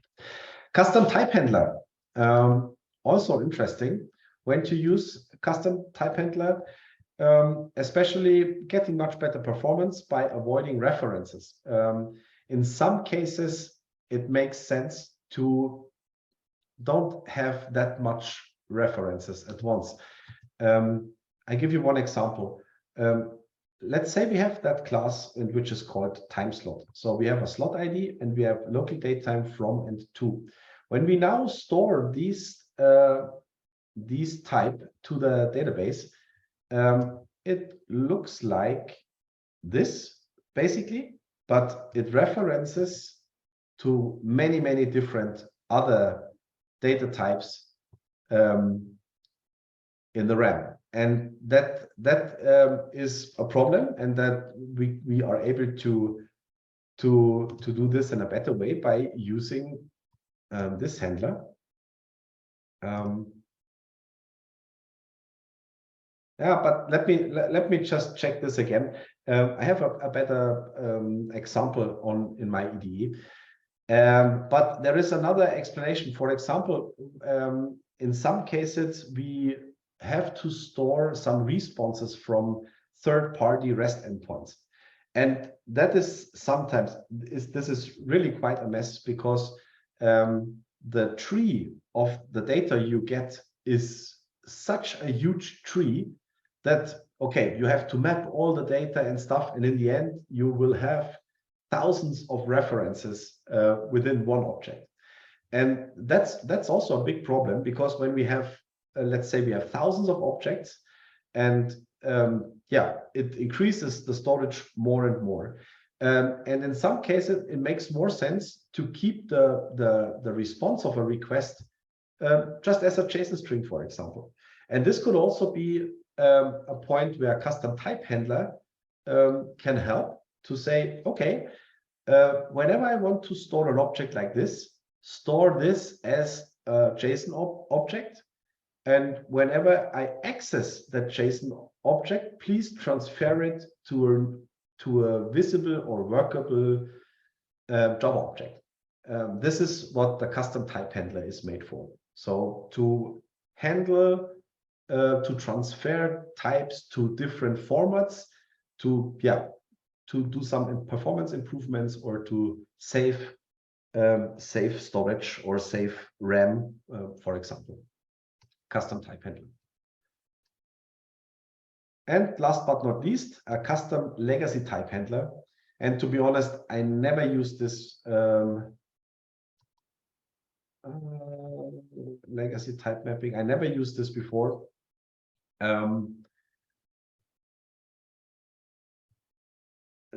That is especially the case. Let's have a look directly in the IDE.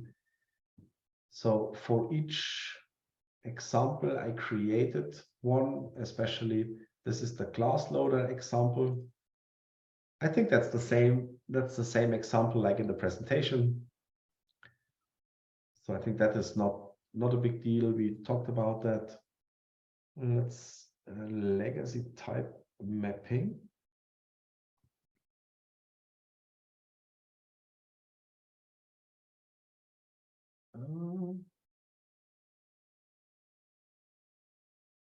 Okay, give me just a second that I have to understand what I did here. So embedded storage. Okay, this is how the custom type handler is registered. And then, okay, that's the person object itself. Okay, that is an example. For example, when you want to put first name and last name together, or when you want to split up name to first name and last name, this could be possible by a legacy type handler. And with that handler, you will be able to do a refactoring to create two fields out of one with your own business logic. And this is made by a class which extends the binary legacy type handler, for example. And give me just a second to understand that. That is not really easy to understand, but I'm afraid I'm not able to explain this exactly. I have to use the documentation also.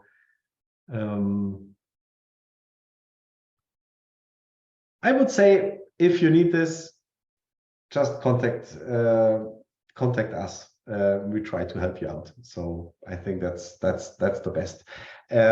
Or I'm pretty sure you will find a proper explanation in our documentation. But so as I said, I've never used it. It's basically possible, and I think it's important that you know what it's made for. And let's go on to the storing behavior.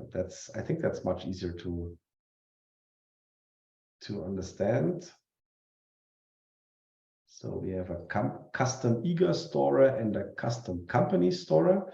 So especially in that case, we say, okay, if the entity type is company class and the field type equals an array, then don't store it.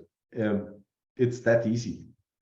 And it's the same on the eager storer. If the field is annotated by a specific annotation, and this is, I guess, the store eager annotation I created. And then let me just check if I used it. For example, here, I used the store eager annotation on the company. And this is the point where I said, okay, whenever these eager storing annotation is on that point, then store this field in an eager way. That could be quite helpful. Also, just a small example, you will find better explanations in the documentation. And if you have any questions, feel free to contact us. Okay, last but not least, the custom type handler with the time slot. And so basically, it's quite easy to implement. So you have to implement it directly to the domain class. So let's say we have the domain class time slot here, and we need only this transformation type handler here, and it should be directly inserted to your domain class. So that means whenever you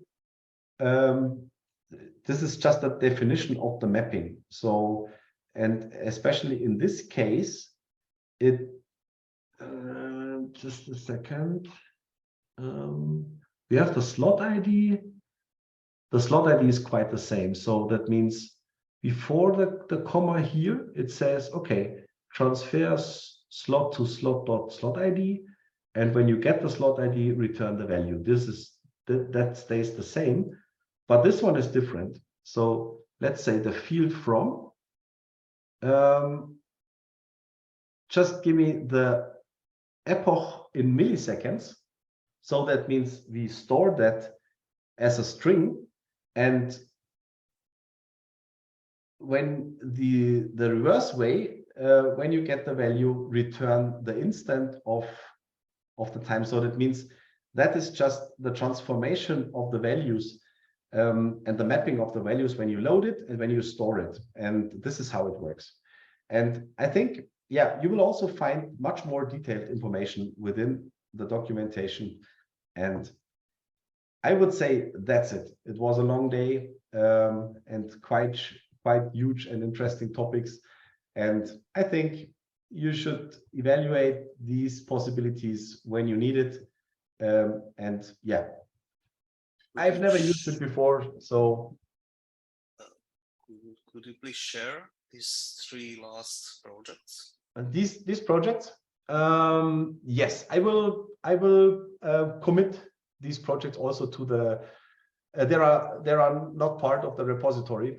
I will commit these projects also to my repository, and then you can find it. Thank you. Okay, it's 4 o'clock. It was a long day. I think I finished for today.